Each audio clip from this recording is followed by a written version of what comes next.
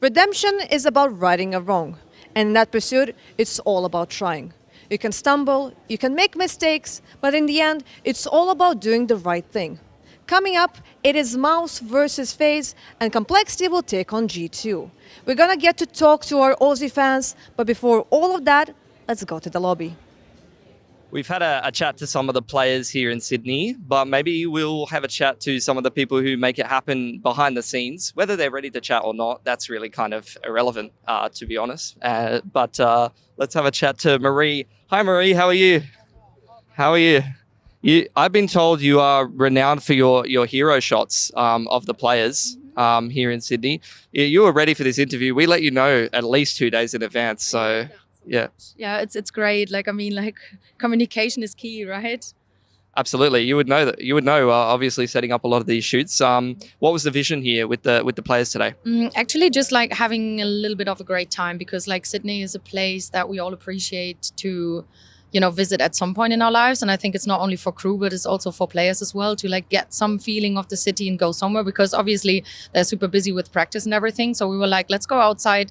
Let's have some of the most impressive sights you've ever seen in the background, and to just have something connected to Sydney, but at the same, just have a nice time. I've been assaulted by the flies out here. You didn't think about sorting out the flies before we came and did the shoot, or? No, we requested it, but Australia was we have those animals. Some are poisonous, some are not. So get your shit together and just work around the flies, and that's what we're doing. How was getting the players organised sometimes, Are they always on point? They're always line up, single file, get ready for the shoot, perfect punctuality? Sometimes, obviously, when we're at a place like this, everyone, first thing that happens, everyone gets out the phone, does some selfies, whatever, which is, in my opinion, totally fine, because then they can, settle a little bit. At some point, I get a little bit nervous. Then I'm come on, let's line up. But then they are obviously, super easy to work with because they're professionals. How do you do the best hero shot possible? What's the little list of factors? There are some things which are important. So posture is everything. So when someone is not standing straight up and this, it obviously... That's what I do. Yeah, really? Yeah, I have terrible posture. I've worked on it a lot. Yeah, it's fine.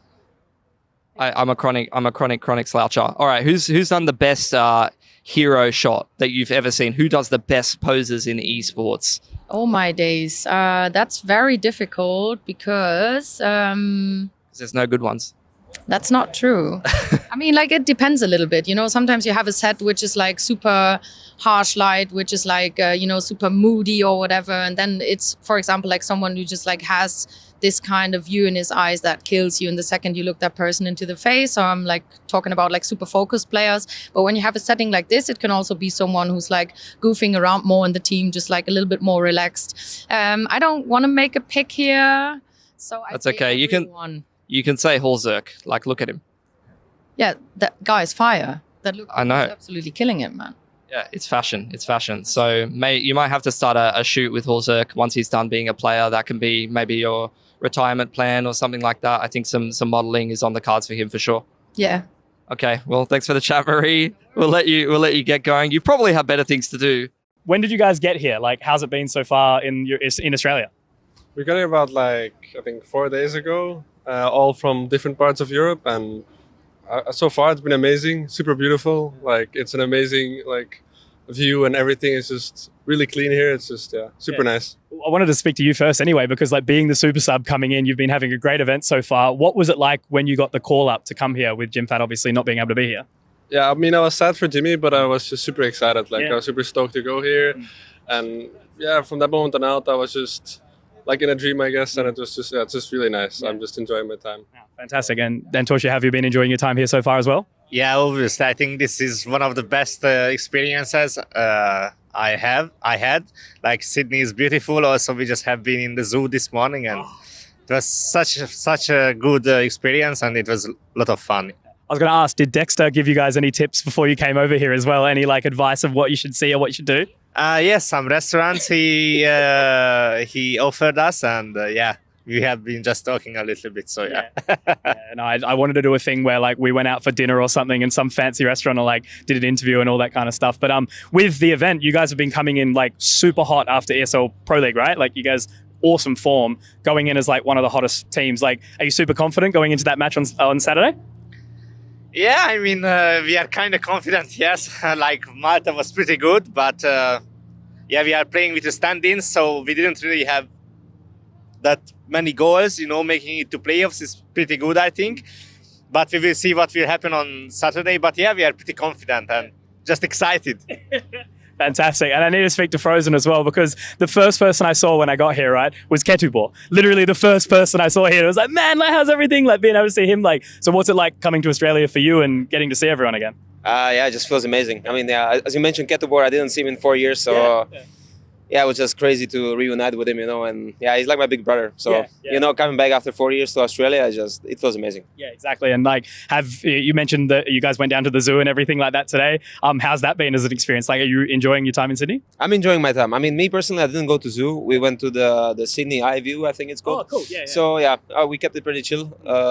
Yeah, but I'm enjoying Sydney. I'm trying to see as much as I can. Yeah. Is there anything that's like on your bucket list whilst you're here as well that you want to be able to do like after the event or something like that? I mean, there's some like, I call it like places that like classic tourists don't know about. Like I heard like there's like a white beach 2.5 hours away, like kangaroos and stuff. So I mean, there is some stuff that I would definitely like to see, but as well, the schedule is pretty busy at the moment. So at the same time, I hope we're not going to have free time, because we want to go all the way. Yeah. But I mean, we'll see. Yeah.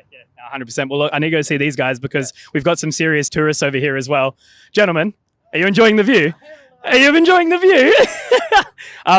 Yeah, what are you thinking about your time here in Sydney so far? It's been great. Nice people. Friendly faces and also good food. Yeah. What's the enjoyment been like to be here with the team? Have you guys been able to, get some bonding and stuff done outside of the server as well? Yeah, I mean, absolutely. Every second for us is bonding in this team. We always try to be together. But yeah, I think that we're going out for Korean barbecue today. They've already, classic esports dinner. Yeah, they've already been there, but now we're going as a team, so it will be nice. Yeah. Awesome. And Shuhei, for you as well, like coming back to the team, right? You've had a little bit of a run back in. You had the dream run at the major and everything like that. Has it been like returning home to come back to these boys? Yeah, I'm back with the boys, having a lot of fun, and we're just riding the wave. Yeah, absolutely. Well, hopefully you might see some waves later on if you continue to stay around the event. But going into the arena, I was talking to the Ents guys earlier on. They were told how hype like the Australian crowd is, right? The event sold out 10,000 people in 3 days. What do you think it's going to be like in the arena on Saturday for you guys?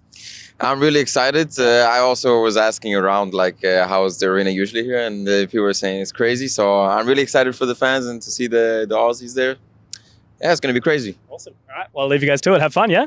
So let's have a chat to another one of the playoffs teams that we do have, all the way from some from the Southern Hemisphere, but mostly North American guys over here on Complexity. I've been watching a few of your games, and I got to cast one of your games as well against Cloud9. And I've watched a couple different brands of Elige, and you know, sometimes you're on the passive end of things, depending on what role you're thinking. Sometimes you're going and taking the entries. I'm seeing Elige walk down mid on Anubis and Inferno. Are you a little bit unleashed? Like, what's going on here?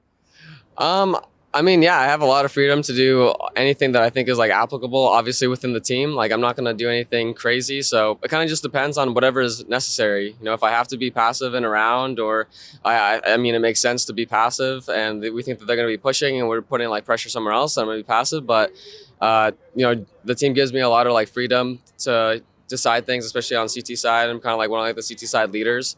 So it's really nice to be able to, you know, have that freedom and do whatever I think is going to help win the team the round. Yeah, I watched your video about that, by the way, and I do a little bit of coaching on the side, and honestly, that kind of content is very helpful. So I appreciate you making those kind of videos because it helps up-and-coming players understand the systems that a lot of teams actually use and how to kind of apply that to their own game style. You got any other ideas in the pipeline? For like videos and stuff? Yeah. I mean, I always have ideas, but it's just all about the time. Like, it's just so hard to like find the time because like when I'm home after traveling for like 6 weeks straight or something, like I usually just want to chill.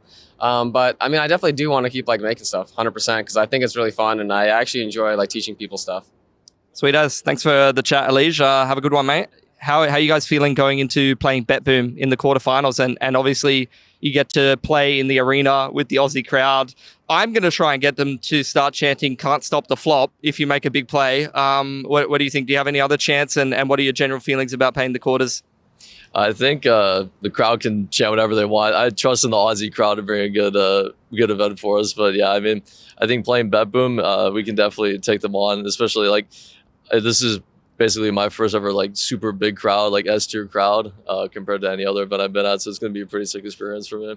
Sweet. Thanks for the chat, Floppy. I've seen a bunch of your cores play going back to Cloud9, and I remember watching your guys' Vertigo way back when that was a new map and seeing all the tactical kind of stuff that you guys came up with. But I'm seeing Complexity walking down mid on Anubis, walking down mid on Inferno, and getting in the face of some teams. So is that like a CS2 meta thing? Is this a different kind of style that you guys are doing, or what's the deal? I don't know. It's just been a game plan of the last few games. Obviously, some of it is CS2. Like for example, Inferno is completely different. So I think we're just abusing the things that we thought up in practice. We haven't had that many days, but the things that we did make have been working pretty well. So I'm happy with that. And I think especially having players like Elige and Grim just to do those kind of plays, it's been really easy. Sweet. Thanks for the chat, JT. How are you feeling about playing CS2 at the moment? I know a lot of people have been talking about, the AWP's viability. I've seen a lot of AWPers buying Kriegs and stuff like that, AUGs and all that. So how are you feeling about the weapons choices? I saw Zorte the other day buy a P90 instead of an AWP when he had a good swarm, because he's like, why would I go for an AWP pick? I can just run into Palace with a P90. Yeah, I mean, I've been enjoying it. I mean, it's definitely been gotten a bit worse, definitely, but I still think it's a very good weapon, best weapon in the game. So it's still viable. And I mean, I've always been a Krieg and AUG enjoyer. So like when I feel that weapon, I buy it. But the AWP is still great, and I think it's still very, very viable. How are you feeling about playing in front of the crowd? Obviously, I think if they get some, like, I can picture it right now. We're in the arena. Hallzerk makes a big play, gets up out of his chair with the mullet, just shakes out the mullet, takes his headset off, and they get the good camera shots that blast out to the arena view. I think people will go fucking mental, honestly. So, how are you feeling about the Sydney crowd? Do you have anything you want them to chant for you? I don't have anything special I want to chant, just try to be as loud as possible, and I'm very excited for this crowd. It's going to be my first stage game ever, like a big stage, so I'm very excited, and hopefully the crowd can be on our side and just make as much noise as possible. How are you feeling about Sydney? How are you finding the event and visiting the city? I'd say it's been amazing. I love coming to Australia. We were here once before for Melbourne. I'd say I'm really happy with how we're performing here. Obviously, if the first CS2 event, anything can happen. Any team can be good. So I'm glad that we came out on top and excited to stay here a few more days. You're kind of giving me like with the accessories, you're kind of giving me like Matrix a little bit with the sunnies and the chain. And I saw that a little bit in the server, that first map against Cloud9. There was a little bit of like Triumph Grim hard carry mode. Like that was an insane map from you. So how are you finding CS2 as an individual? I'm liking it a lot, honestly. I like how the mouse input feels. The only thing I don't like right now is the movement, the sound, but I think those are all things that can get fixed with time. I mean, the game just came out, so I'm not too thinking it's not going to get fixed or anything like that. But yeah, I mean, that's just how I feel about it right now. Yeah, and you're playing Bet Boom in the quarters. You said you've seen a little bit of the Aussie crowd before being to the event. This will be like that times 10. How are you feeling about your quarterfinal? Talk through your opponent and maybe how you're feeling about the crowd and all that. Yeah, I'm very excited to play in front of the crowd. I think the last time I played in front of a crowd that's going to be this big was like a fall final or something in 2021, and that was amazing. Ever since that game, I was like, I want to play in front of a crowd every game. So I'm happy to be back. Bet Boom's obviously a team that we can't underestimate. But I think that if we just keep playing like how we've been playing, a couple more things to our game, then I think that we can come out on top for sure. I mean, we've been playing really good, so just gonna see how it is and transfer it in the game. Yeah, I see people, like, it was getting late, your game against Cloud9. I was looking at the time in NA, and I was thinking, surely these guys aren't going to stay up, and I'm keeping an eye on the chat. And it feels like NA is getting behind Complexity at the moment. Like, you guys are kind of the team that people are rooting for, obviously, with some other teams moving away from an NA roster. Cloud9 in particular, maybe that wasn't a good move, given how that last game went, to be honest, but that's a story for another time. So how's the fan support been for you guys? It's been amazing. I think since we became the best North American team and, Liquid left and stuff like that, it's been really nice. And obviously there's some pressure for us to make sure we live up to that and really make sure that we're like the best we could be for North America. But I think that the fan support has been amazing. And I've seen like a lot of positive posts, lots of flares on HLTV and stuff like that. So it's all nice to see and we're all enjoying it. Yeah! Broke it. Hellways. So okay, was it a nice nap? Yes. Yes. I do want to know, like when it comes to you being on broadcast, on camera, on photos, you're always like super serious, but we all know like in real life, you're super friendly. You're always like being friendly with all the guys, saying hello, saying goodbye, wishing a good breakfast. Why are you like this on camera? I don't know what you're saying. No, like we all know, like your teammates also know like how friendly you are all the time. It's just like, what is this act? It's not an act. Is this a way of life? It's way of life. I see. Neil? Hello. Can I bother you or bug you for a little bit? Yeah, sure. Okay. How are you doing? How are you feeling? How is Sydney? It's great. I mean, haven't had much time to do sightseeing, proper one, but it's awesome. Like the vibe is amazing, and I've never been here, so really happy to be here, and especially that we qualified for playoffs and we got some more time to spend here. But considering all of the teams that you're actually getting to play, do you even like have a feeling that you're in a different country? Because most of them, it's the same teams that you are playing in Europe. Yeah, I mean, it is a different place. We're down under. I don't know how you say that, but like everything's upside down in here. I mean, it's it's amazing place. Like wanna definitely see some more. I mean, you're probably like, still maybe partially getting used to like all of the teammates, because when it comes like like all the guys, they're from different countries, different nationalities. I mean, I'm sort of biased because you have two guys from the Baltic states. I cannot control that. But what would you say like overall, like what is the vibe like in the team? Like is everyone like being super professional, or it's just like like shits and giggles? I guess just like in every team, you have every kind of person. Like you have some trolls, you have some serious guys, and but the vibe is really nice. I mean, I have been here for what, like 3 months maybe, so just getting more and more familiar with all the jokes that's happening, and trying to like understand some of them, but the fact that everyone is from a different place makes it more complicated, but it's also nice to see like how these guys get along, and how different people can be. But I've played for FaZe at some point, and we had also different cultures, a mix of every place. So that's very interesting to see how people interact with, like just the language makes you think in a different way, So it's a very interesting, thing. Yeah.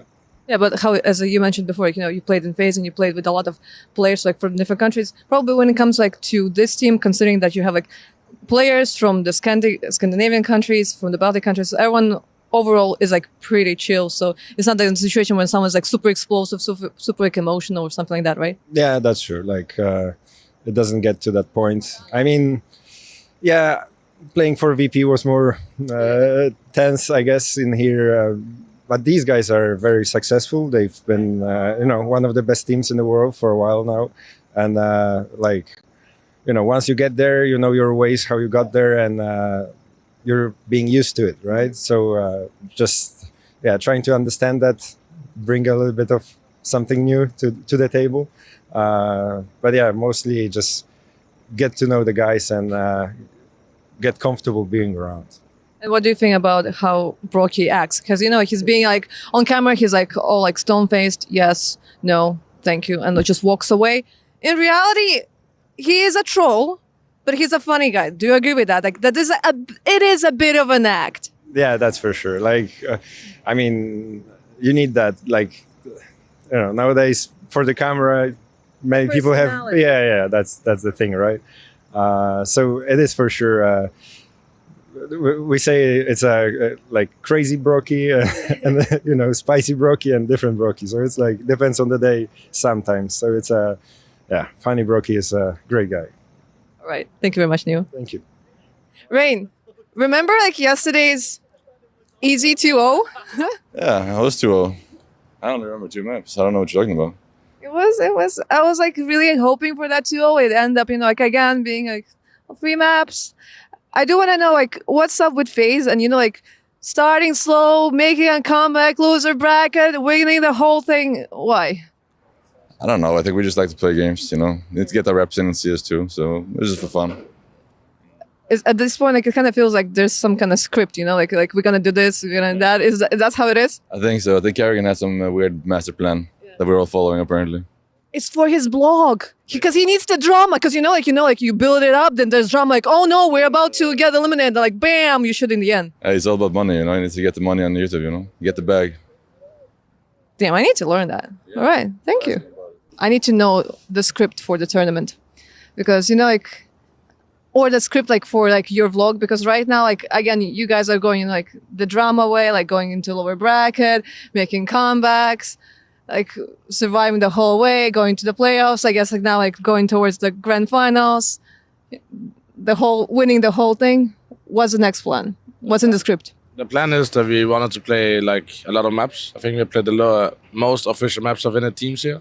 So that was the plan coming in. So making sure that we went MF15 the first game, and MF15 against Vitality, and over there we had a lot of rounds, you know. And then when we are doing too good, we throw a map, and then we kind of put the pressure on. So I think we are prepared for the playoff now. So hopefully 2-0.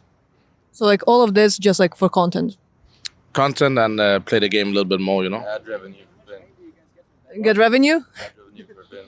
Ad revenue, yeah. Group stage ad revenue is the best. Yeah.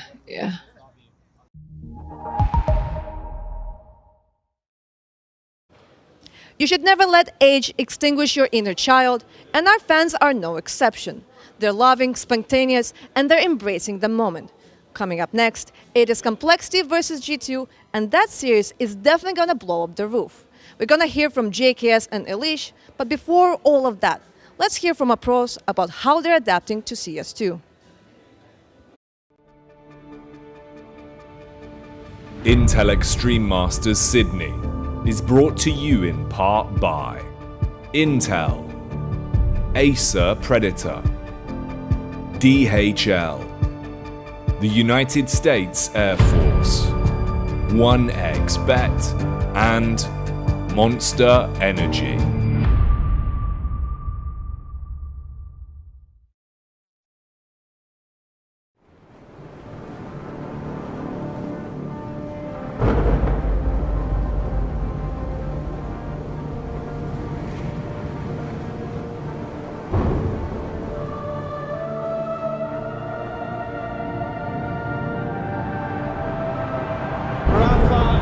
Making history.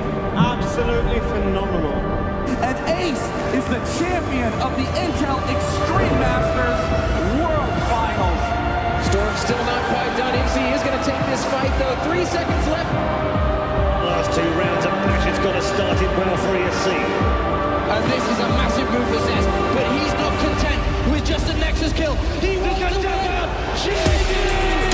And it's all done. And Strawless winning. Unbelievable Rogue with a 4-0 victory over Classic. And they did it again in the Grand Finals. It's Mouz! Give it up for your Intel Extreme Masters World Champion!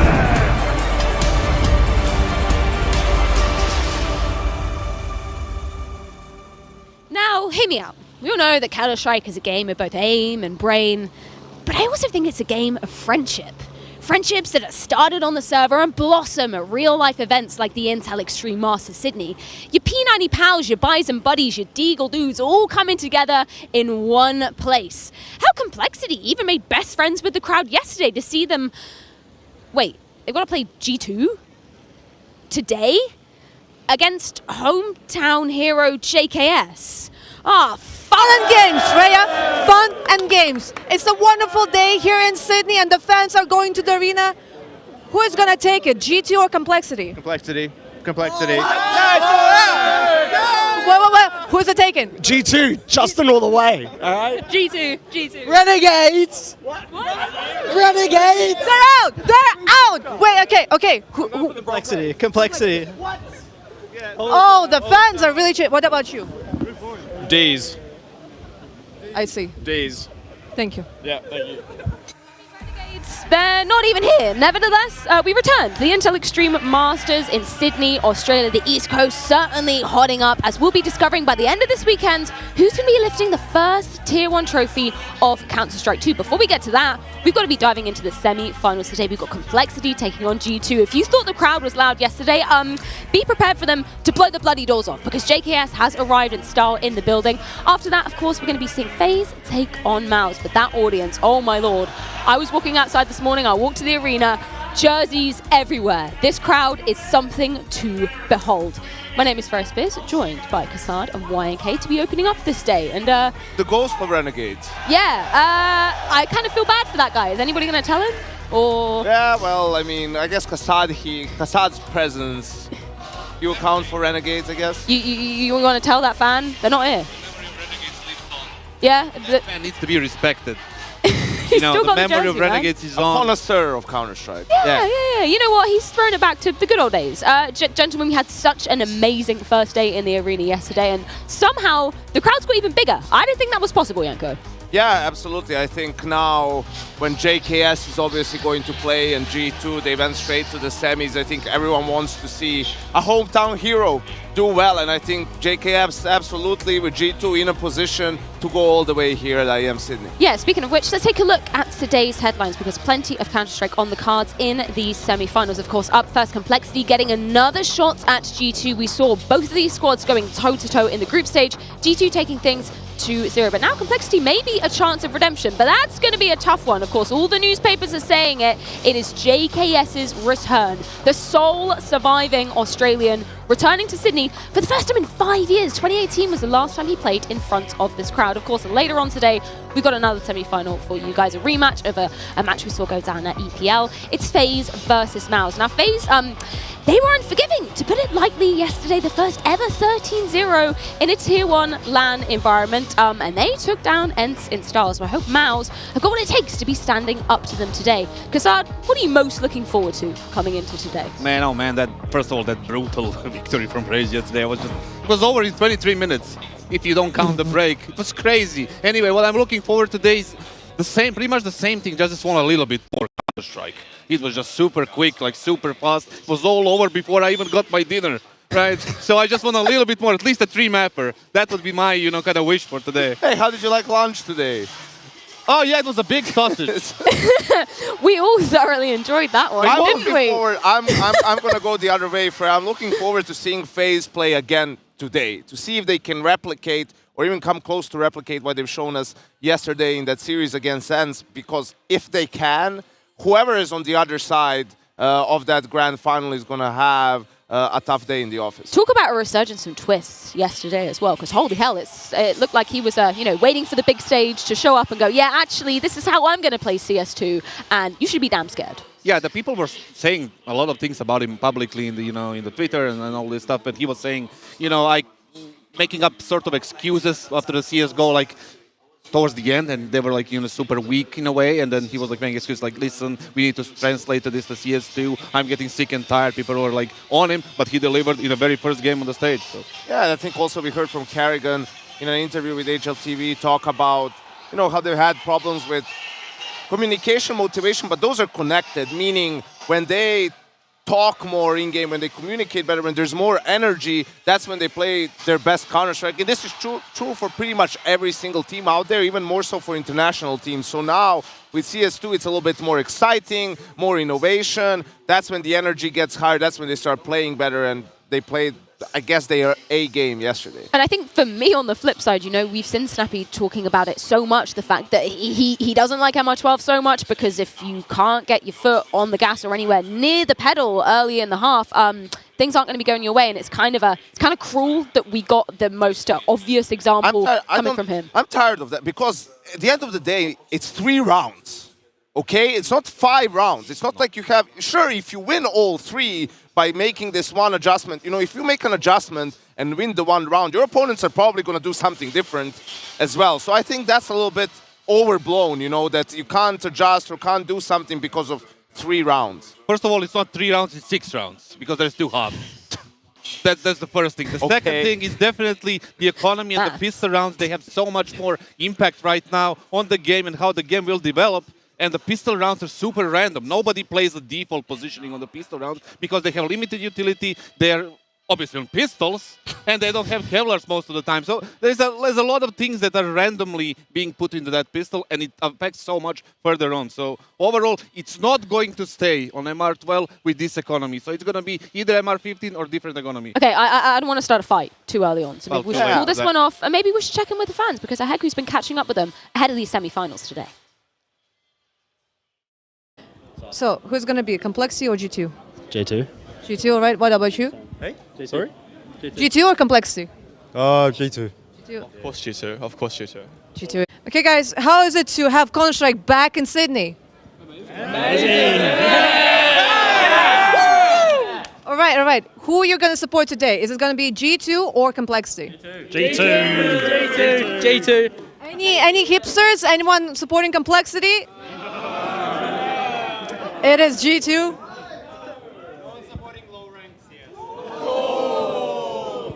Our audience is going full bananas, boys. Is it nice to see Sydney greet CS2 again? Absolutely, absolutely. Yeah. What I want to know is, guys, what are you supporting? Is it G2 or is it Complexity? Obviously G2 for JKS, but only if they play Inferno. We need some banana players. Banana Rush. P90 Banana Rush. What about you? G2 for sure. G2? Only We want to see our boy JKS pop heads. Absolutely. Same as the boys. Anyone here supporting Complexity? We have a few, we have a few. Are we excited to see CS back in Sydney? All right, and which team are we supporting today? Is it going to be G2 or is it going to be Complexity? G2. G2. G2. Am I guessing it right? Is it G2? Complexity. Ooh! Wait. And what about you? Complexity, baby. We found them! We found the Complexity fans! Thank you! P90 Banana Rush, man after my own heart. Complexity fans, though, I'm surprised to hear that name coming out a lot. Yeah, I'm surprised to see Kasad, your fan club is out there in full force. Oh, the Banana Squad? The Banana Squad, yeah. I wonder how do you take your seat? How do you sit on your seat with that banana? I know, maybe you should ask them. I will. It's a big banana. Do you see the bucket has as well? That's pretty dope. I like that. IEM bucket has. We should bring that to more events. Yeah, I mean, for Complexity yesterday, they were, the fans of fan favorites rather of the arena. They were receiving a lot of cheers. I'm thinking that ain't gonna happen today, Kasad. If I'm putting 2 and 2 together. If I'm like that to do the percentages, I think it's 85. Well, like 89-11 in favor of J2. Okay. When it comes to the crowd, that's my fair assessment. Maybe 93-7, perhaps. Well, yeah. And a half. It could be, but definitely they're not going to support Complexity all that much like they did yesterday. Elige is not going to get that much support like they did yesterday because everything is going to go towards JKS, G2, Nico, and the rest of the squad. No matter how much they rub his head, Freya, he's not going to get any cheers today. It's going to be all G2 and JKS. I hope he's prepared for that. I think we should dive into some CS2 statistics because we were hypothesizing before we came into this event how things would shift. We're talking utility, we're talking weapons, and we're talking the usage and how people are utilizing these new mechanics. I think, for my money, the stat that stands out on this graph, Kasad, has to be the AWP, right? We're comparing on one side EPL, which is on CSGO, IEM Sydney, now CS2. 11.6 on the AWP on the CSGO, you've seen in the Pro League, and then dropped to 6.99, 7% on Sydney. That shows that people are now frustrated because of the Peaker's advantage and the fact that they cannot hold an angle. I think that obviously that will change in the future once it's being patched out, but massive drop. You can see a little bit of drop in the M4 A1, but not really that much. But the biggest, obviously, eyes go to AWP and it is what it is, but it doesn't really affect bonus. It goes to the AWP and it goes to the AUG as well to some extent. Why? Because the M4s aren't as effective at spraying people down. Spraying is a problem, right? So that's why you're trying to go to these other weapons to maybe have an easier time of getting some of those multi-kills. Do you think this is just going to be a case of people having to get used to how some of these specific weapons do play out, exactly how they can utilize them? Because Mouz said, okay, I can't sit back with the AWP anymore. I've got to be more mobile, which goes towards my playstyle. Are people going to have to learn to live with that? Yeah, it's true, but it's also like the AWP exists for you to hold an angle with it and people to come into your crosshair and you to shoot them with one bullet and kill them. right? Like that's what the gun is supposed to do, and if it's not doing that properly, then it's up to the devs to change it. You shouldn't be starting to get used to something that's broken. Sure, now for the time being, you have to do your best, and that's why we see some players switch over to the other guns like the AUG, right? But definitely the feel is off. It doesn't feel right when you're trying to spray people down, especially with the M4s, and that needs to be addressed. Yeah, I completely agree. You know, you saw Halzerk yesterday going multiple times for Krieg or something. It's just that the way it is, we have to adapt to it right now. I'm sure it will be fixed so people can stop crying about it all the time like little babies. But definitely it will be fixed. Yeah, it will get fixed sooner or later. It's not going to stay this way. Right now we have to adapt. Honestly, doesn't seem to care anyway, but whatever. Yeah. But even he's been playing more rifle this event, right? I mean, his true. headshot percentage is 58%, which is super high for someone who's an opper. You mostly get body shots with the op. So, yeah, he's making the most of it, but even for him, it's different. Cry is free, but utility, it ain't. Let's take a look at how the utility has kind of changed coming into this. Again, we've got the stats from EPL on the left, and we've got the stats from IEM on the right. Obviously, there's a whole new dynamic of blowing holes and smokes, which makes sense, Kassad, that the numbers would be going down in terms of how much impact, damage impact rather, you'd have on a play. You can see the bottom stat, like average utility damage per round, you know, it dropped to 7% because many people are wasting their nades, as I previously said, into those smokes. Idiots. 1 or 2 times. All of them. Exactly. No, the thing is, like, I understand when you make a specific play made for that type of situation, but just randomly chucking it because you think it's like super looking good and if you get a kill, it doesn't make any sense because there is more value in getting this unconfirmed damage, in getting this kill after all with a nade that you invested $300 for, or maybe exchange it for additional flash that you can set up your teammate for a kill instead of throwing it in a stupid smoke and pretending to get it stuck. I don't know whether they're doing it to look good. Yeah. Like, I'm not sure whether it's for the aesthetic. I think they're just trying to make it useful, and it's a new thing, so people are testing it, figuring it out on the fly, right? I don't think anyone's like, oh, let me throw this now because it's going to do this cool thing where I'm going to be able to use that see for through practice, it. Like, Janko. He's doing it to try and get some useful information, try to maybe get a kill for his teammate by blowing up the smoke. You know what would be useful? Buy a flash and throw it for your teammate. That's a useful thing, right? All right. You can have it. Coach Kassad, that's why I guess he's up here now, not behind a team. Yeah, let's talk a little about the Molotovs as well, because I think we've kind of slept upon the other changes to the grenades and to, you know, the utility you can be pulling in. Obviously, slight adaptation to Molotovs. Has that actually amounted to anything that you've seen so far, Janko? Not too much. You know, I think people didn't get to the Molotovs yet. You know, like everyone's focusing more so on the no skyboxes for the smokes, on the nades blowing up the smokes and whatnot, so you didn't get to it, and just a little bit of it is the different feel, like when you're running and how much damage you take. You know, the sound cue doesn't sound the same, really. Sometimes you're sort of like, oh, I don't think I'm taking any damage, but instead you are. So, yeah, I don't think it's been explored to the same extent like some of the other things. Tell you who has been exploring, Rushley. He's got a little segment for us to talk about exactly how the grenades have been evolving in their usage. Hey, Future Pros. Nading smokes is becoming more and more common, so let's look at a couple of info cases. Na'Vi played a double long setup with a player in the cubby nading the smoke for the AWP. They spent 2 HEs for this info. FaZe had a really cool way to find info outside, using 3 HEs. Get your gun out, Carrigan lad. One was even dropped for Brokey to re-HE the smokes. This was $900 spent for info just to know if the players are outside. What do you think? Is the cost worth the info?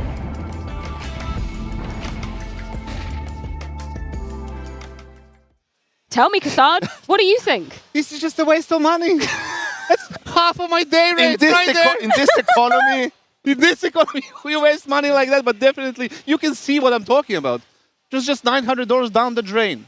And you can make so many trick plays with down the drain, they know no one is yard. How do they know that? Because they see nobody for those 2 seconds. But they don't know no one is crossed to secret at the very least. For those 2 seconds? What if they crossed earlier? But they didn't throw them one after the other. Like, it's been so that the timing of it disappears. I think the one on long is a waste. The first one on Inferno, that feels like, come on, you know, like that could be used a little bit better, but hey, people are still trying to find all that stuff out. That's why we see FaZe, when they're on the T side of Nuke, they throw 2 waves of smokes outside, right? Because people spend the nades on the first ones and they add the second ones. So we're already seeing layers of the mind games coming into play. Freya, just imagine throwing those smokes on nuke and just sending 2 people behind red, faking that you are crossing. They waste their nades, smokes fade, you just cross for free. Someone hired this man, please. So many free ideas. So I don't have to be up here with him anymore. Nevertheless, should we talk about some other people that are going to be getting up on that stage? Of course, we've got our CS2 official matches, but the Cashes does return, and I hear Hawker is in the house. That's getting away with murder. Everybody's a wanker. You know it, I know it. Now there's a nuking on the throne. The time of Henry has ended.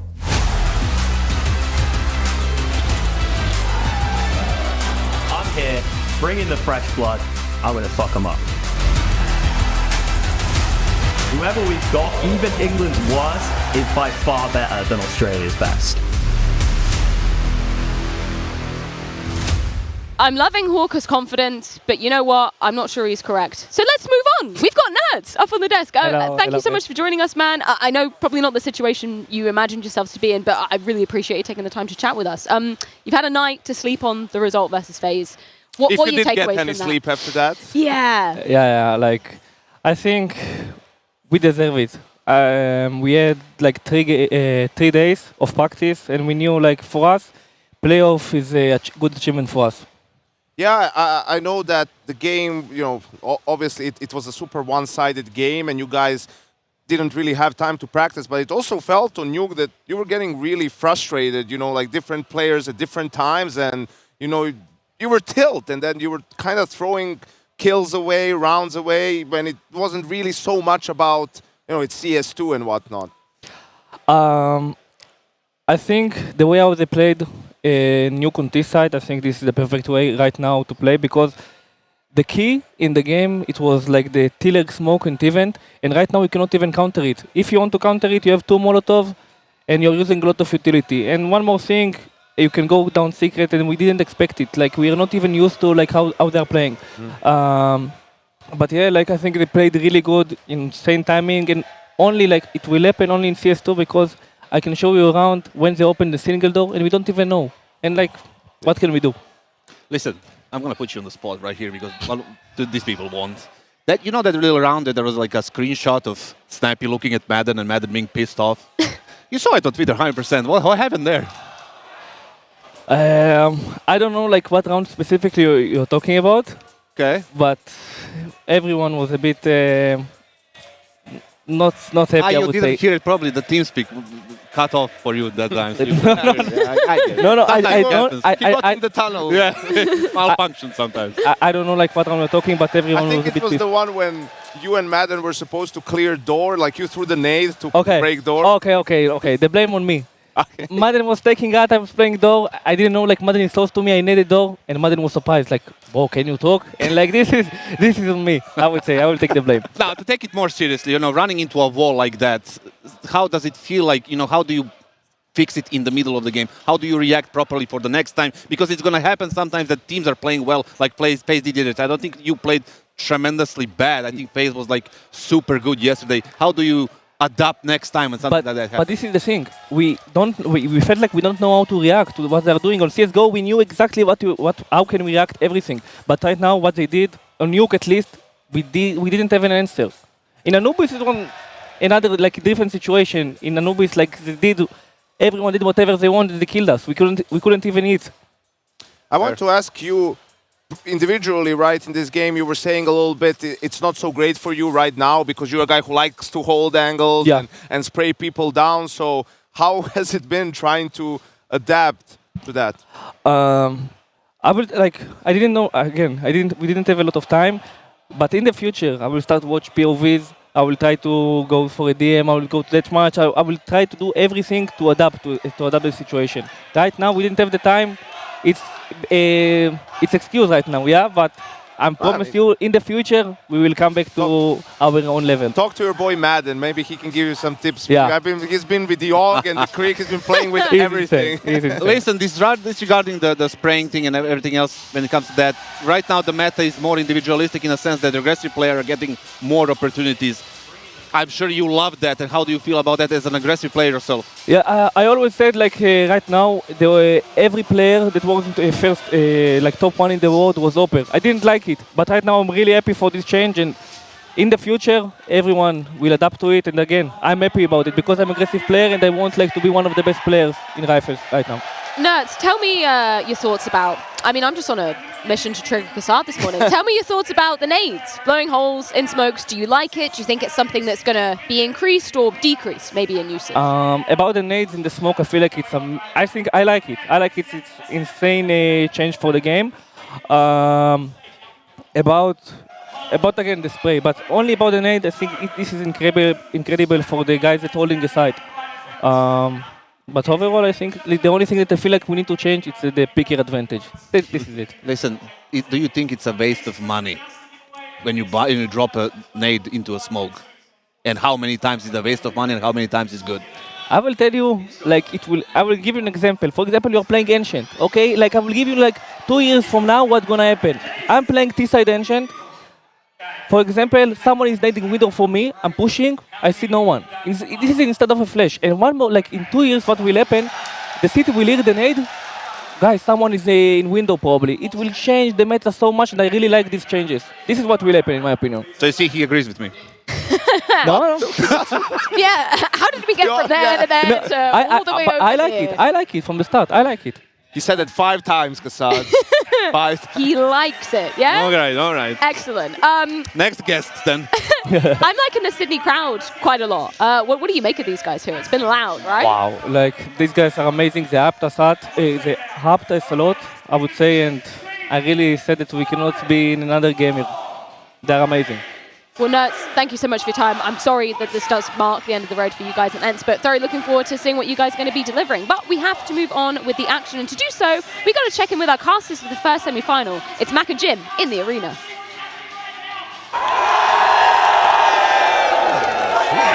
Hello, I'm The boys are ready for today.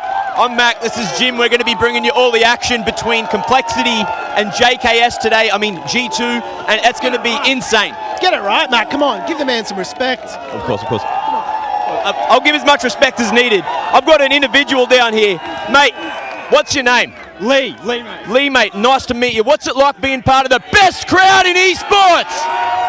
If you're not here, you're not living. Let's go, the boys! Yeah, the boys! This game's going to be sick. Oh, this is going to be awesome. I think the crowd supports someone. What?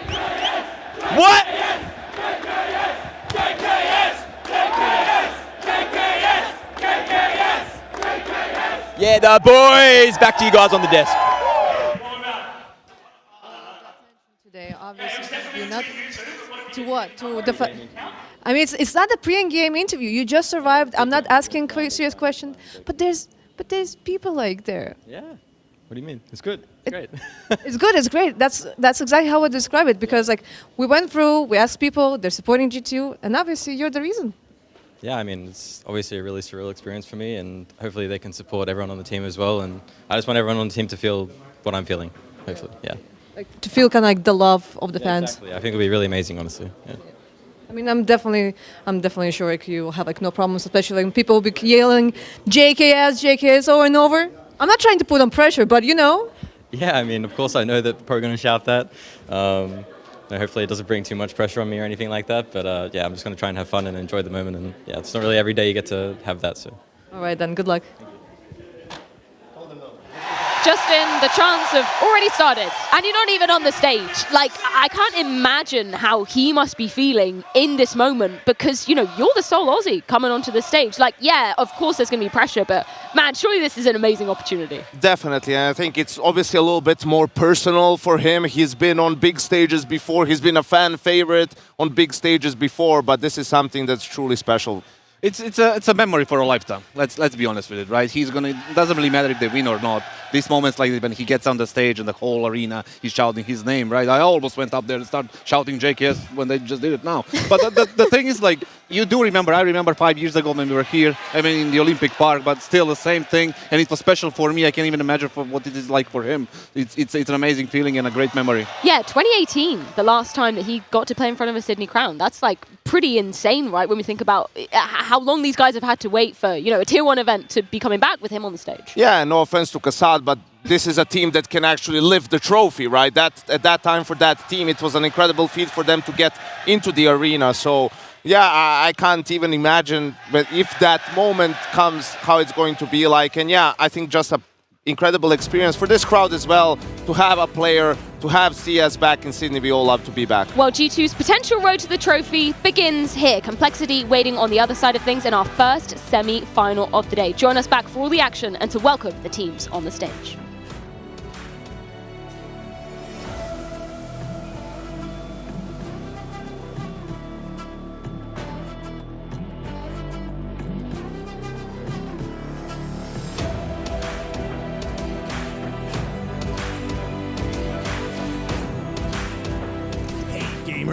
Are you going outside this summer? Yeah. Me neither. That's why I'll be wearing the ESL Essentials collection while I safely tan behind my monitor. Wow, I love it.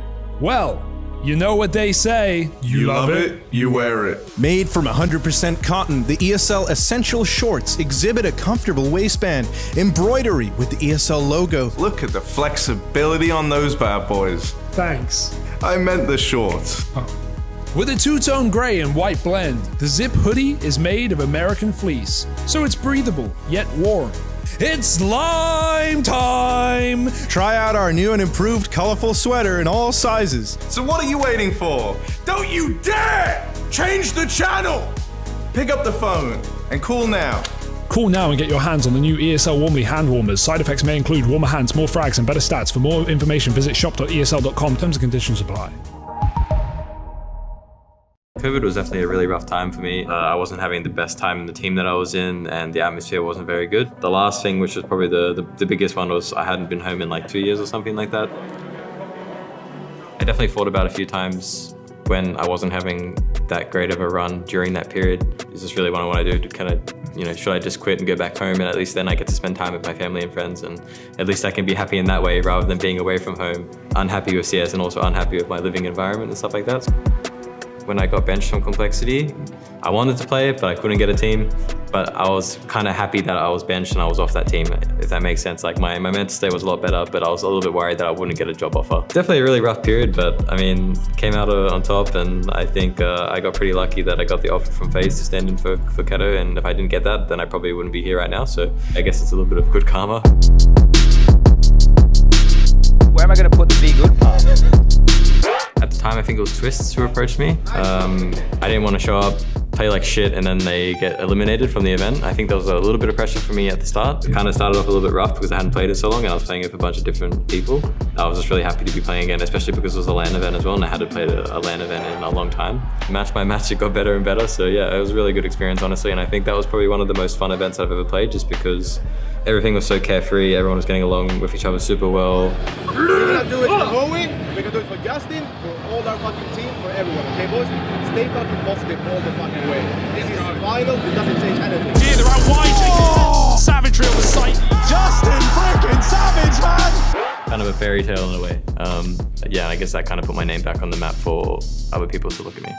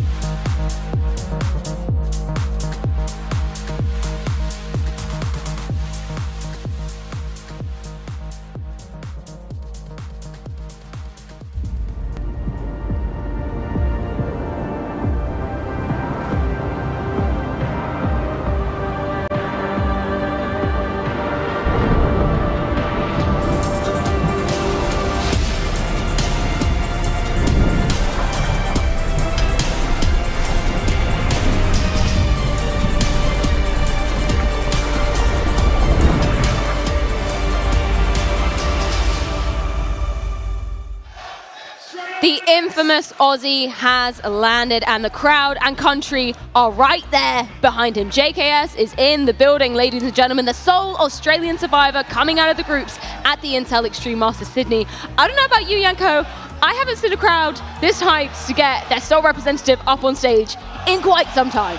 Yeah, absolutely, and I think everyone is just waiting for that moment to get teams out on the stage and get this match going. It's going to take a little bit extra for them to set up and for us to get through all the motions, but yes, everyone incredibly excited to be here. This is like the scariest moment, you know, before the game. Once you walk out, you're about to walk up, this is where the nerves start, and then they all go away as soon as you start the game, so let's get it on. Let's talk about G2 versus Complexity. We saw them going toe-to-toe, obviously, in the group stage. Things were pretty quick, right, Yanko? We're talking about 2 13-7s. Complexity not really able to bolster much on the T side or on either map. Yeah, it was 2 13-7 maps, but we talked to, I think, Elijah, to TC yesterday as well, and I know some of the G2 players were also, the game felt closer than the score showed, right? Like there were a couple of rounds that could have gone the opposite way, and then the result might have changed, and TC felt too that, you know, if they were able to just do a slightly better job on the T side, they maybe would have taken the first map, gone into a 3-map series. So yeah, G2 had the upper hand. Then, now I think the big advantage is the fact that they were on the stage. If they played again in the groups, you know, in that environment, maybe something would have been different, but here I don't think so. I have a little secret that I didn't even tell the producers. Ooh. Or you. Do share. I was talking to Hunter in the hotel, in front of the hotel yesterday.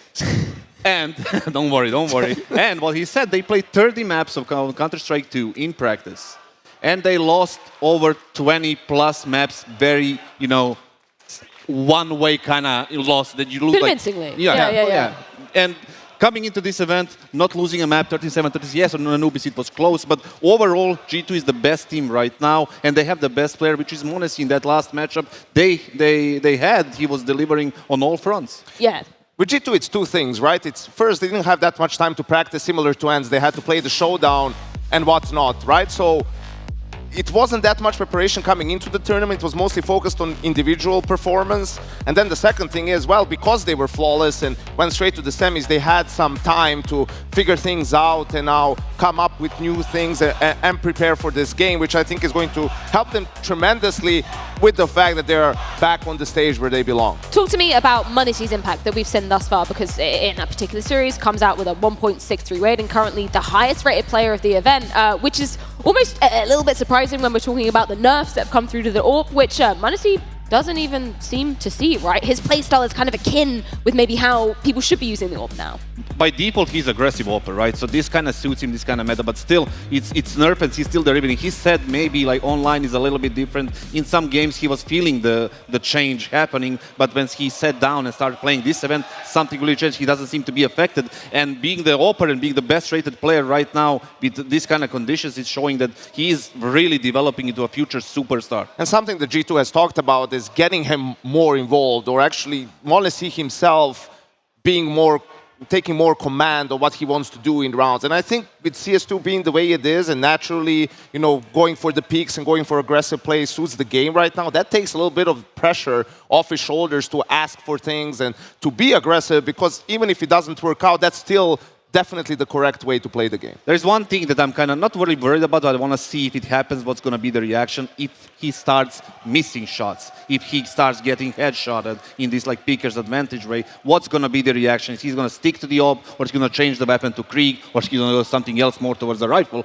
So that's going to be my question for him if, you know, something changed in this series. What do you think the answer is going to be to that? Do you expect him to be kind of a bit more malleable with... we haven't seen him using the AWP maybe as much as he used to, right? The percentage has dropped a little bit. I think he's also a proficient rifler, so I think it's more situational. Like, he's going to pick up the AWP when he knows specifically he wants to do something with it. And then also, if they want to be aggressive on the CT side, he can just play with a rifle and go for the trades. We also heard him saying in a recent HLTV interview, I want to win this tournament for JKS. We know exactly how much it means for players to be winning a big tier event on home soil. So yeah, when we're coming over to that side of things, the emotional side, How's JKS going to be feeling right about now? You think he's going to be feeling any kind of nerve? I don't think anyone can answer that besides for JKS. And I think absolutely he's going to be nervous, and that's normal. You shouldn't shy away from it. You should embrace it, sort of harness it, and be okay. It is going to be an incredible moment, but the game is going to start. And at that point, it's about focusing and getting down to business. Like I said, right before the game, in this kind of last half hour of before you start with playing, it's the worst. Coming out of the stage and thinking about the fans and thinking about everything that's going on. Once you sit down, once you start talking about the pistols, about the things that are happening in game, things will change, and you don't really notice anything besides your teammates and the game. How's the game phase going to be looking for Complexity then? Because we've seen them turn up and I think kind of, surprise us all in terms of the results. They only lost their cop-in, obviously, to G2 in that group stage. But against BetBoom yesterday, I was very impressed with them, Janko. Like the fortitude, tenacity, and mental to not let things slip away from you and actually come back when they had a round deficit. Yeah, considering they also have a lot of rookies when it comes to a stage this big, they showed great composure. I think they had a really good game plan and executed it really well. That's why the game was pretty much also one-sided, right, for Complexity. And sure, if you look at the opposition, like it's not any, world beater teams there. I mean, Cloud9 maybe, but they've been playing pretty awful for a while now that you don't consider them a threat at this point in time. And for Complexity, the best thing for them is there's just no pressure. There's zero pressure. All the talk, even most from us, has been G2 and JKS and all of this. And that's a perfect, environment for you to create an upset. When no one's talking about you can just play the game, whatever happens, happens. They did more than enough for their own expectations in this tournament. Presence of Elysius is also important there because he won the Grand Slam, he won this event. For me, that was a kind of a nice thing to see was Floppy's performance yesterday. He was top fragging, and overall in his tournament, it's really, difficult to place him right now. He was self-critical, for a long time coming into these matchups and these events. You can see his rating here, 1.12, that's decent, but he's a defensive-minded player. He's not a player that's going to benefit from faster pace. They played against BetBoom yesterday, completely fast, super early rounds, finishing, very, very quickly, but he's not that type of player. He's defensive. He needs to play from the informations, and he delivered. He's going to be the second player that's needed for Complexity to step up next to Elige if they want to have a chance against a team like G2. And I think also, we talked about it yesterday a little bit, something needs to be made clear, right? G2, like FaZe yesterday, is a team when, if they show up and play good Counter-Strike, Complexity doesn't have a say in this match, right? The only way Complexity can do something if G2 plays sloppy CS, if the individuals don't show up, if the nerves get to them or something along those lines, because just the sheer firepower and the quality of players on these two teams, there's still a significant gap at the moment where Complexity can't make up for it with, team play, teamwork, strategies, right? Because the game is so new and they are still a relatively new roster themselves. And that was something that JT was touching upon, right? The fact that the only real experienced players that they have on these types of stages, you're talking about Graham and obviously you're talking about Elige, but it didn't really strike me yesterday that any of the other guys were experiencing nerves. Obviously, we don't know exactly how it was going in their heads, but it seemed like they took like a duck to water when they were getting in those boots. You're referring to TC? Here's the doctor. Anyway, the thing is right there is they seem to be very prepared coming into this quarterfinal. Yeah. So they had a clear game plan. They didn't have any randomnesses in the game itself. They followed the game plan. They followed everything they were talking about before, and it seemed to work. And as soon as that happens, you get like rounds on a roll and you end up winning. I know, but another good thing is that they did lose a couple of silly clutches, right, yesterday, especially on Anubis, a couple of 1v3s and whatnot, and they still didn't lose their cool. Still managed to stay composed, win rounds, and end the game. But I think it's a little bit different when you go up against a team like G2, and then there's a signature JKS 1v3 that happens, or there's a Monacy 4K with the AWP that just gets imprinted into your brain a little bit, and we'll see if they're going to be able to deal with those rounds. There is a solution for that. Always, you know before the game, you talk to your team and you say those things are going to happen.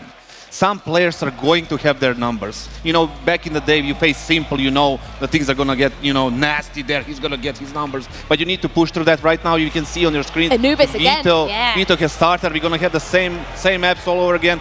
Complexity, confident in their Anubis pick. They seem to, know what went wrong last time. Ancient pick for G2. They said before they feel really good on a map like Ancient. They're not going for Inferno like they usually did. Smart Veto from Complexity, that second stage. We have Vertigo as a decider. Once again, Freya. It happened before Yanko, and it happened on multiple games that Vertigo stays in, which means what? It's a good map. No, that's not what it means. Well, first of all, there's no surprises really in the picks. G2 Ancient, probably their best map, or the one they feel most comfortable on at the moment, and we've seen Complexity struggle on that map. I like the G2 pick T-side on Anubis, right? We saw Betboon make the mistake of sort of starting CT. Actually, interesting to see Complexity start on the CT side. I guess that's TC also saying we're comfortable starting as CT. Our players kind of like to do that, but again, it was between Inferno and Vertigo. Now, I know CS2, Inferno had some significant changes, right, with the flashes and the deep smokes that you can throw on the CT side. It changed the whole dynamic on the map, but when you talk about games on stage, right, and in important playoff games, I always want to give my players a map where they feel comfortable on, and they can do, my star players feel the best on. And I think for G2, that's Inferno over Vertigo, but Ents picked it against them in the groups. G2 beat them on Vertigo, so perhaps they just feel like they're much stronger on the map, and it's more of a punish if you look at how the map is like for Complexity. And question is, will we even get there? Obviously, Complexity will have to win. Why would you leave the map where your best player is saying the map is dog shit and it's even worse than it was in CSGO? Like, and if it gets to a third map, you really want to go to it where a player has, like, that's how he feels on the map, and then what do you expect to happen? Honestly, never said that, believe me. Yeah, let's go back to Anubis, because last time around, G2 beating Complexity on that ground. We see Complexity, you know, that's one of the only teams that they've actually lost out to on what seems to be a home comfort pick for them. Where would you hope to see maybe adaptations from Complexity versus last time they went against G2? The CT side was fine. I believe it was 6-6 in the first half. Yes. I think they went like in completely fine. The problem on the T side was the game plan. They were running into rounds really super quick, something that they did against Bedboom yesterday, and it worked, but against G2 it didn't because they have stronger individuals. And if you don't have the economy, it's not going to work. Maybe they need to slow it down a little bit. TC said they had a lot of aggression on the CT side, at G2, I mean. And maybe they have to deal with that and then, you know, move along into the middle part of the round and then finish up with some sort of an execute or a group up. I think one of the reasons they were so dominant against Betboom was the lessons they learned from the G2 game, right? How to deal with that aggression, how to start off the T side more slow, and then throw in fast rounds to change the pace. Well, let's see how the veteran player of Complexity is feeling. It's Shalish with Heku ahead of the series.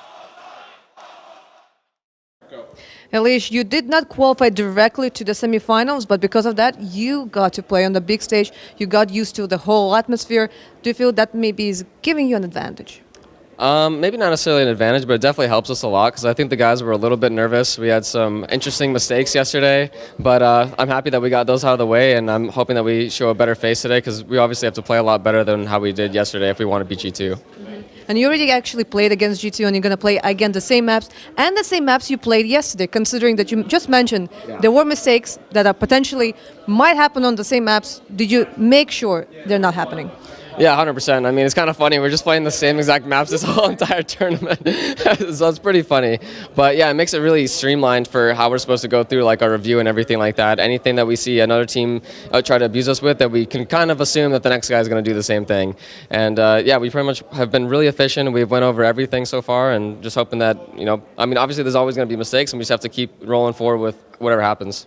All right, then. Good luck. Thank you. Okay, so practice, preparation, hopefully that's going to spell a perfect end for Complexity. How likely do you actually think that is going to be today, Yanko? Extremely unlikely. I think there's this thing that also happens sometimes. It's obviously in the back of your head. You don't actively think that way. You're coming into this game, coming up with ways how you can exploit G2's weaknesses, how you can beat them. You believe in that, but in the back of your head, it's, you know, we've done it's like we've done more than enough this tournament. This is probably where our road ends. It's similar like when you play a third place game, right? Like, you want to win that game, but also in the back of your head, you're not really too worried about it. And I think it might be for Complexity that they've reached that stage now. When you're the underdog, you know you're the underdog. You know, you can feel it. Despite what you say to your teammates and what people tell you, you are the underdog. It's about how to turn that into your strength, right? Maybe they don't have anything to lose here. Maybe they already accomplished everything. Maybe they can turn that into something they can use against G2. All this pressure, they can use them against the team that is supposed to beat them, right? So just getting the positives out. Well, I think it is about time to get the semi-final underway, but I don't know about you, Sydney. Are you ready to get JKS out here? I think they're ready, we're ready, but before we do that, it's time to go to a quick break. When we're back, G2, Complexity, and the first Aussie to be gracing the stage. We'll see you on the other side.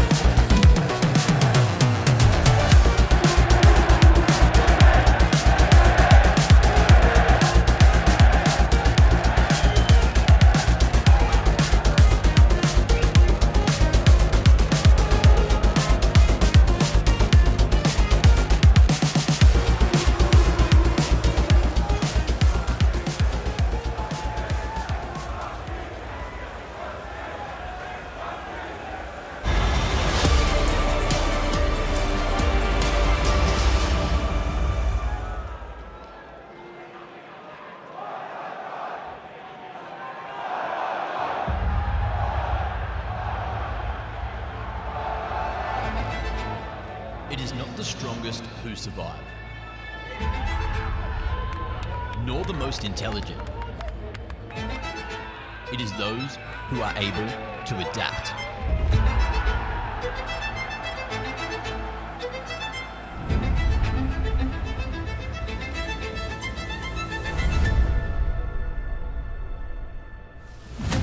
Adaptation in allegiance. 87-0 isn't born from standing still. Adaptation in approach.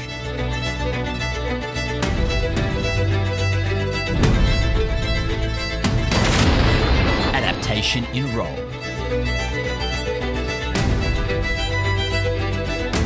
Fail to meet the criteria and your legacy may be confined to one era.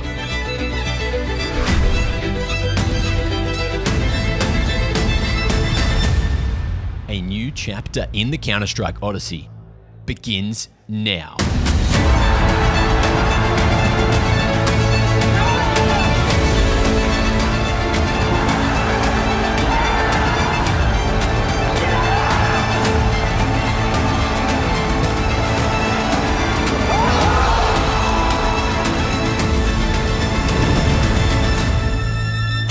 But the question is, who will emerge ahead of the curve?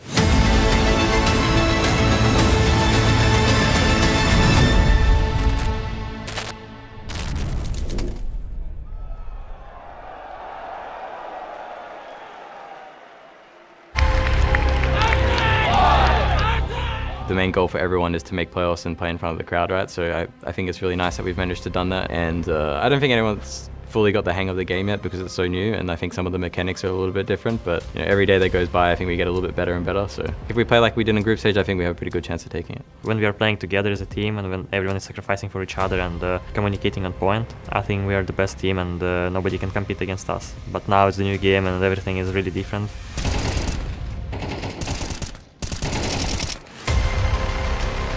I found a lot more motivation. I feel like I have a lot more freedom to do a lot of the things that I want to do and how I want to play. And the team believes in that and they believe in me, and it feels good that it's working. I think that we've shown that we can do it. We showed at APL, we showed glimpses like this entire tournament that we can play to that level, and we just have to show it now, and that's just how it is. Both teams are pretty evenly matched because it's a new game, I think. Obviously Complexity have some really good players. Both times that we've played them has actually been kind of close. The addition of a Liege on the team, I think obviously that's propelled them to a new standard. Now we've had a little bit more time to find our footing, and I'm hoping that's going to be enough to take them down.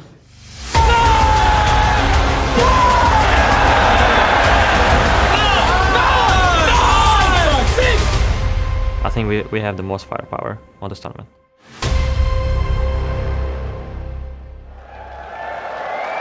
Day number 2 is upon us! My oh my! Yesterday was a cracker, and we've already blown it out the park, but I was walking around already seeing you all filled to the rafters. Sydney, bring the noise one more time. Let me hear who's here. God damn. So we had some banger games yesterday. FaZe managing to find themselves on this stage after taking down a grudge match against ENCE. We also, of course, managed to see Complexity raise above what they've been able to do as of late, knocking down Naf and his Vet Boom. It was an incredible run from both these teams, but now we get to determine who's going to be the first grand finalist in this matchup, obviously, of Counter-Strike 2. We've got a few big and important names, 2 members that have won previous IEM Sydneys, and it's going to be a cracker to find out who it is going to be. So without further ado, I want to hear you all give a bloody warm welcome. First of all, let's open up for Complexity!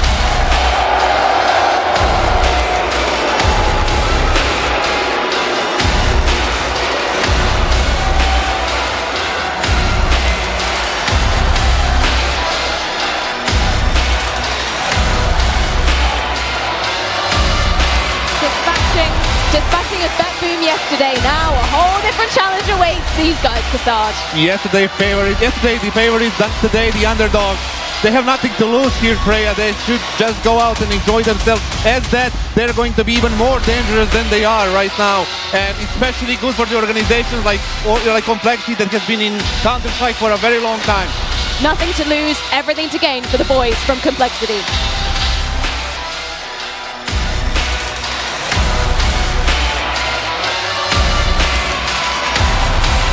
Now, normally I hear you all saying you can't stop the flop. I heard USA, USA chants all yesterday, but now they're public enemy #1. That's incredible. Beautiful. I got to rub that head yesterday. It was brilliant. It was immaculate. It's made me a better player. But I tell you, again, today, maybe they will be considered the enemy, because I know there's a special bunch that are about to come out now. It's G2!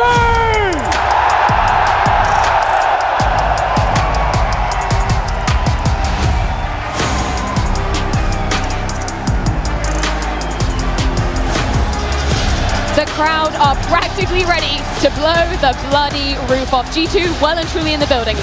Absolutely, Freya. Team built for this, built for big games, stages, championships.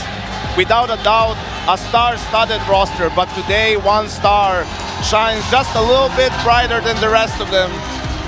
Justin JKS Savage, the golden son of Australia, returns to the arena. 5 years it took, but he's back. Katowice, Cologne, and now potentially a home trophy in Sydney for JKS. A roster of legends. It's something special when a bunch like this walk into the arena. So much to prove, so much to bring here home today. With Vitality and ENCE out of the competition, ranked #3 in the world is looking to take it home. Nico, has formally won in this arena right here. And this time, he's going to try to do it all with JKS. One more time, Sydney. I want to hear it for the loudest time this weekend. Let me know! Hell yeah! Let's get into this.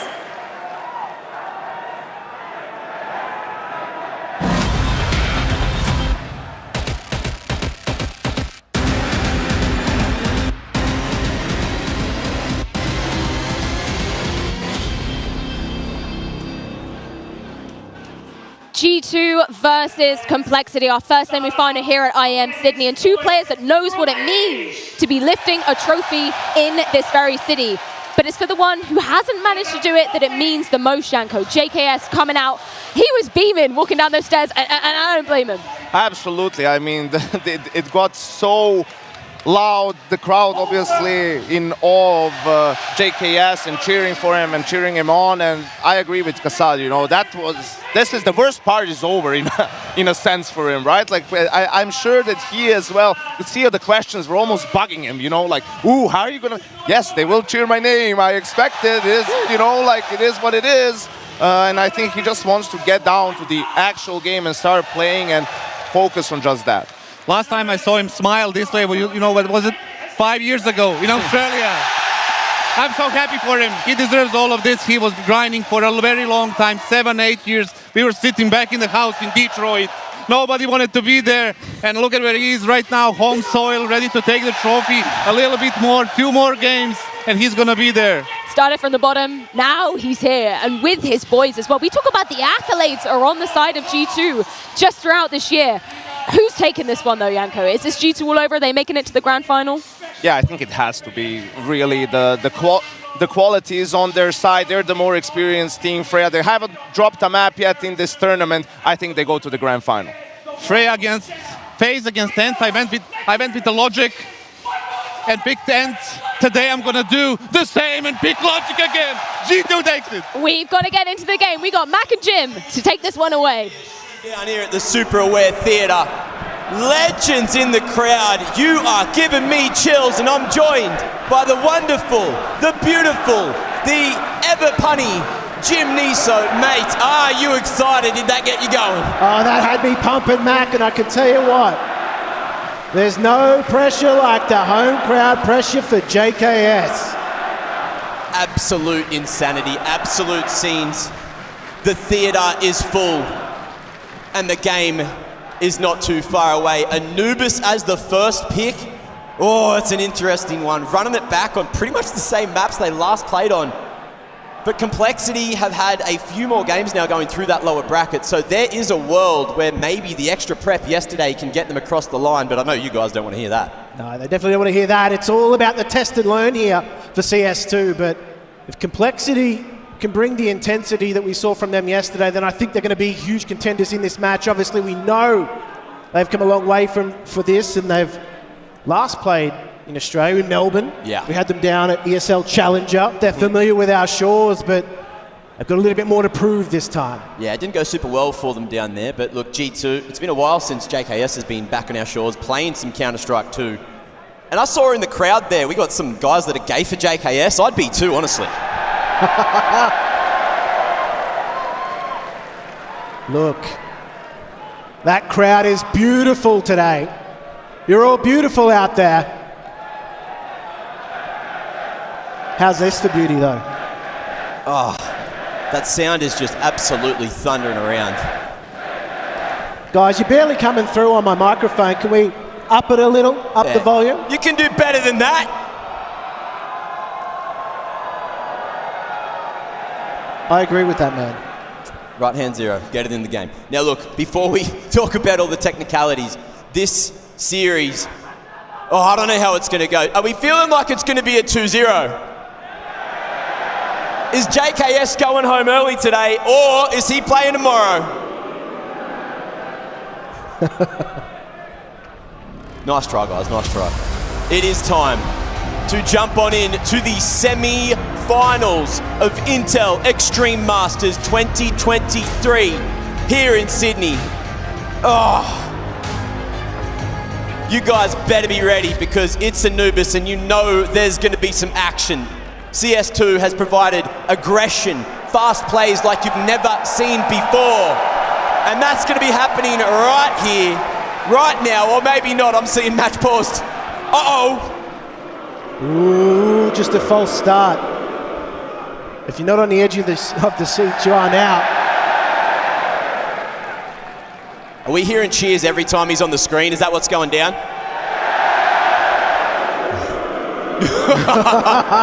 Don't do him like that. Be humble. Welcome him to the country, guys. It is time. We are underway with some Counter-Strike 2.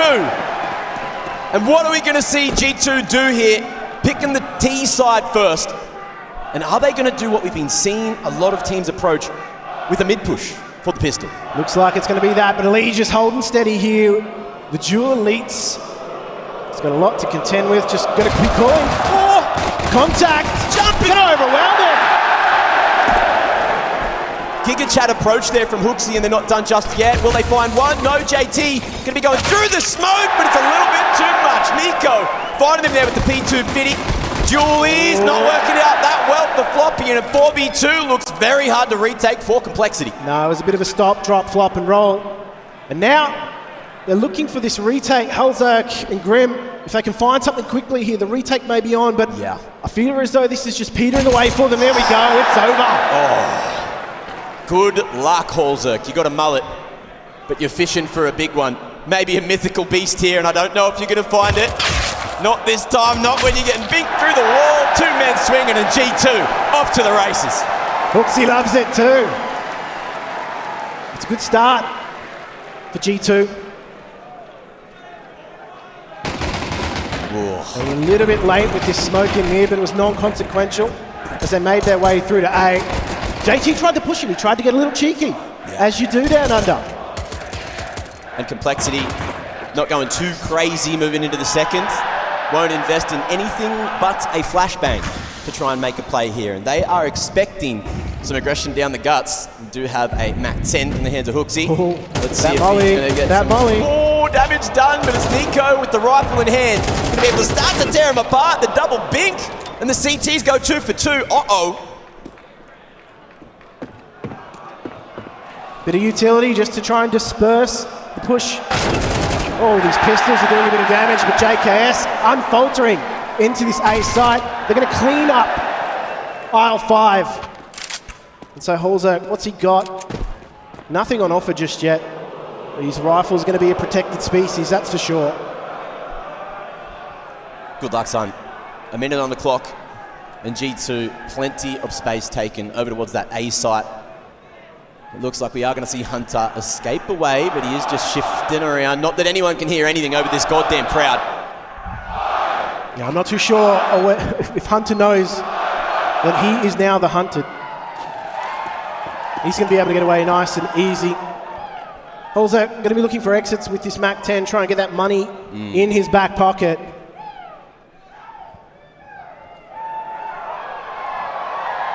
One of the greatest weapons in the game right now, in the hands of a GOAT. But what's he going to go for here? Will he tap it? Will he try to bait them back in? Ooh, no hang hit, on. no chance. He might be able to bring him into a fight. There's the tap. They're worried. Hunter running towards the bomb. Has he been able to take another name? Ooh, he hasn't. Nice try, nice try. But G2 get it done relatively cleanly after a scuff over towards mid early on. Now into the third, Complexity. They can start to play the game here on the CT side. All picked up, rifles for everyone else, and a decent amount of util. And on the other side of things, we still have a Galil in the mix. Those Mac 10's gone.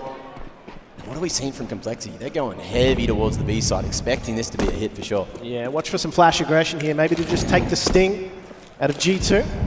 But already early utility being dumped on this A site. Nico going to see what he can do around this smoke. Just halts his progression momentarily, but the pressure's being applied. Oh, Halzak going to be able to lock down the approach at B, and the bomb was spotted in the meanwhile. But after that fake was sold towards A, and Nico going everywhere. And Nico's still pushing the point towards that site. We can see the bomb starting to rotate back through T-spawn. but the smoke in the way makes things really hard for Complexity to play the game. Nico, you absolute agent of chaos. That's going to stabilize things for Complexity, though. They can just work out what's going on. But G2, where have they gone after this? They've pumped the brakes. Just see if they can catch into the rotators on the way through.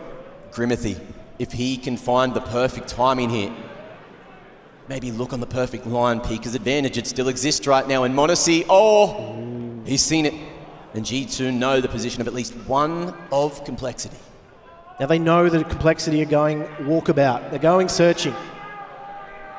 The question is, are they going to end up in the same choke points? Complexity all grouped up here towards A, but G2, they've still got 36 seconds to work with.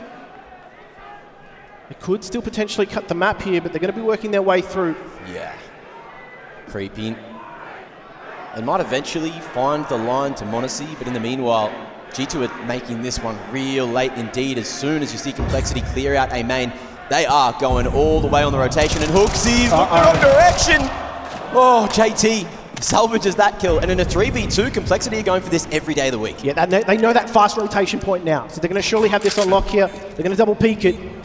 This is super aggressive, and I like it. Oh, Monacy, the spray ain't there. Hunter in for the trade, but he's low. He's so low, and Grimithy clutches it for NA. Getting him on the board nice and early here. Grim reaps what he sows there, the triple all the way through. That's a risky way to retake. G2 were there to meet fire with fire.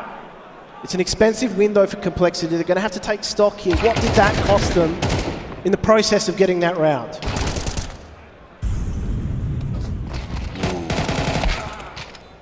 Imagine if Hooks had got something there. Would have been a travesty for Complexity. They bring it back. They win the round, though, in the worst way possible with only one alive. So the economy's still sitting there on breaking point. G2, of course, same can be said. So a true swing round starting to come in here. Only 1,900 loss bonus for whoever loses this one. And on the CT side, that means you're saving up for a couple of rounds. G2 hoping they can find an entry pick here. If maybe Complexity get a little bit too big for their boots. Complexity are going to lack utility in the mid to late round. They burn it, but that's a nice way to open things up there. They have been putting pressure on mid. Complexity there to try and meet that aggression. Just abusing that angle.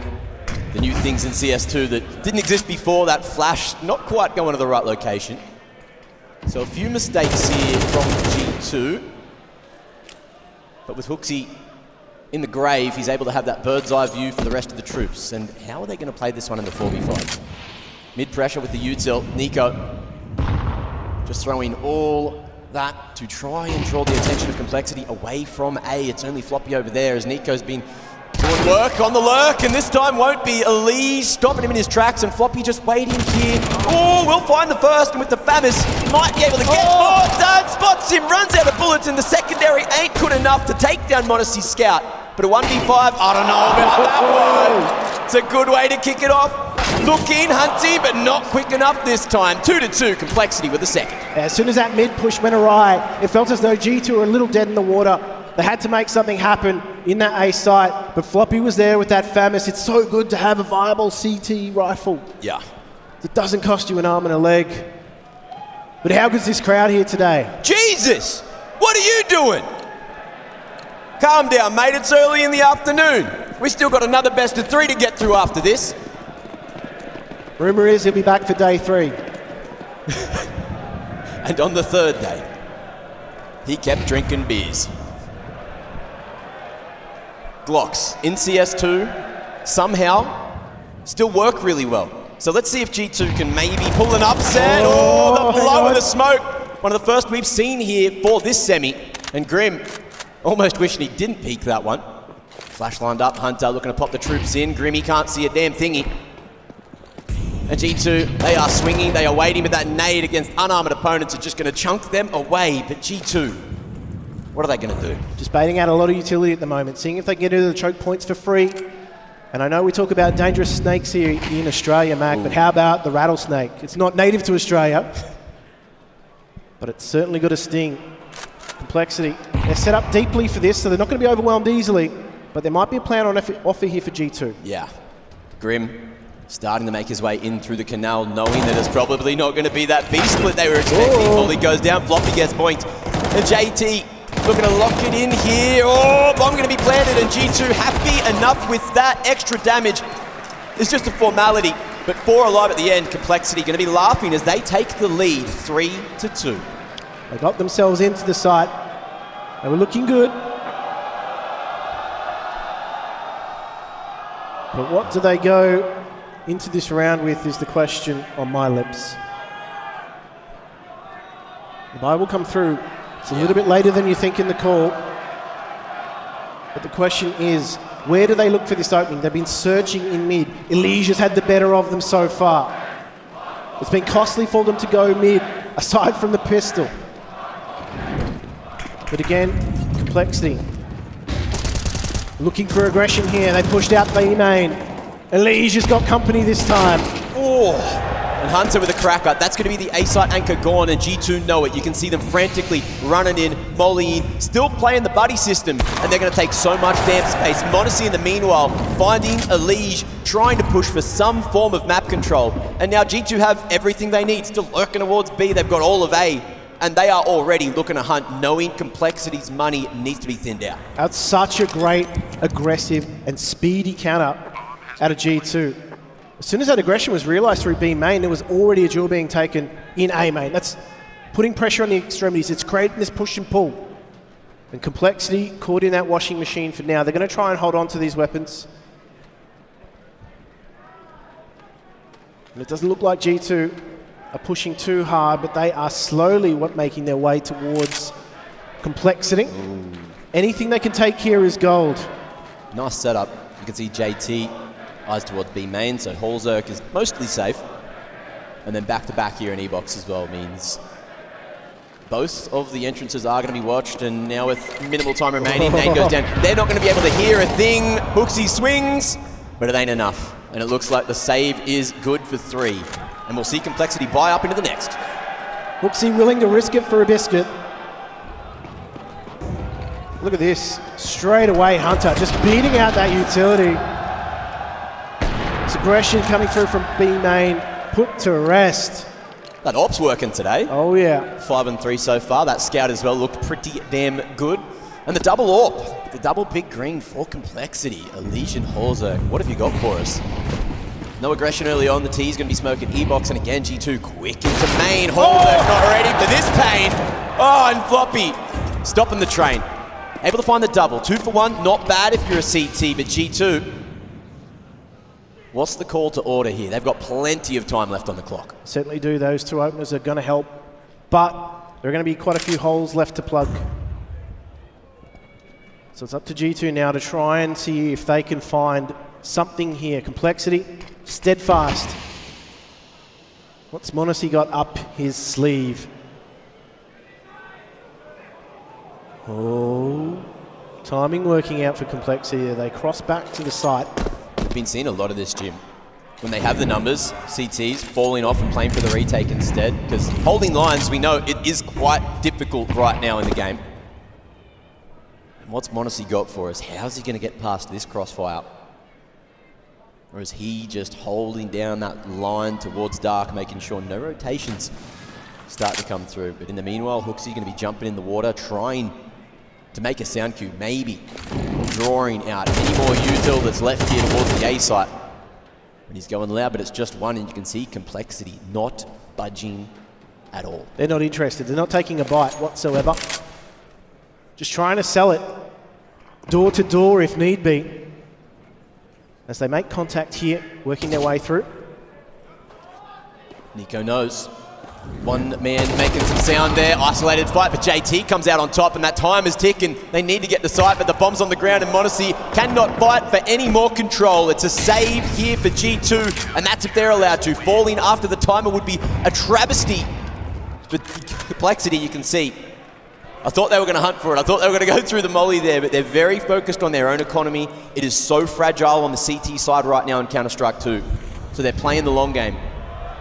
4 on the CT side of Anubis. In CSGO, was almost a sealed deal. But times are changing. I'm hearing some pros saying it's a bit more CT-sided with the smokes, but you've got to play it in a certain way. And it's a masterclass today on Anubis. Action-packed, Holzer looking for action, but G2 aren't there this time. City Economy finally has some legs to it. And so let's see if they can add some razzmatazz as well as they make their way into this side. G2, there we go, the flashes go off. Grim, he's been blinded, and now he's got to get to work as that wide swinging Mac 10 starts to open up some angles. They're closed off for now, Complexity. Whatever works, huh? Quickly blowing in that smoke. Looking in dark, and Monacy's fished for a big one. Halzerk hitting the ground, and G2, more success this time. You can see Elise just trying to lock down a line at CT, but again, we're going back to Go days. Guys, what do you think of saving in CS2? Yeah! Same. That's all right. It's the smart thing to do. What do you think of smart people? Get rid of them. Forced by every round. He goes for losers, man. I love you guys. Thank you. Well, the hunt is happening, and G2 are looking, but here's that beautiful entry. Hooksy putting his life on the line for the boys, and again, things in CS2 that didn't exist in Global Offensive.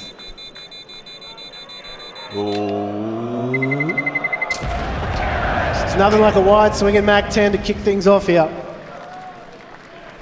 But that's exactly the kind of round G2 were looking for. They didn't want to continue to have rounds going unanswered. Yeah. And allow Complexity to build momentum.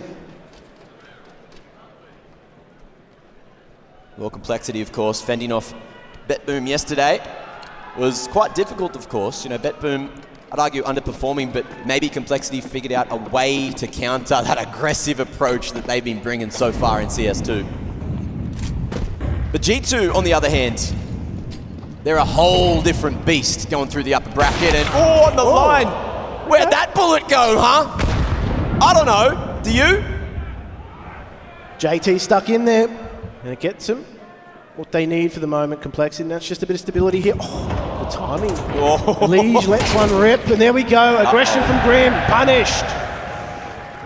4-on-4. And JT, the sole defender, but look at their swift rotation. Complexity, they know. G2, they're hungry. They're thinking about it, but how's the patience? They pumped the brakes. And Complexity haven't shown their hand just yet. Where's G2 going? Well, there's all four members here from Complexity on this side, and they're going to take the peaks. Hunt is good for 2. Gives them a bit of breathing room, G2. Hunter quite low, Nico down to half. Complexity definitely still in with the shot, but the strength of position, Hooksy being a nuisance. He's heard those footsteps, but how's that for timing? Ooh, and then with that rotation from Halzerk, they know there's max 1 on that B site, and there's split, it's happening. A liege, mate. What's that head got for? Oh, the bomb and more! Hooksy, time is not on his side with 30 seconds, and a molly at his feet now deals with 1.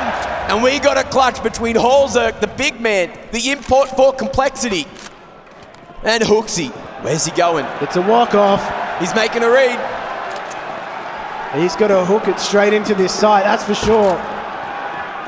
The foot race begins. Halzerk's going to have plenty of good positioning, though. All right, he's going to be able to get into the post plant, and Halzerk not showing his hand at all. How's the timing? Hooksy just trying to get into a position where he can play that bomb, maybe get the element of surprise now, and Halzerk's got a lot to clear. All the way to CT. He's looking, he's waiting for the rotation on in. We got a smoke, we got a flash, we got a kit here.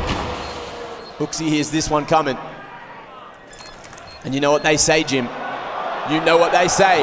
Pros don't fake, and it's not happening today. Halzerk with a big ninja in that smoke. That's massive. Balls of steel. And I tell you what, the haircut might not show it, but he was business at the end of that round.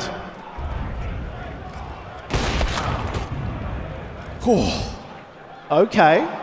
Hey, somebody get Valve on the phone. What you see is what you get.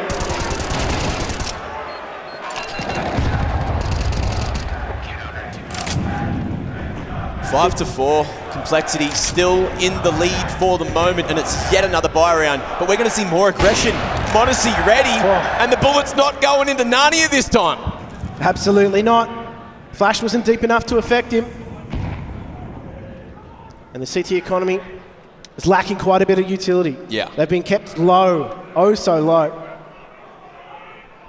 A chance now for G2 to really finish this half strongly if they can wrestle some of that momentum back. City Economy is on its haunches. Yeah, a real swing around as well. G2, only 1 round loss bonus here. So very important that no one makes a mistake, and Complexity with the change up.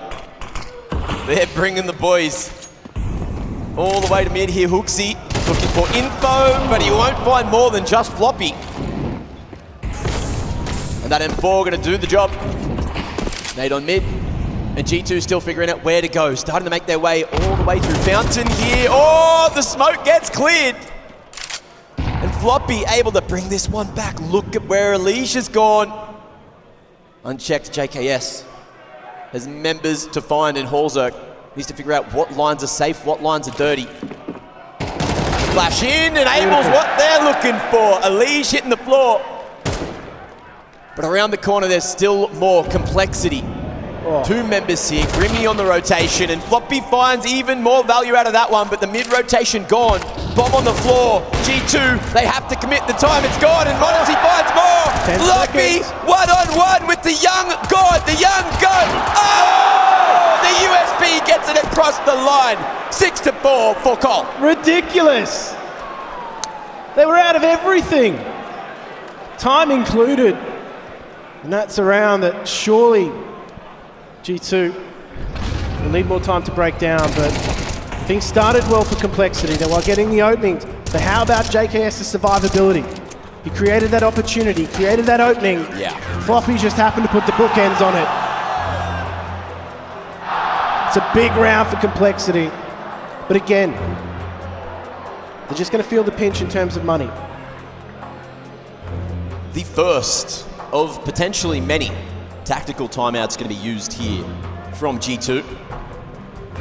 See MP9s. Oh, I love it. They can sell them too, Jim. You know you can do that now. You can sell them. Crazy. Didn't see anyone out the front selling MP9s. What's the buy going to be? But more importantly, what's the go-to for G2? Mate, I'm seeing Tech 9s, I'm seeing Deegs and a decent amount of utility. Give me something scrimmy, give me something aggressive. They're going different ways though, so probably not going to happen here. 1-4 split, eyes on beat, and enough to just go for that 1xe. Hunter's got a smoke and a molly to draw attention. Nading towards A main. The Complexity with a nice close setup. Glyph dark. And on that pillar, you need to play close with these MP9s, and the smokes allow them to maybe have a bit more action than they were looking for there. Jumping through. Spraying to JT with another onto Nico. Hang on. And G2 ready for that one. How's he done that? The techie. And Complexity getting decked. They are here for more than just the chat. A bomb plant will come through. Complexity, this is where the money will affect their decision making, and they're not interested. They need these weapons for a shooting shot in the next round. How's he done this? Oh, beautiful. No way. The young goat. It's just a point and click adventure game for him. The next generation. And going into the final round of the half, Complexity not going to have a whole lot to work with. G2 with some upgrades. Bit of cash with that dub. Get off your phone! Watch the game! Watch the game! JKS demands your attention! I think he has it. Thank you, cameraman. Don't let him on it again. They forced White with what they could. Elige on that alligator. Let's just see what Complexity start to pull out here. Just some solo aggression out of Elige in mid. Ooh, that's a meaty exchange. Elige burned up. No one close enough to hear the tick. but the clock could get snapping shortly. And these things, Jim, they're good around the smokes. You know that. Oh, yeah. They can clear a smoke pretty effectively, too. Ooh. Hunter, as that lurk smoke coming through to allow them to get this dark control. Is Grim going to react with anything?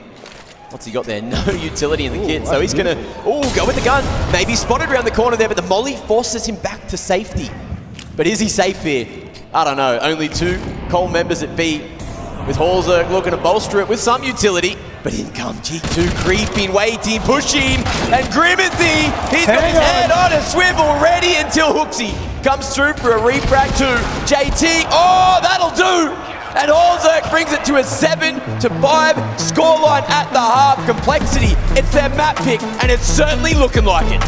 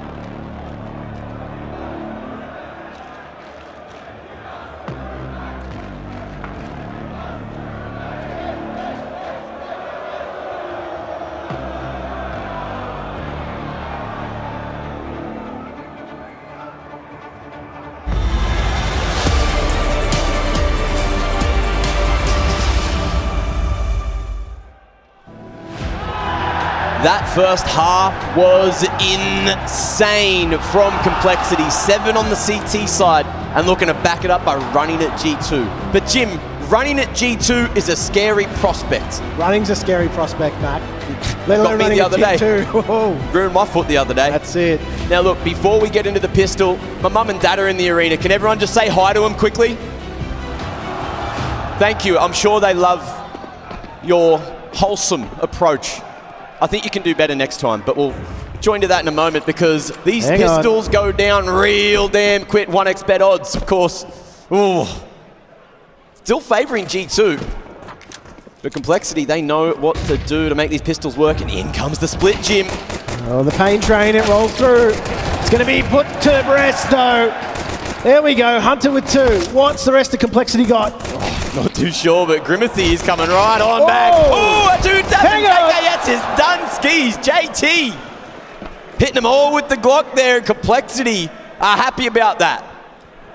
And you look at the side of G2, nah, not so happy about that. Yeah. But that was a pretty fast round. They were creating a lot of chaos there, weren't they, Complexity? So they filtered into this site. Got to remember as well, G2 taking that first pistol, only 5 rounds on the T side. We'll see if it's enough, but now losing this pistol makes things a little bit more high pressure. If they can't stabilize the economy quickly, Complexity, they only need 5 more rounds now, Jim. Now, last time these two teams met, Complexity, they only got 7 rounds. They've already betted that, but look at how much they've done outside of server. It's what we're talking about. The game's not the stage where problems can be worked out in the course of the game. You have to go away the homework, but Grim... He's working out those problems, Jim. Hang on. Tap it away. Oh, ace on display. Is he going to be able to get the last remaining Australian, or is he just too worried about not giving him that AK? You know what JKS could do if he could get his hands on a rifle. Yeah, I think self-preservation is the name of the game here, and there we go, nice and clean for Complexity. Lovely round from Complexity, from Grimathy in particular. But it's time to get some guns in the hands of G2. And their buy looks arguably better in terms of the firepower with those rifles coming through. Again, swift taps, but once your HP hits 6, ooh, he was running for dear life. Yeah, time to pull the pin on that, but G2 now a little bit better equipped for this. Molotov to stem the aggression. G2 just looking to bolster that B site for now. Maybe a peek into the water here as they go through mid. Not tempted for the bridge control. Nico not going to have too much time to get away here, and the flash blinded him. Oh, just not quite able to get away. The slow from the damage is just not quite enough, and the MAC-10 comes through with the trade. All down to the rest of the troops to have to play retake here. A site is open, and Complexity are just continuing to take names. Yeah, it's balled aggression on the top of contact play. It's beautiful to see. The flash utility is perfect. Nico completely caught off guard there. Couldn't get away. And that passage through mid, JKS tried his best, but it was only so much he could do before being overwhelmed. So Complexity going to be hitting double digits now, and they are looking like they are in the box seat. And again, we're seeing the death ball strat. Everyone just grouping up, getting flashed in, going together. It's an angry mob. Seems to be one of the best ways to play CS2 right now. And Complexity know that, which is why they're about to find a 10th round here on the T side. And G2 with some rifles into the next, but it is not looking good for the favourites right now at all. Certainly not, but we know Complexity are the team that puts in the work, so they've already got data on this map against G2. Yeah. They've gone back, they've crunched some numbers, they've made amends for their mistakes thus far.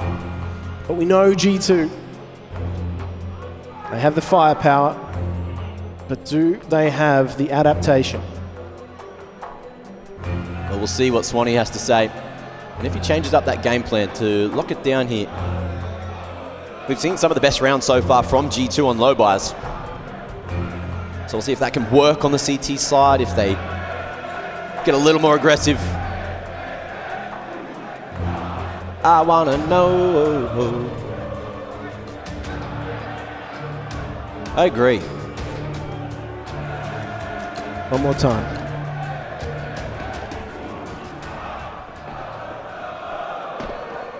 It's a shaky buy here from G2, the party mix, if you want to call it that. They're going to see if they can get something done with this. Aggression already through the smoke here. Nothing on show just yet. This could be dangerous, though. It gets the reward, but he was hungry for more. It allows Complexity to get that trade. Rifle recoverable. Yeah. Nico just guarding mid, trying to keep the control in his hands. Molly into window, so he can keep on fighting, and Hallzerk didn't expect him to keep on the aggressive play. 4-3 now, and G2 in a good position to convert, but JKS with just the 5-7 caught off. He can close, ain't gonna go too well against the rifles here. Both players caught with util out, but Nico missed opportunity, and Floppy. Huge entries to turn the round right around and maybe even find an 11th here. Hunter, 1v3 for the clutch, and Floppy has killed almost everyone. Yeah, Nico tried to get out there. He was on his unicycle pedaling as fast as he could to get out, but just cops the straight. You know what they say? You can't stop the flop, Jim. And G2 struggling to do that right now. Certainly are. But they have very limited options available to them with that low CT economy.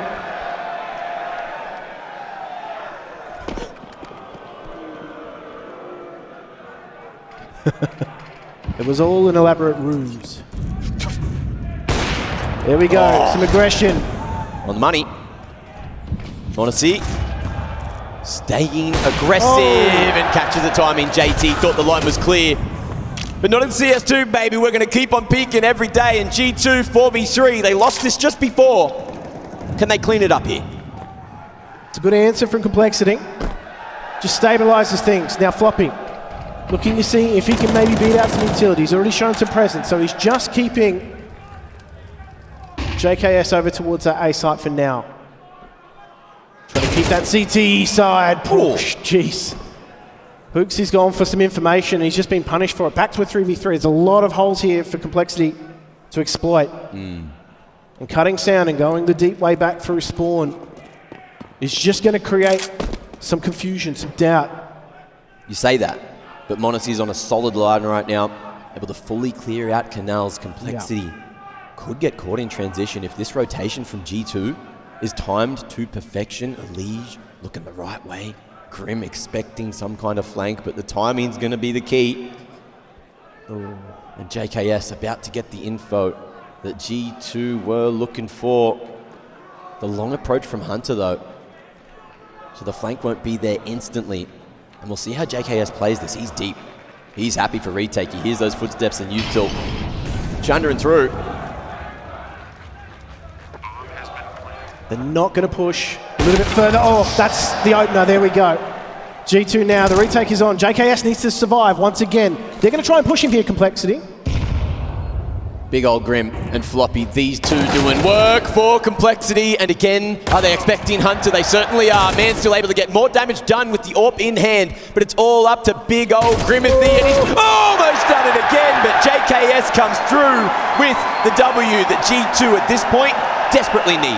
Yeah, that defuse is going to be good, but the problem is the money for G2 is going to be in a weird place.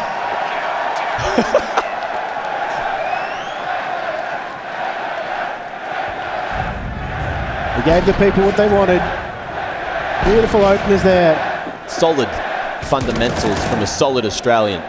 Complexity are just so good in this mid to late round. That's the problem here for G2. And that's why he's one of the best anchors in the game as well. But he's got to do more. He's got to dig deep. It can't just be him doing everything. You know, Monacy's had a pretty solid game. But I'm looking at a few individuals who are lacking for G2. Maybe coming into this a little cold. Definitely feel like Complexity's got the better of Nico in that mid-exchange. Just feel as though he's been pushed, he's been pulled, he's been bullied. And this aggression from G2, there we go. Whoa. Nets the result. Grim was expecting it, he couldn't do anything about it. The triple swing.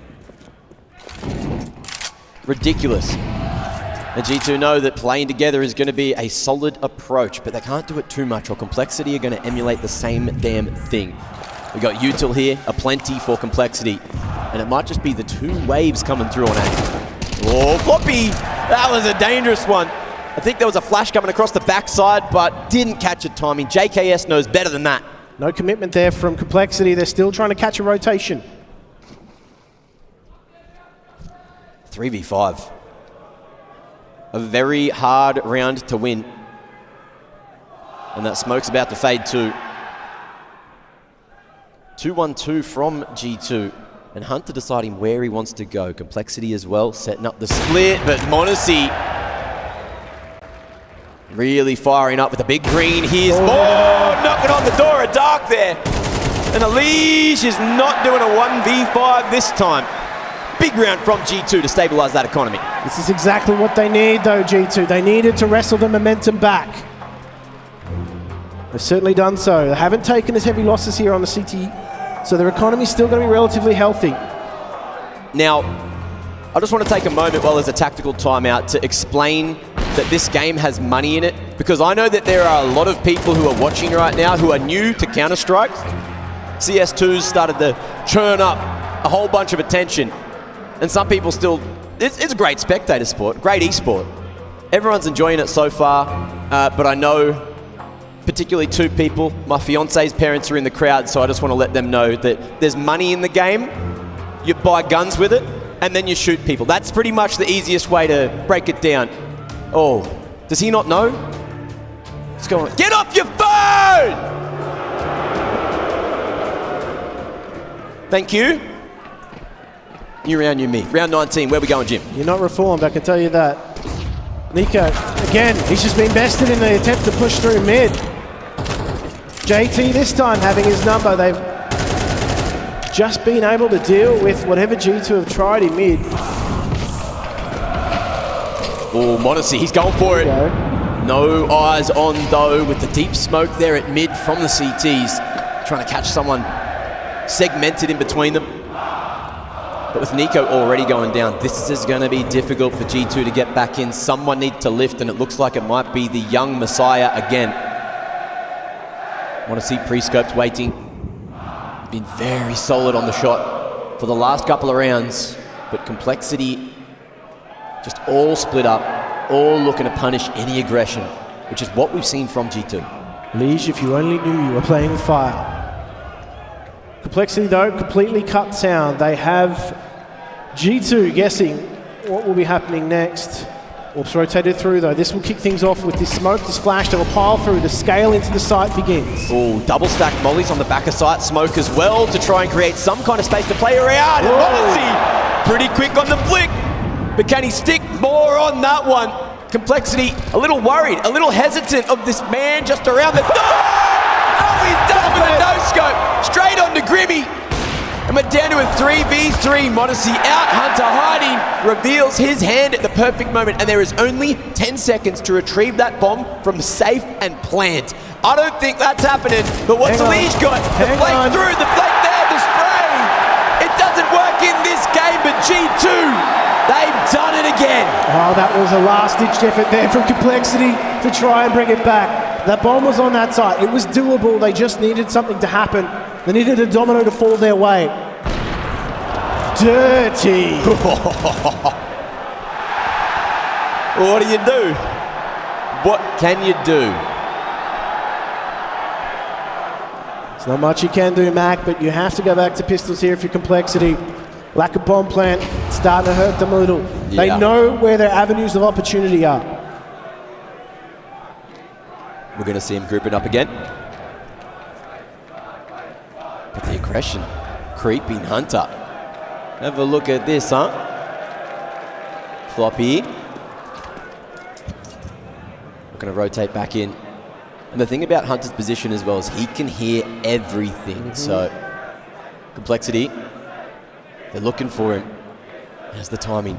Oh, if only Complexity knew that they're creeping through in the biggest hole right now. Yeah, they've given complete control of the middle of the map, and now they're going to have to try and play compressed from in the sights. Yeah, solid crossfire here, though. Nico spotting over the camera. If he doesn't get domed, get the play off his teammate, but JT does it. Slots that one through, ready! Oh, and the Deagles are doing it again. G2, what are they doing in a two-man disadvantage? It's JT special. Oh. He's looking for more. No. 2v5. Monacy kicking off the festivities, and Hooksy's around as well, but little does he know he's got a friend coming over to his house right now. Grimothy inviting himself in the back door. Oh no, there he goes. And the AWP is looking to survive another day. Oh, Complexity securing 12 here. And G2 have to play for OT. They came in prepared, Complexity, and it shows, that's for sure. They're exploiting a lot of opportunity in middle. There we go. Is he even going to be able to try and hold on to this? He's got his smoke at the back and uh-oh. Cheers to Complexity because that is going to wipe all the reserves here for G2. And what do they do with their backs to the wall? Complexity on the verge of taking their map pick. You got to remember as well, the last time they went head-to-head, it was a 2-0. We didn't get to see them go all the way to Vertigo. And you know Complexity, the core of their lineup has been playing Vertigo for a very long time. G2 similar, which is why it's crept through, but we all know Nico's take on Vertigo, don't we? Don't need to ad-lib that. G2 taking their final tactical timeout here, and they need to work out what's going on. They need to find a path through. They have very little to try and deal with layered aggression for Complexity.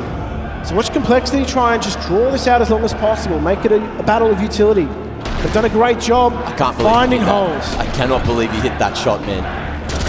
Insane entries with the Deagle. MVP for the round for sure. Intel, moments of brilliance, rightfully named. And we're going back in, which could be the final round of Anubis. Do you guys want more? Let's see if you get it together. G2, smoke towards dark now. Pulling out all stops. And Hunter is waiting for someone to come through uninvited again. Oh, I may do, but he's not quite ready. Modesty in the meanwhile going to be able to snag Alicia Way. And the game is going to be played towards B this time. Hooksy can't do anything. 3v4. And the bomb will be planted this time. Floppy covered in smoke. You mad man? Untouchable. JKS 1v4. What a moment if he makes this happen. I don't know what kind of energy he's going to channel here, but is there something better on offer? No, the MP9 and Deagle combo is going to have to get it done and dirty. JT with the smoke in the way, but he's too sharp. And the Australian hearts crumble as Complexity take their map pick 13-8. What a moment, what a game of Counter-Strike. But we got at least one more map, maybe two. Complexity about to take down the team which could have been a favorite going into the tournament here.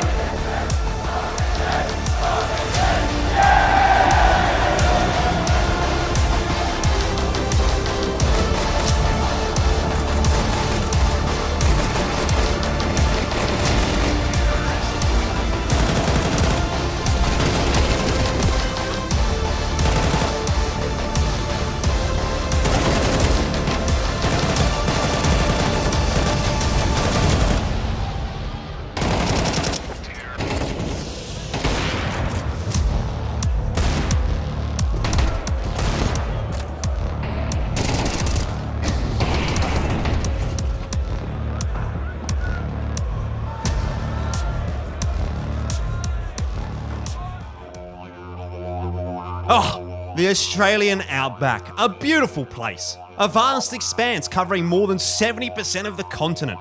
And it's home to some pretty gnarly creatures too. Scorpions that'll sting ya, dingoes that'll stalk ya. And also, one of the most adorable creatures in the Down Under animal kingdom, the Roo. Too fucking cute. These guys generally look pretty chill, and they're friendly and sociable. They also spend a lot of their time simply hopping around. Don't be fooled though, this guy packs a walloping. Although not always in their peak aggressive form, you mess with his pack and he'll fuck you right up. We all remember what happened to Liquid. This is the Australian brown snake. Highly venomous. One of the most toxic in the entire world. He's not going to come to you. You'll find him lurking around the extremities and inside of these pesky crevices. But if you do ever enter his turf, he's going to become highly territorial. Don't be fooled by his size. He can do a lot of damage. One sting can be lethal. Look, you can see he's getting agitated again. He's getting all fucking annoyed and stuff. But don't worry, I know how to handle this magnificent beast, and he knows I mean him no harm. Settle down, sweetheart. Save all that aggression for the server.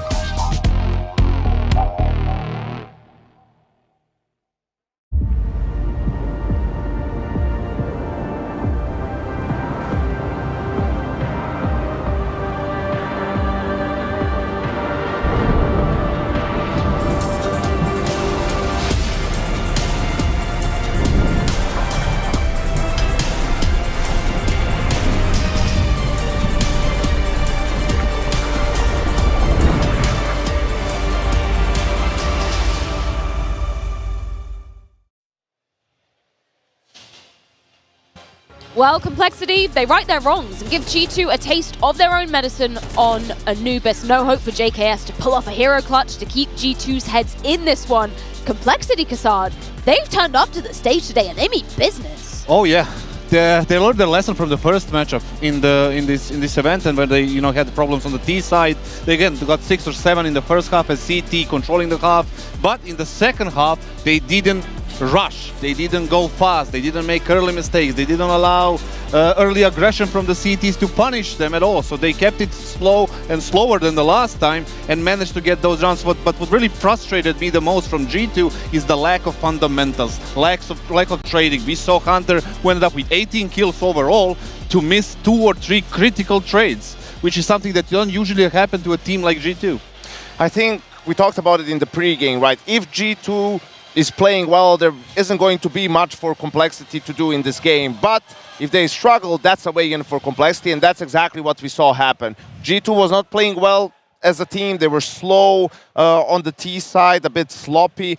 Some of the individuals didn't show up. Nico was atrocious on this first map, right? And on the other side of things, Complexity, really nice team Counter-Strike. On the CT side, taking some calculated gambles, moving in the mid-round, being proactive. And on the T side, a couple of individualistic rounds from them. That round from JT with the Deagle, there's just something with him and Anubis. He always delivers. Well, from sloppy on the side of G2 to floppy on the side of Complexity, he was showing up from the get-go on this map, particularly in that first half. We've got to bring him up in our Air Force aim high because the impact this man was delivering, he's just continuing that vein that we saw him delivering to BetBoom yesterday on Ancient, now on Anubis versus G2. Frey again, 21 kills, 11 deaths, 91 ADR, 6 multi-kills. This is what stands out in a map like Anubis. He was the A side holder. He traded a couple of times with a double kill. We can see it here. He keeps holding that A side, and there is no tracer, especially from Hunter right there. Even though he's surrounded from many different ways, he keeps delivering kills. Again, Hunter getting killed as a second kill.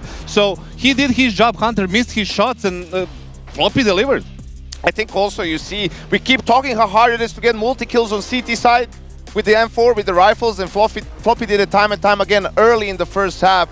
Super impactful kills from him and this clutch as well. Let's dive into some specific moments in this game. We're going to be looking at the first half, obviously the T side of G2 coming into things. And there were times where they left things a little bit too late, correct, Janko? Exactly. I think this round is super important because if you look at the money, it's pretty much out for both teams, right? So let's kick it off, round number 10. At the start, Monacy is going to get pretty much a free entry kill with the AWP. Cole Complexity tries to go for some aggression. Now look at the time. When he gets the kill, it's 140, right? If you look at also at the mini-map here, like G2 is spread around the map. These two guys are waiting to sort of maybe react towards A. They're just holding for some pushes, Nico on mid. That's pretty much it, right? So after the kill, it takes them so long to organize themselves. Time is gonna keep going and keep going. They're just holding, okay, initially maybe for some aggression, but at some point you need to start moving. You need to sort of try and make a call, and you will see what's going to happen soon enough is why they're organizing this. Okay, there's no initial push. Now the decision is going to be made that we want to try to creep up towards the A bomb site. They're waiting maybe for the smokes to clear. This is 30 seconds for them where nothing is happening. Meanwhile, look at Complexity. They've grouped up all the way towards mid, right? They're making a play in a 4v5. Good proactive Counter-Strike from Complexity here. This is where some utility is going to be thrown. Cooksey is sort of trying to draw attention to himself. Who kills him? Floppy, right? Floppy is the A anchor. 57 seconds. This is the cue for these two guys to just go away. Now is the time for you to go, right? That should be the opening. But again, look, it's slow. They're creeping up. They're starting to shoulder peek, walk out. By the time they come back, there's already 3 players from Complexity being back. And now we see some of these awkward fights, right, going back and forth. Look even at the 2 players outside of JKS. Where are they? They're on stairs, they're on mid. Like, this is really disjointed, really sloppy from G2. And while all of this is happening, time just keeps ticking and keeps ticking. Like, they're waiting for someone to maybe get a kill from a flank. Nico throws the flash, now they know where he is. Monacy with the op is completely outside of the play. He's waiting mid, like holding for rotations, but at this point in time, it gets really tricky for G2. They didn't get the site yet, and now he gets a kill. But again, all this slow play, look at the time that's left. It's only 10 seconds, and it's not enough time for G2 to be able to get rid of Floppy as well. He steps up one more time and wins this all crucial round. This is what difference between, 8-4 or a 7-5 potentially in the favor of G2. And I guess that goes to exactly what you were saying, Kassad, right? The fundamentals and I guess the fundamental pace for G2 just was lacking. Those are fundamentals right there. It doesn't really matter what version of Counter-Strike you are playing. It's still the same mindset. It's still the same game when it comes to these things. You need to, after the opening, okay, the call was freeze. Let's freeze for 20 seconds and make a decision. Group up, split, whatever you want to do, as long as you're not making it like this, like Yanko showed, super slow. Round number 15, we talked about using the smoke and using the grenades. This is the one way I approve it, right? You're going to see the grenade flying from Grim right now to kind of clear the smoke so they can walk through it. Now, why is this so good? Simply because smoke grenade is super more powerful than the HE when it comes to like value.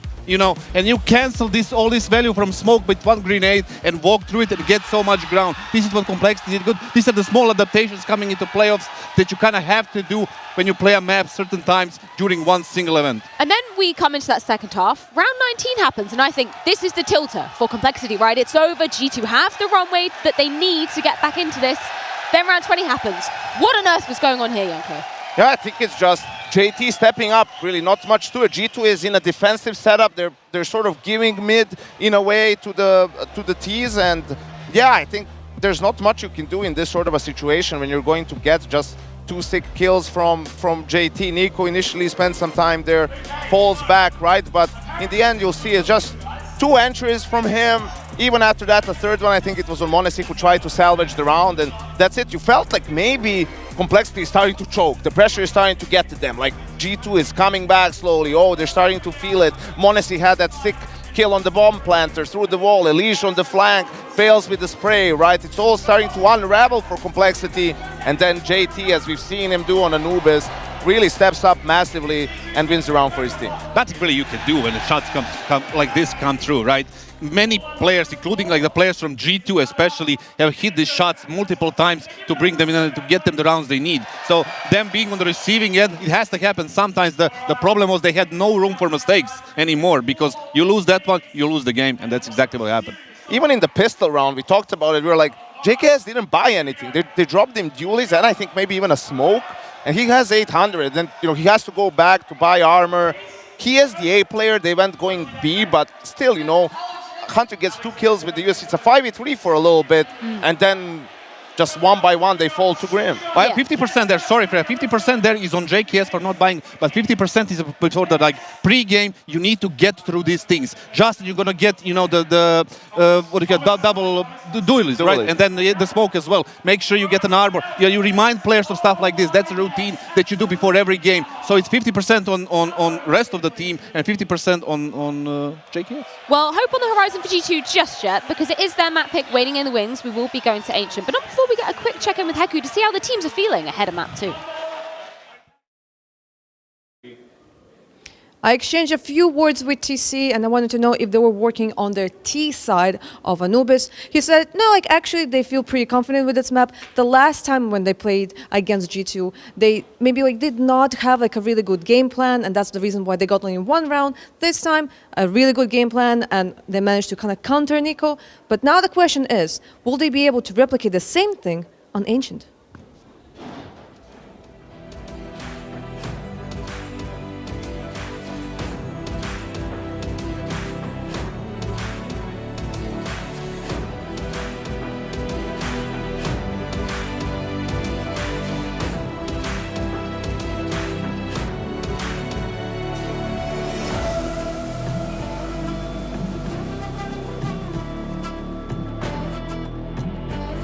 Same challenges. Play in enjoyable lobbies. The most feared anti-cheat. The fairest matchmaking.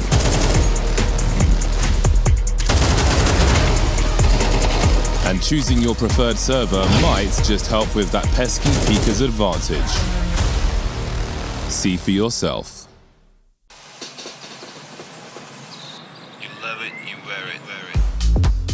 Wear your passion. Share your passion. Wherever, whenever. Gaming is a lifestyle. Get your merch at shop.eslgaming.com. You're on your own, falling with the drums. Nowhere to run this time, nowhere to hide. You can't get to the ball. It's not possible! It's not possible! That's impossible!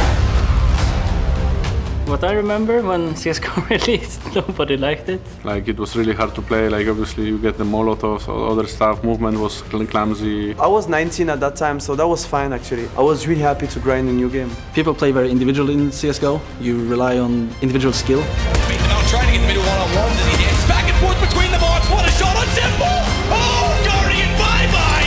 And it's on to Flamey. He's tapped it, Flamey's gonna be... What in God's name is that from Snacks? Unbelievable! Snappy refuses to quit. It has to be Snappy. It has to be.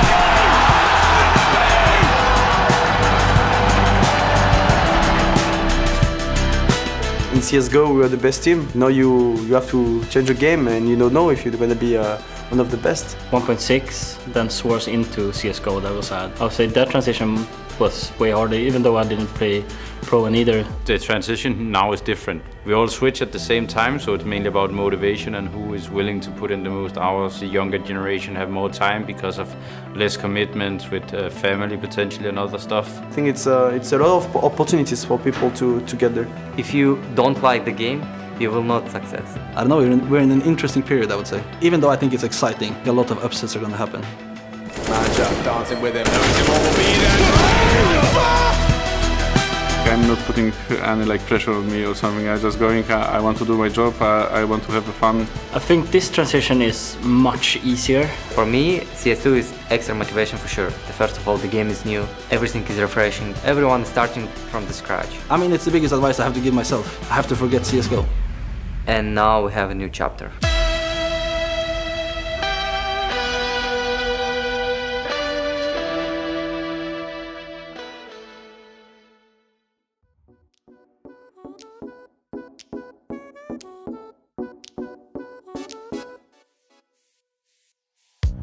I can't explain. I can't explain it. I go insane when we get naked. Hold me down, never let me go.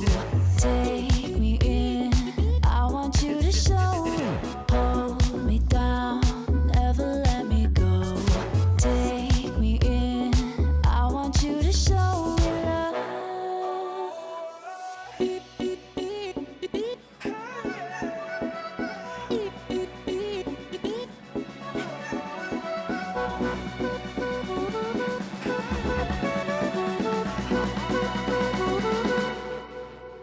Don't give up on us, don't give up on love. Don't give up on us, don't give up on love. Hold me down, never let me go. Take me in, I want you to show. Hold me down, never let me go. Take me in,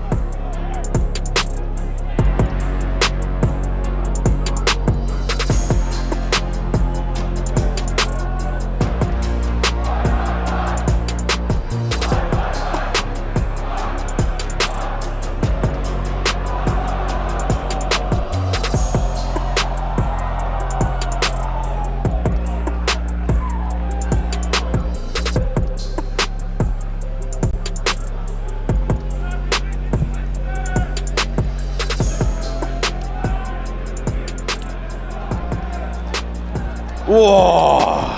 Let's get back into the fun. Get rid of Anubis. Throw her in the bin if you're an Australian fan. Get gay for JKS. And let's get into Ancient. G2's map pick.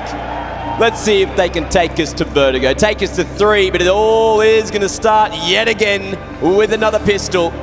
I'm Mac. Thanks for joining us. This is Jim, and we're going to take you into it. Yeah, throw history out the window. This last time the two teams met, it was a scoreline of 13-7. But we know that's not going to be the case here again. Already, aggression catches out Halter, and that is going to be Grim leveling the score, doing a little bit better. Lovely. And Elige going to try his hand at stopping this one from Red Room. JT as well. Plenty left in the clip. He's going to be spotted. And they'll know as well, looking at the map. 3v3 though, Complexity needs to posture for the retake. JKS going to be planting this one for deep at Donut. But G2 just don't have that control. Are they going to go back for it? He certainly will. Glock in hand. Ready to swing. Numbers around that corner. And JKS could be in trouble. Shadow going to be seen there. JT. Oh, doing damn good work. Nico. A goat with a pistol. But let's see if he can do it this time. 3 to get past. And there's going to be a kit defusing. He's taken way too long. The cover's good enough. And Complexity. A CT pistol is going to set him up for success here in the first half. In the post plant there, G2, they didn't regroup. That punished them. Unfortunately, Complexity, they were ready. They took donut control. Things just started to fall from there. You could see as well, G2, they played that so well. I think they did a similar pistol to what we saw, at least with that util for the fast B. Complexity get caught initially on that rotation, but he's super good. Retake there to pick up the round. G2 with the bomb plant though means they are buying up here, and we might have action in just a moment. Oh, swinging behind that Molotov, and it's looking good for G2. Lane control not quite there. Elige is still alive and kicking and taking those names. Yeah, he's pilfered one, looking for more. And again, he just maintains that control. The croc. And here we go. The trade into the B site's no good, but Hooksy's going to be there to try and level the score. Oh, find some space. The mastermind. Can he be a master of the mechanics? Holzer going to be able to upgrade to that Galil. Won't be snapping anymore. And a refresh on that smoke on short means, I thought it'd be hard, but Elige just smacks it straight through the wall. And that was a solid retake for Complexity. But the bomb plant and the damage done to Complexity's economy makes me think maybe G2 are going to buy into this again. Yeah, they're going to enter into this low buy danger. Yeah. And try and keep pressure on CT economy, that's for sure. But just laying bullets into the smoke with no consequence was the name of the game. That got them off to a great start, but looking at this buy coming through from G2, it's again going to be in that low territory. And they're going to have to fight their way through with relatively limited utility, but how do they use it? They know that Elige loves to poke his head around alleyway. Well, early cheater smoke, Red Room. And G2 looking for that mid control, but no one's gone out initially. They're waiting for Hooksy to throw that flash across, and the molly stopped him in his tracks. And he doesn't want to let Hunter go out solo. So just like that, Hooksy damn low. And G2 starting to lurk towards that A site. Let's see if they can make their way out. Just contact play for now. This should surely catch Complexity with their pants down. Full contact. Smoke. Is Grimmeth ready? He's got numbers in front of him and multi-fragging with a spray. Ain't going to work too good right now. Elige is just, able to lock it down again. Donut control is there, and Hooksy so low. It's down to Hunter to make this happen. And he's still got to find the first man. There he goes, Elige.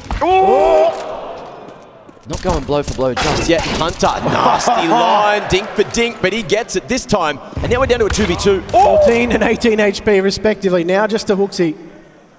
No bomb plan as of yet. Is he trying to toy with Complexity? They are spaced relatively well. They've got those angles covered, and now they just back off. They don't want to give away free 1v1s. Not only that, a huge financial boost would be a plant here, and no one's in a position to stop it. But Hooksy wants to try and get that equalizer, and timing. Look, he's seen the silencer. He's got some info. And now he knows where one of Complexity are, but he needs another, and taps it. Baits it and is looking for the second man. The time is ticking. He's got to make his move shortly, but now he knows. And he's just got to stick it. Complexity playing that one super well, considering they weren't together. Yeah, they played that to perfection. There's not a lot that could be done there. Just looking to try and isolate that 1 versus 1. They were not giving it to him whatsoever.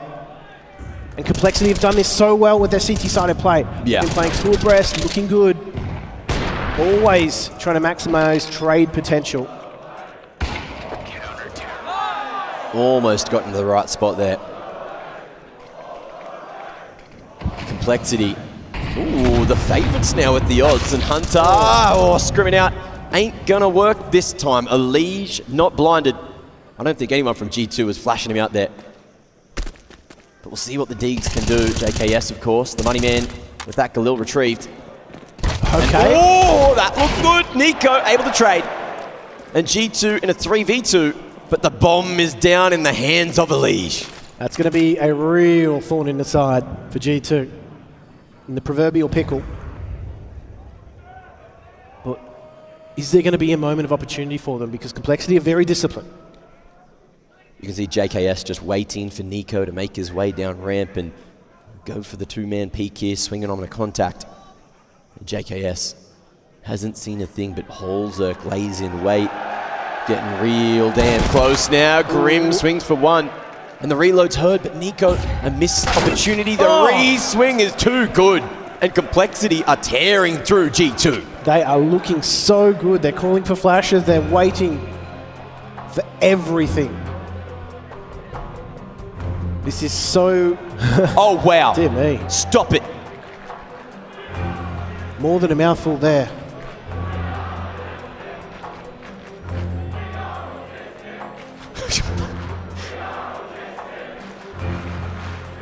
Now G2. I can't hear what they're saying. No, neither. We're a little bit quiet if you ask me. I'm deaf. I can't hear it. Oh.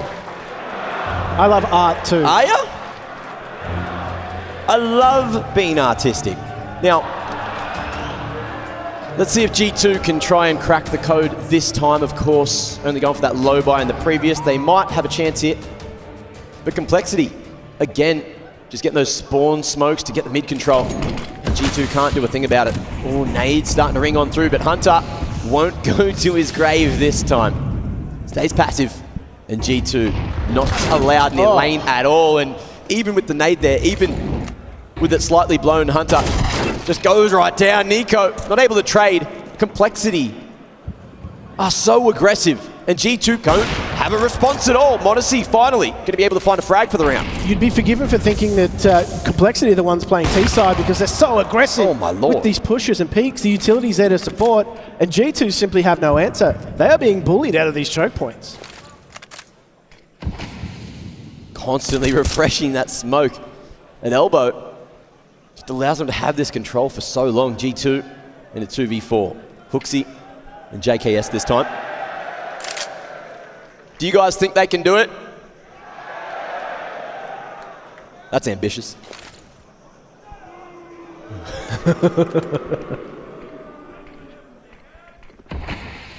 Good timing on the smoke. Little gap there.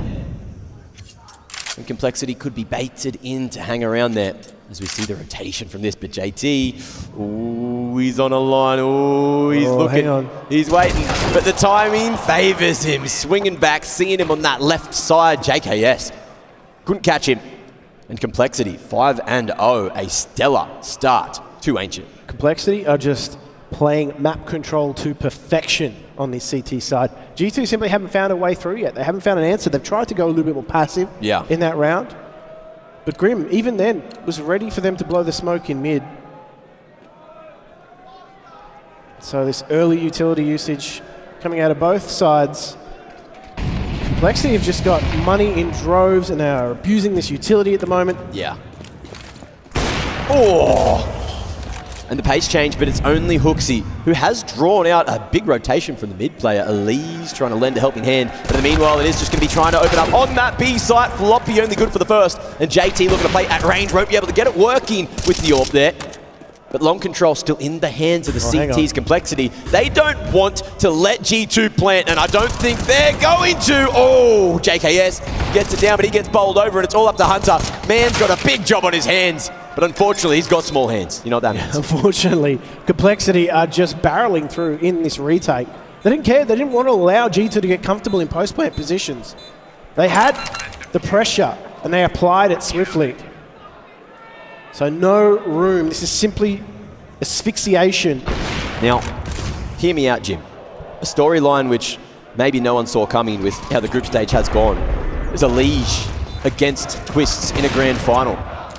Neither of those results are certain, but it's a storyline to think about. Two ex-teammates who were here in the grand final, but on the same team in 2019, going toe-to-toe. Ex-brothers in arms. 7 rounds in and you're exploring that storyline. Hey, We'll one map and 7 rounds in, Jim.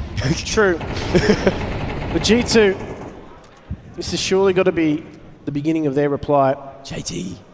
Oh, quick on the stick, and Monacy has been mastering the peak, but Nico coming through and getting that refrag to JKS. Evening this one up. 3v3 Elise with the spray and pray, but not today. And a 3v2, maybe G2 can lock it in here. They're going to maybe aggress here and try and falter this retake, but look at Complexity. They're just going to take a breather. They've done enough here, G2. They will find their first round. Someone's happy about it. But with the money getting torn at after all these force buys from G2, you saw at the start of the game. It is a situation where Complexity will need to save to get a healthy buy into the next. And G2, as you know, the bomb explosion radius is huge, so they are running for their lives. Everyone survives, just so you know. And G2, the start of their journey into the game. These were the replies that G2 desperately needed. But they've tried to maintain economy control here, Complexity. They've tried to keep numbers up, distribute rifles. Utility, again, is so healthy. They've bullied all these choke points so effectively. But G2 have finally found their breakthrough, but it was off some quick, reactive play. Ooh. Again, Complexity going with the mid approach. Damage dealt with that utility, and Nico, close to the grave as well. That molly is going to spread, and Nico fights, and now he's dead. 4v3 again. Complexity hitting right back after G2 finally cracked the egg. This cheater control is superb from Complexity. Again, they go hyper-aggressive there. They just stem the options available to G2. Hang on. Monacy, great timing to dodge the flash, but Complexity thinking maybe ramp is clear, and we're going to see them do something similar to Anubis, grouping up, creeping forward. They want more, but JKS not going to be caught in transition. Spots that head and is doing work now for G2. Complexity, are they ready? JKS, the pre-aim, it's going to be his downfall. 2v2, still anyone's round here, and plenty of time still on the clock. Oh, here we go. This is going to be the key duel. Oh! He's out of it, but in behind enemy lines, the timing, looked so good for Hunter, but Grim, he knew his spidey senses were certainly tingling. They were certainly tingling, that's for sure, and now G2, one round. They need more than that. But Complexity have met fire with fire. They doubled down. They pushed Cheetah, they got their results. There was a moment there where G2 found replies, but it's these CT info plays as well. The Complexity are executing to perfection. They've come prepared today. Bro. And potentially a big scalp. It's been insane so far, and Elige is going so hard. I think he's got the Conky head rub buff going. Has Conky cursed this game too? It's the buff. He hasn't even touched his phone. We already got up people for doing that. Total mistweetment. G2, a very solid team full of experienced individuals, and you know they're never going to be out of this game. But they've got to start making it happen sooner rather than later.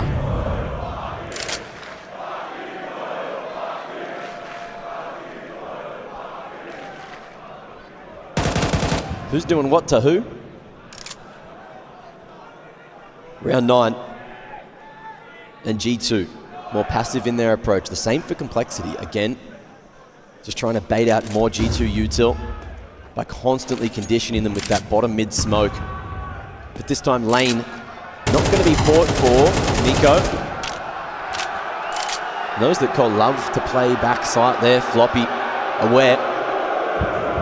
And a re-smoke starts to come through. Hang on. What's going on? What's wrong? I don't know what the crowd's going on about, but Grim has found a timing and he might just find a round off the back of it. How's his multi-frag? The lineup. Oh! Grim.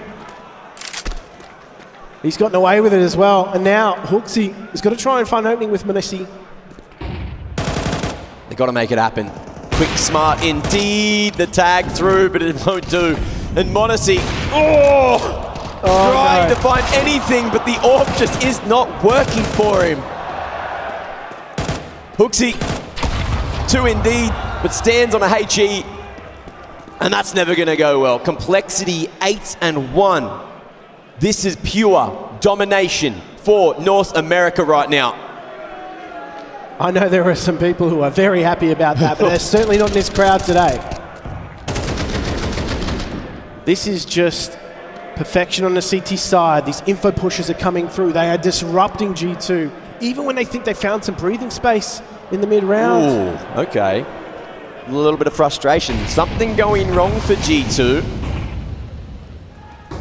They're now trying to speed things up here at mid. Flashes coming through. Plenty. JKS sending them forward, but Elige again going to continue to stand in the way. No attempt at the trade. Hunter caught with util in hand. And Complexity just fall away with the numbers. G2 trying to beat out the utility. They try and do something a little bit different. And Complexity, again, they get away with this. Grim, another info play. Ooh, okay. Now we're cooking, and we're cooking with Gas Jim. Monesi, he's had enough. He's hit his screen. He's got that anger out. He's ready to hit Complexity instead. Pumping those brakes, though. Worried about the potential of a flank. It has happened multiple times. Complexity have been pushing, have been looking to just crush down on G2, but this time, it's where the hell is Floppy? There he is. Found him. Monesi, eyes on the prize, and Elige now the last line of defense here. Can they take him out as well? 11-4. He's been alive more than he's been dead here. And that's a great place to be. Yeah, G2 just pumping the brakes. They were waiting for that CT aggression. They got their prize now. However, time is ticking. They're going to hit the site. Wide sweep from JKS opens up. And now, I don't think they'll be interested in going for this. Money situation is going to dictate play. They're going to need to save something to drop Floppy. Yeah. Complexity doing so much work. Oh, Hallzerk asleep at the wheel. And he was spotted as well. I don't think G2 want him to save this weapon. It's been deadly time and time. Oh, he's missed. Hallzerk goes down at least before the time, so he'll have a little bit of bank in the back pocket to get something working for Complexity. But G2, guys, they've doubled their rounds. They're going to need a few more, I'd say. Yeah, well, 2 more on offer for the half. Remember, we're still MR12 here. Don't get caught off. Don't think it's a few more rounds before halftime. There's only 2. Already. We're seeing a little bit of util come out from G2, trying to deny some information. This is the first time they've had control of mid. How free. How very NA. Well, G2, they have to be up to the challenge. They need to be up to the task. And they are going slow. They know Complexity have been pushing up a storm. But it's a bright blue sky today.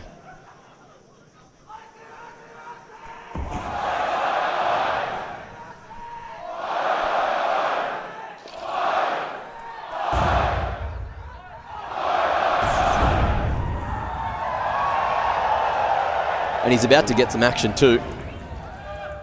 Monacy posting, waiting, close range. Pistol ain't working this time. Peek's advantage. Oh, it's there, but there's a man behind the enemy line, and Monacy at least able to find it with the Tech 9. Oh, he's done 99 in 1. I wonder if that's going to be problematic. These USPs can certainly ping you over a long distance. And now the reroute comes through. The jump almost caught him. And Floppy, good for 1. The polish off onto Monacy. But a 3v1 JT, rifle in hand. Does he bother? Or is it too valuable? That one-tap potential on the CT slide. Ooh, it's juicy. Certainly is. Ooh. But can he save? Do we like saves here in Sydney, Australia? Do we like spending our money appropriately? Are we going to waste it all on Intel processors here today? Of course we are. Got a split crowd on that one.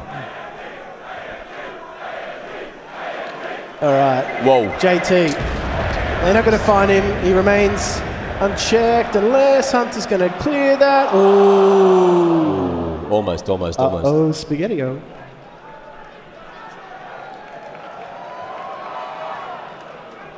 All I'm saying, there's only one processor company putting all the money on the line, and esports tournaments back on our soil, guys.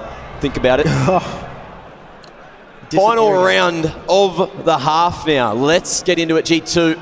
Closing the gap as quickly as they can. 8-4 on the horizon. Well, let's see if they can do it. Complexity. Less util this time, but they are going through. Oh, yeah. The G2 also, going to burn to a crisp. A Liege backing away with that one, and the number's going to be played. But look at this Hunter. The boost. As if at the timing he hasn't quite spotted it, but he will react in time. Not able to find the second man, but Floppy as well, pressuring. Grim falling, down to a 3v3. It's messy for the final round of the half, and the last line of defense of Halzek, almost able to find the double. JKS through with the trade, and the nade, pushes Sloppy forward. The young Messiah, 1v2. I've seen him clutch a round or two before. Let's see if this is one of them. He's got a bit of time to work with.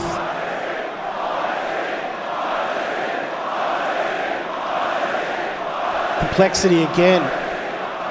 Playing two abreast, they're sticking together.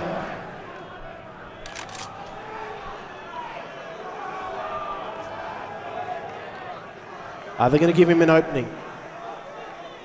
So much time. Oh, so damn crispy.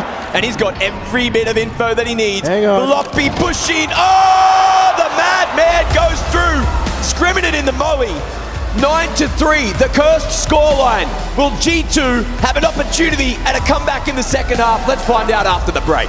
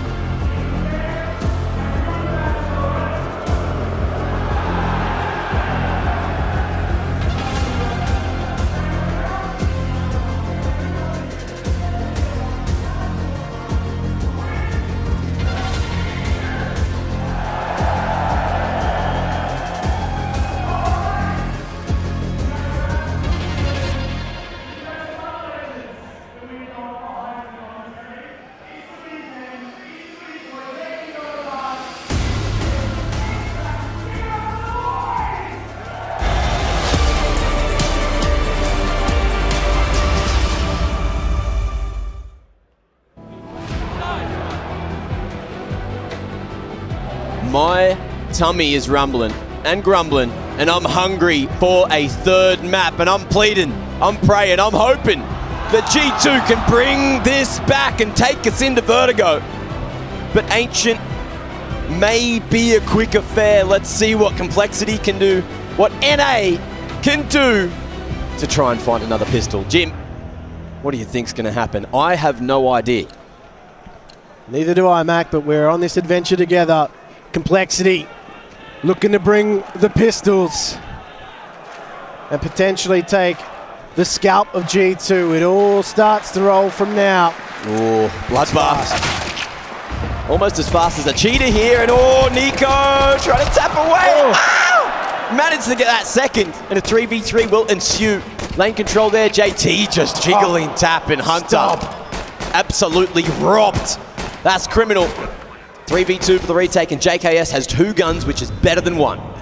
Certainly is going to have to get something done with them, though, because post-play position for Complexity is good. Floppy swings on that contact, and it's all on Hooksy. Flash forward. Just waiting for one of the teams to step out of line. Gets the first, reads the setup, but has no idea on JT. Not in the clip. Oh, Crispy. No kit in play, but he's got to get the kill today. And he's just looked away. Complexity already winning. Hooksy, crisp shots, but they're going to have to do it the hard way on the CT side. 10-3 after the pistol. That's heartbreaking for G2. Ooh. But I tell you what, this balled aggression coming out of Complexity, it's getting them results. It was fast to start to that pistol round. Unfortunately, there's just nothing left at the end of the round there for Hooksy. He falls victim to the bomb. And so, CT economy, it's a little bit rocky. They're going to have to do this the hard way, Mac. The absolute hard way. Yeah. The longest journey back into the game. Not unachievable, but the difficulty maxed out for sure. And Complexity are just waiting, holding, putting those crosshairs in position to just get some extra damage. Hooksy, shoulders a little bit too big for the Giga Chad, but that's cost him maybe another round. JKS comes through with 1, but 5 for Complexity. Oh, they knew what was coming. But they did. Now this is the pressure cooker. What are they going to be able to do on their first gun rounds? 8 rounds the gap. The mountain to climb just got bigger. G2 need to pull the trigger of the comeback right now, or it will be too late. Trying to exert some utility pressure on mid, on laneway. It just beats out the tease. So none of this early utility usage, just been a great investment thus far, but early days just yet. Complexity, very measured.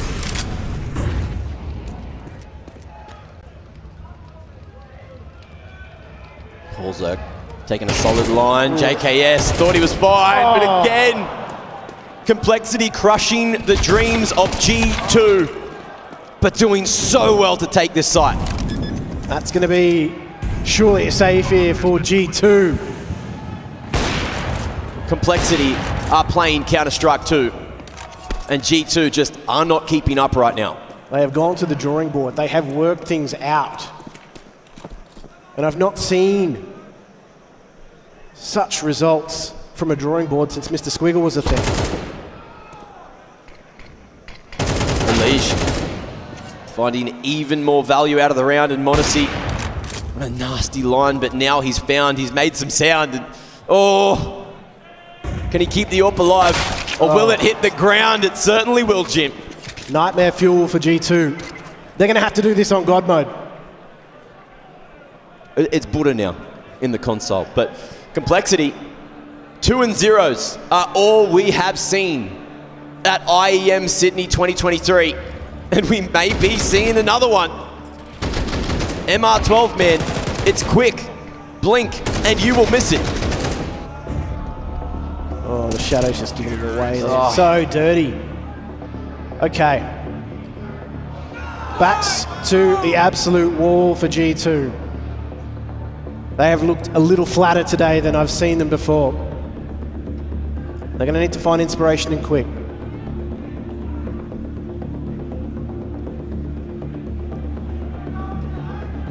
This is going to be one of those buys that is going to either be talked about for a long time or it may just fall flat. Yeah. And let's see how Complexity adapts. Is that going to be that? Is it all wrapped up here in round 16? Or we get messy? Hunter all the way up, and that's the first wicket to fall. Pays a pretty hefty price though, Hooksy. But they have some breathing space. Blowing. Floppy.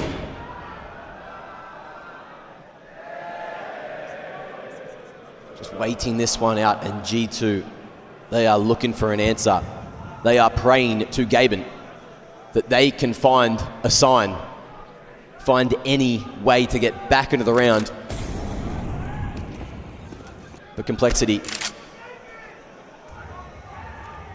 feigning that mid control.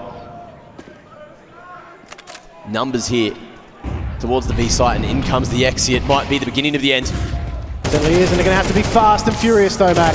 Oh, Floppy going to be able to get the entries he's looking for. Hooksy, a bullet from the grave. And that molly forces him away. JKS and Hooksy. It's not gone well for him so far, but Complexity, they can taste it. They can smell it. And they're going to make it theirs. 13-3 on the other side of these two G2 individuals. But can they find him? Unleash, he knows. He's missed the blows, and oh, that's that! 13-3, a walloping from Complexity, 2-0. They are the first team in IEM Sydney 2023 Grand Finals, and Unleash, he's looking to go back to back. And the Star-Spangled Banner flies above the star-studded banner of G2. So much heartbreak in the arena. JKS out of here, and G2, they were the favorites, but the underdogs, North America, they seem to excel here, right down under, and they're doing it again. Oh, Unleash, he's got to be the MVP, man, playing so well. Floppy as well, those entries at the end, everyone there. They are just playing a different brand of Counter-Strike. They are adapting, and that is how champions are made. G2, of course, didn't have a lot of practice coming into this, didn't have that first experience on the stage in the quarterfinal yesterday, but they are here. At least, for a little bit longer. Complexity though, who are they going to be going up against in that grand final? It will be a best of 3, it will be tomorrow. And we've got another team to decide, but Anubis and Ancient, don't let this team play those.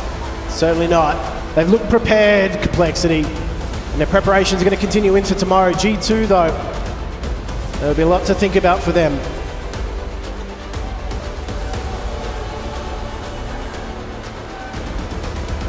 Okay, well, I do need to, just acknowledge the issue in the room here right now. First of all, can we give it up one more time, please, for G2? The real hero, though, today, and I need to hear it from you all because they have bloody earned it. It's Complexity!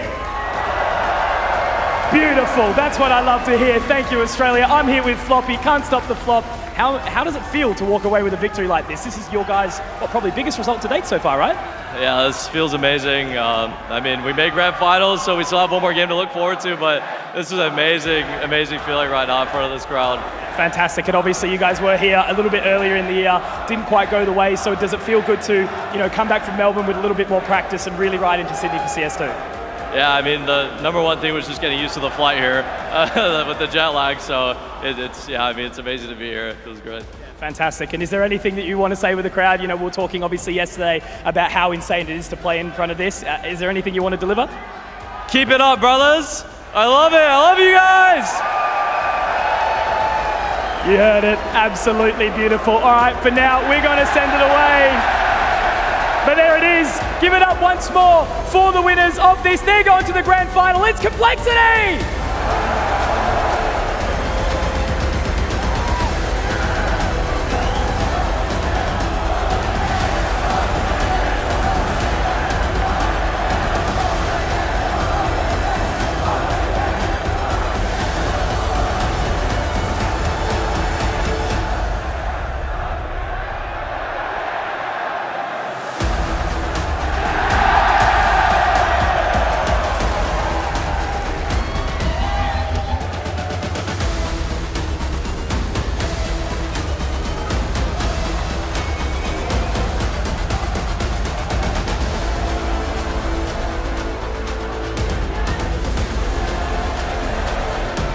Well, revenge claimed and the spot in the grand final well and truly earned. Complexity crushing G2 in the palm of their hands and Australia's hopes and dreams in the process. And we've got none other than Elise to breaking it all down, man.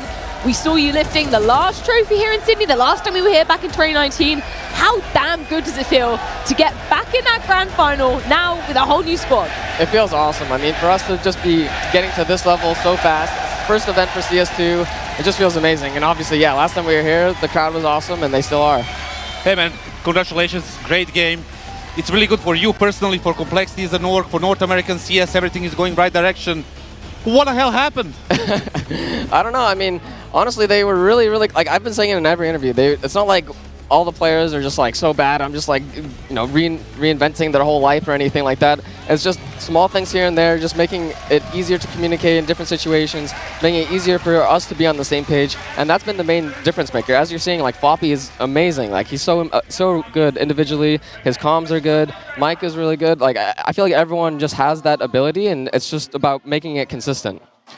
Ancient. Okay, I'm not going to talk about the newbies because we saw that's one of your favorite maps. Ancient, 13-3, strong CT side. What was the game plan going into this one? Because you seem to be in control of everything. Yeah, so pretty much the game plan was that we didn't really expect them to want to put a lot of pressure on Cave, and they know that mid is pretty hard for us to take right now. So I wanted to put a lot of pressure on them B just to start off, because we watched how that they were playing against ENCE, and it was very difficult for them to actually play the round if they didn't have that whole control in the very beginning. So I wanted to immediately start the game by shutting that down, and also the only other thing that I thought they could do was start kind of aggro on towards ramp. That's great. A great answer. Talk to me about the game plan itself, right? Because you are the one, you said you were the one that wanted to do this. How do you communicate that with TC, with JT, with the rest of the team? Does it go like as a team, or you just come up with the coach and then you tell it to the team? Well, we pretty much watched like all the prep together, like me, JT. I mean, the whole team really did, but just any suggestion that I have, I'm just like, yo, I think that we should do this. This round looked really good. I think that a game plan should look like this, because this is how their mentality is going to be. And JT, he has a lot of faith in me, and we have a lot of mutual respect on the team. So he was just down for it. If he thinks it's a good idea, then we're going to go for it. John, congratulations on getting a chance to defend your title first and foremost. You played a lot of stage games, playoff games. You've been a favorite in most of them. Here, you were a big underdog coming into it. How was that, and did it make it a little bit easier for you guys to play with the pressure being on G2?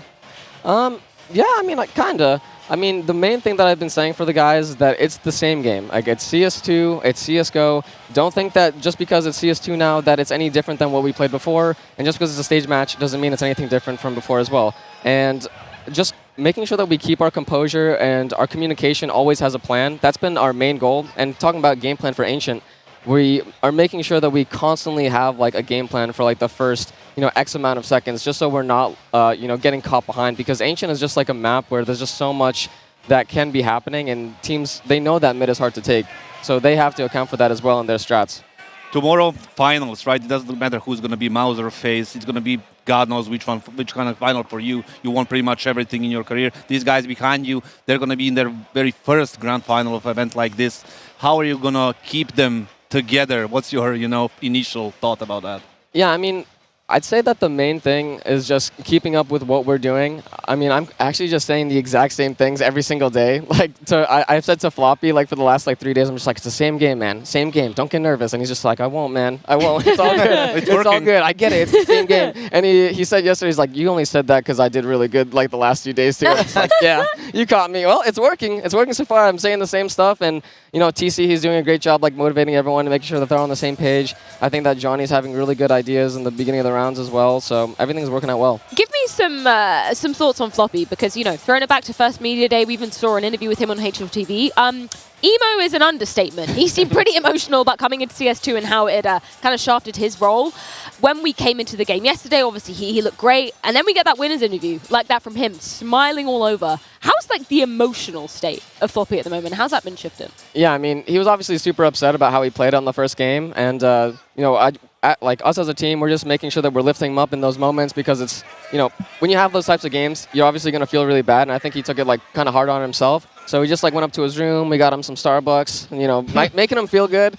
And after that, it's just about problem solving, because you don't actually feel better in the game until you fix the reason why you're feeling uncomfortable. And since we're playing the same maps every single game, that makes it pretty easy, where it's like if you get exploited one game and there's some problem that happens, you can fix it. And then the next game, if another problem happens, you can fix it. And eventually, you're going to have a lot less problems, and you're going to feel a lot more comfortable. It seems to me that you brought, you know, this kind of analyzing and finding the problems and talking about them pretty much through communication and everything, like routines and processes. Is that the case coming into, you know, complexity? Is that something they had problems with? I think that they just didn't have like a very. I would say before, the main problem for these guys was communication. I think that it was just super hard to understand like what was happening in a round. Like everything was just kind of random. I felt like even a lot of like the little comms here and there. But I mean, everyone is like they are very analytical themselves. It's just diagnosing the problems and making them encompass more situations, because you can't talk about every single situation, can't talk about every single strat, so you have to like define these things so it's easier to communicate with each other. And if there's some situation that happens that you don't know, you can still classify it under something that you do know and have a response for it. Speaking about the different problems, right? You've been through a lot with Liquid when it comes to issues, right? Interpersonal, in the game, everything else, right? Do you recognize some of these like rookie, childish problems in complexity that you kind of went over like 3 years ago? Yeah, I mean, I would say that it's a little bit kind of how we were coming up on Liquid in 2018. I'd say that it's not really, you know, team stuff that's like kind of, you know, more rookie, but it's more just, you know, feeling stressed in like certain moments where you don't need to feel stressed or not. I'm not even sure how to describe it exactly. I just think overall it's just getting more used to a lot of situations that they haven't seen before, and making it easier for them to feel comfortable in those situations. Okay, speaking about adaptations, I want to flip the script to talk about Halzak a little bit. Obviously, a big point of discussion coming into CS2 is the AWP and how it's kind of playing out. Obviously, in the server today, Monacy has been a guy who's been consistently picking up the AWP. We've seen Halzak maybe adapting and not picking it up so much. How's he feeling about it? What conversations have you had with him? He's been feeling fine with it, honestly. Like he felt uncomfortable initially with the flick. Like there's some like nerdy reason of like when a shot gets registered or something, and he's saying that's like what it is. But I honestly have no idea.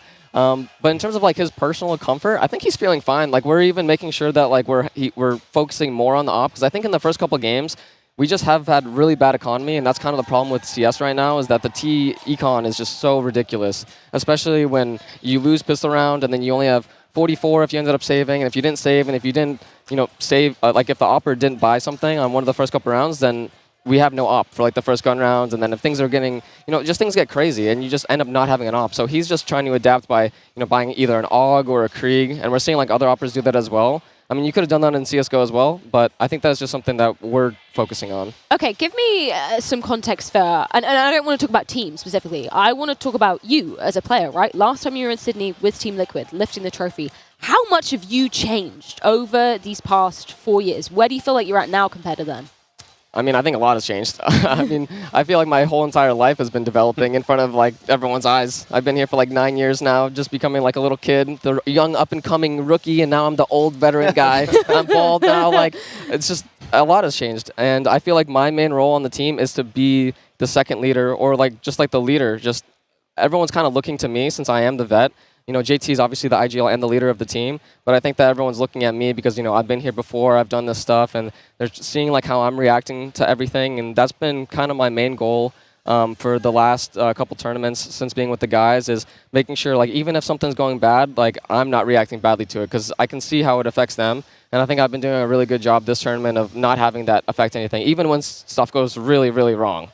Final question from my side. Anything you want to say to the fans that have been supporting you throughout your career, throughout whichever team you've been on? Now you're making it to another grand final with Complexity. Yeah, I mean, it's been awesome. Like having this whole like NACS resurgence has been fun for everyone, and it's been awesome like seeing everyone cheer for us and you know, root for everyone. So yeah, I mean, I thank everyone for all the support and everything like that. Make sure you check out Refrag, guys. Make sure you check out Refrag. We've all been using it. We've all been using it. It's actually the best way to warm up and everything like that. Check it out. Thank you so much, Alish. Congratulations on making it to the grand final. And yeah, really looking forward to seeing you take on either FaZe or Mouz. Obviously, that's going to be decided in our next game coming up. Yeah, we'll let you go off and you can go celebrate with the team. Get prepared for that grand final tomorrow. Thank you. Yeah, gentlemen, obviously not exactly the result we were expecting and not exactly the fashion we were expecting it in either, right? The fact that Complexity take this one in a convincing 2-0. The fact that G2 don't really bolster up too much of a fight, I think that is maybe the other side of this conversation, right? The fact that G2 were looking a bit lackluster. Well, Freya, I mean, some players in their team, they just don't know how to play the game.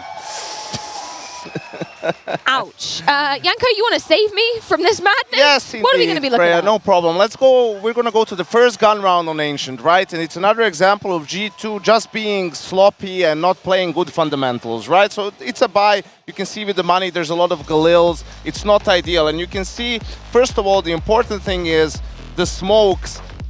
The smoke for mid.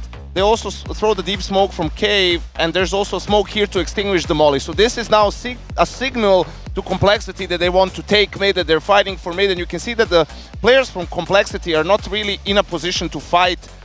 They're sort of letting mid go in this round. Well, now we have to wait for this to happen. I clicked the wrong button.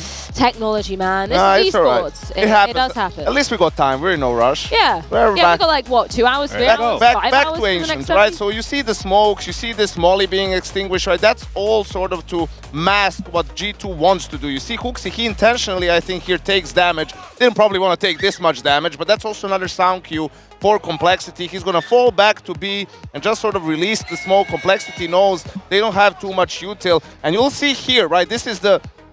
After this point, we fast forwarded a little bit, so G2 was sneaking out. They were creeping out, creeping out. All this time, there's a smoke on Nico, there's a molly on JKS. And instead of just Nico smoking off Donut, mollying behind the smoke so you can go and plant the bomb, they just keep sort of swinging, like sort of creeping out, right? And they didn't see anyone up until this point. The Complexity players have to be somewhere. So I think in the end, this was the mistake. Happened one more time. Jesus Christ. But yeah, that was basically it for this round. That's when they're going to lose some of the fights to the Complexity players coming in from Donut. The round is going to fall apart. And that's the also important first gun round, right? Where you're trying to get some momentum after how Anubis went and things just started going even more downhill from this point on. And kind of makes me think about what Yukasad was saying during our first, pre-game segment. The fact that some of the fundamentals were just off for G2. And again, not able to kind of get their shit together, coming on their own map pick of Ancient, right? Yeah, we saw it even after Anubis, that the trading wasn't there. Even the spacing was like a little bit off. Me and Yanko were discussing in the green room. There's like a couple of steps here, a couple of steps there that kind of cost you the refrag, right? Cost you the trade, cost you everything, and ended up costing you the map and the game. But analytical part aside, what I really saw is like a lack of character. You are the reigning champions of Cologne, Katowice. You are one of the best teams this year. You show up for JKS, like Monesi said, to win this semi-final, and you show no character during the both maps at all. Where was the leadership right there during these two maps? The timeouts, I'm looking at the screen, looking at the body language. Swanee is sitting down on his chair. He's not doing anything. Hooksy is pissed. Nico is pissed. Where is the character? Why is nobody slamming the desk if nothing else works, right? Nobody's changing the pace strategically. If I'm the coach there, nothing really works. I'm going to slam the headset, Freya. I'm going to slam the headset, get warning by an admin. Do something to kind of interrupt this bullshit that's going on right now for my team, right? Even if it's going to cost me something down the line, right? I'm going to wake them up somehow. Nothing really happened. Usually people don't do that, but sometimes that's a solution. In basketball, you get a technical foul, yellow card, red card. Do something to wake the team up. They were in a rut. I mean, this whole series started off bad for them, and then they just didn't play good. Like, this is how a bad day for G2 looks like. It's way too slow on the T side. You saw, and it has to be said, Complexity played really well, right? They were taking advantage of it every step of the way. Proactive on the CT side. We heard from the Elige. They had a plan, in freeze time, they had some sort of a call for CT side. Might work, might not work. And if they don't get the correct read, in the mid-round, the adjustment comes. I mean, we saw one of the rounds on Ancient Grim flanking G2, getting like a double or a triple kill, flanking elbow at 1 minute. That's because G2 gets banana control, let's say, lane control, and then for 30 seconds, nothing is happening. It takes them too long to make a call, organize themselves. While that's happening, Complexity is being proactive. They're always there at the right place at the right time. What's pissing me off is the fact that, everything's pissing you off, bro. They know this stuff. I think we can tell. Yeah, but they know this stuff. They do this stuff. They won Cologne like this. They won Katowice like this. They played many great events this year playing the fundamentals right. And you come in from the Australian crowd right here, the first events this year, and you don't apply anything? That's why I'm pissed off. I think we need some time for, Kazar to cool the hell down a little bit. And what better way to do Probably that? the rest Check of the in day. with our DHL MVP.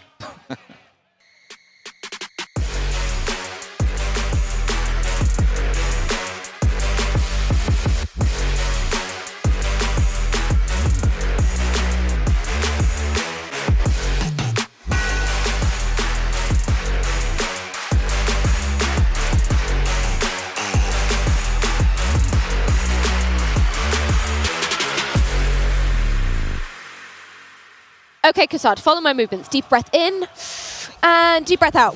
And then load up your PC and get your Twitch channel points in, because that's exactly how you vote in our DHL MVP of this tournament. Of course, Grand Finals is exactly when it will be announced. But here's your options for this first semi-final. JT, the man calling the strats, and the man delivering the deadly shots. But Floppy, he's again showing up incredibly consistently, Kazar. We said it after the Bet Boom game. He does it again here. We wanted him to play well so they can get to the finals. He did. He played very well. We have the next one. Monesty is up on your screen. He had a good Anubis. Overall, he couldn't really play to the same level as he did in the group stage. Still enough. The other team, the other part of the team and the other aspects of the game kind of failed him. The next one is Elige, Yanko. Yeah, absolutely. Elige leading the way, not just, out the server, but on the server as well. Had another great series.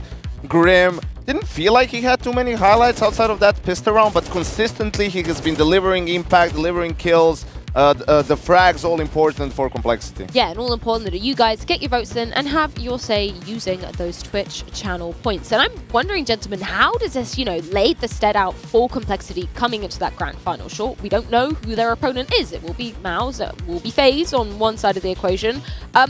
Just in terms of the tenacity and the mental fortitude we think from Complexity. Absolutely, and I think Elige said a number of really good things, which is like, for example, when he talked to Floppy and about all of that, it's like, the only thing that will get you out of that is finding solutions for what the problem is, right? Because that gives you confidence. You're like, okay, if they do this now, I have this counter to it and I have this move. If you're just improvising all the time and you're not sure about what it is that you want to do, that's where you're feeling uncomfortable. That's where you don't have any confidence, really. So I think Complexity has been doing a great job with the macro aspect, right? Like preparing for games, having a game plan, following it, having a plan A, B, C, couple of adjustments, and just, seeing what happens. Maybe it works, maybe it doesn't work. So far, it's been going great. It has worked. The players individually have been doing well. And right now, why can't they beat whoever comes in the final, right?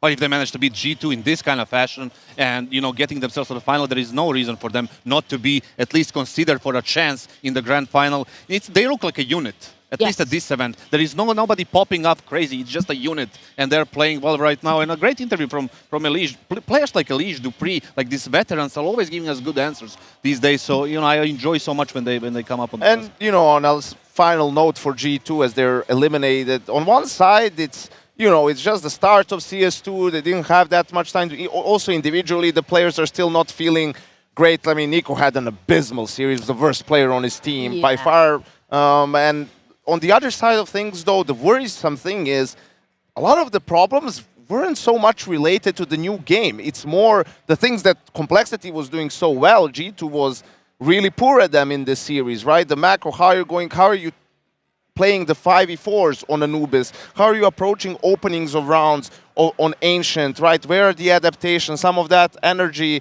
level things for them. So, yeah, we'll see what the future holds for this G2 squad. Well, Complexity locked into the coveted grand final here at the Intel Extreme Masters Sydney. But we need to find them an opponent. Either FaZe or Mouz going to be edging themselves ever closer to the first Tier 1 trophy in Counter-Strike 2. Our second semi-final going down after this break.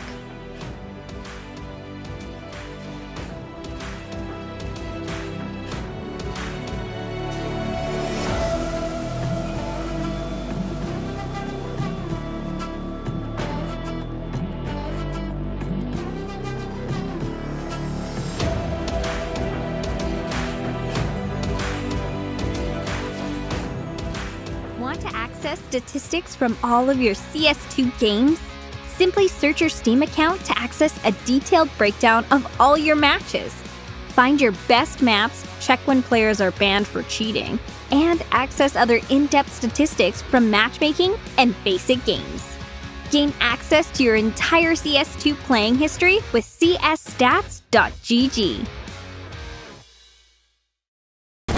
pushing smoke, bro. Let's go trying so hard. Jesus Christ, man. Summer is over. He's so blind. One close. It's time to try hard. Join the first CS2 League season. Market door one. Cat dead. Let's go. Win your share of $214,000 on your path to ESL Pro League.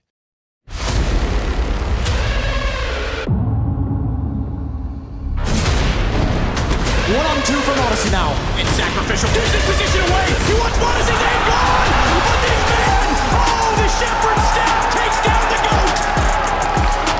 The CS2 is a new game, right? And obviously the new game is a new opportunity for you. It's finally something different, you know, and even though it's the same game, it's something different. It just gives the fresh feel to it. Everybody likes the game from what I heard, if they're not lying. I was like scared about it because if I wouldn't get fun, I could have left the game. For now, it's good. I think my role in CS2 was buffed, clicking W and running fast, so I'm very happy with it because I'm already doing the things that I did in CSGO. In CS2, it's just much better. Manages to get out through the apartments. That flash from Neofrag. Oh,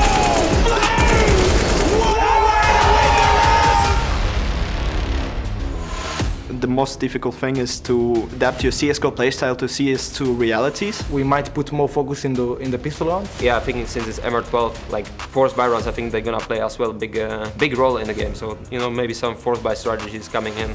Now I think it's more about firepower. It's more about just shooting and go through. Double kill on the hub.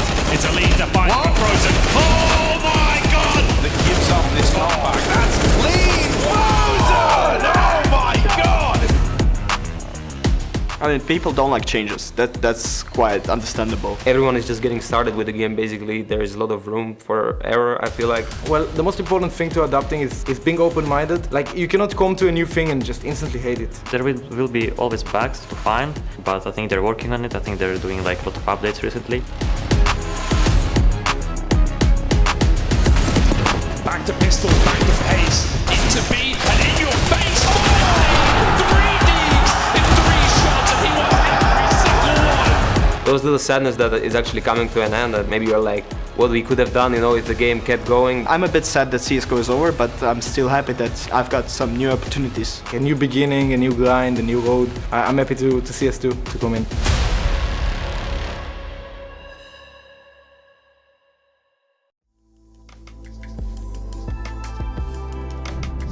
Hey Future Pros! Let's look at an overpass util set we are seeing teams use going into CS2. I've seen FaZe storing it a lot, but let's look at Fnatic as they are showing some good variants. The smoke molly combo that's thrown here blocks off the T-cross from stairs, and Molly's playground.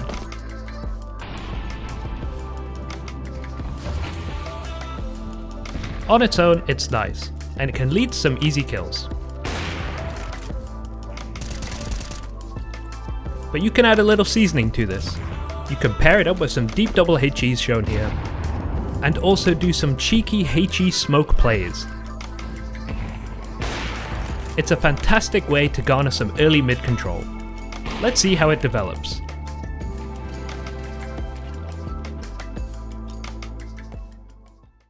Are we ready? Are we ready? Cameras rolling? Yeah. Adam, 3, 2, 1, go. They gotta see it to believe it. Word of mouth ain't enough. Can I cut in? Yeah. Adam, just record the view. Record the view on the phone. You know? Yeah, like you were posting a story, you know? Hey everybody, we're here at IEM Sydney. By my side I have Frozen, I have Torgy and... Hello. So it's going to be a little role swap thing that we're doing today. Frozen, you're going to be our creative director today, and you will produce a piece about Torgy. And in the end, we as the editing squad is going to put the piece together, and we're going to see how it turns out. Sure. You are gonna be our main guide. He can like give in maybe like some ideas. Nope. Okay, what kind of music do we need? I would like to be a little stylish, but as well chilly. I know the music you like, so we could keep it a little gangster, but not full gangster. Yeah. But he's liking it too much. Is that good? Yeah, it's good. You have the opportunity to troll him a bit. I can, but as well, since it's about him, I want to make him look good. Oh, look at what a good teammate. Okay. I mean, we need budget to Okay. I like the ESL started to do like a drum and bass kind of frag moves. Yes. It's, Oh I think my it looks God. very nice. So I would go with that. I don't know who does it, but I like him. We're gonna do something in between frag movie, but as well introduction of Torchi. You know, just you know, being you, man, fucking stylish, sitting around, you know, Having ice cream. Yeah, having ice cream, man. We could go back to academy days, you know, reflecting how it was back in the day. Like how was the feeling before a match? Let's go. Which way? I don't know. I don't know. I follow someone. We're going to a nice location next to the Opera House, and we're gonna record some hero shots of Torchi here. After we done this, then we're just gonna do like a little interview back in venue. If you're gonna have an interview, you need to prepare questions. I'm cooking them at the moment in my head. You can kind of make one about like the beginning. But I'm the boss here. Yes, you are. He's so good at this. I'm I afraid. think he's doing a great job. I'm just saying. We're here. Nice. This is so beautiful. Can I go for a swim? I would record this part first and leave this for later. So this will be like the golden cut, you know, this is the money. I see, I see. I'm choosing location for his hero shot now. So I would start somewhere like there, maybe walking to that area, getting like ice cream, you know, maybe have a picture of the bridge. Having shots towards that, no? Yeah, like having that area in the shot, and then slowly moving to that side and having the opera house in there, you know. Maybe take that, like that frame, and I would finish it there. Sounds good, director boss. Sounds good. But yeah, but this fence is my idea would be here because that fence, I don't like the fence. No fence. No offense. Just be full tourist, bro. Take out your phone, you know, walk out, take a picture of that, enjoy the life, take a selfie, man. Okay. Sounds good. We got this. Are we ready? Are we ready? Cameras rolling? Yeah. Adam, 3, 2, 1, go. They gotta see it to believe it. Word of mouth ain't enough. Can I cut in? Adam, just record the view. Record the view on the phone. You know? Yeah, like you will post. How did it go? I think I did all right. It was very easy to work with. I think you did a great job, David. Yeah, thank you, bro. I think they did great, being super patient, and then it's a new area, right? Like, so first figuring out like what to do and stuff. And I think we've got a nice plan written down on paper here, what we're going to do with it. It's going to be a sick edit. All right, now we're good. All right, cut. How do you want to do this? Do you want to just be in the jar constantly? No, I think do you get that? Yeah. Okay, and you can like... Yeah. Amazing. Perfect. For the planet Earth. Terror, fly over neighbors.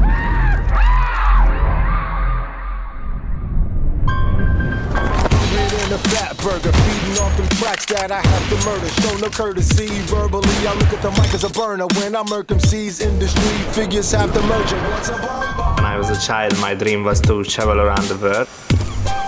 Yeah, it's just really nice to see that I can do what I love to do, just play Counter-Strike. Back then I was more city. I didn't take it that seriously. I was just going with the flow always. When we were playing in the Academy League, it was a really good experience to play in, but COVID era. There was different times, obviously.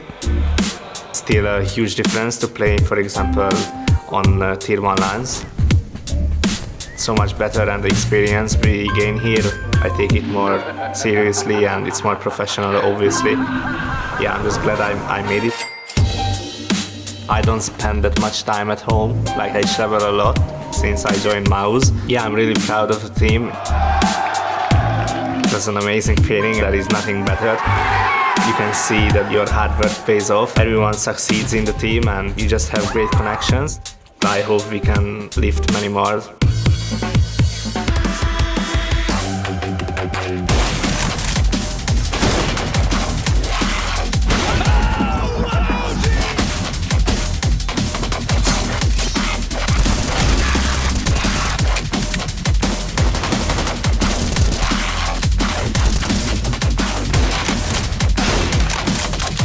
God, that's quick.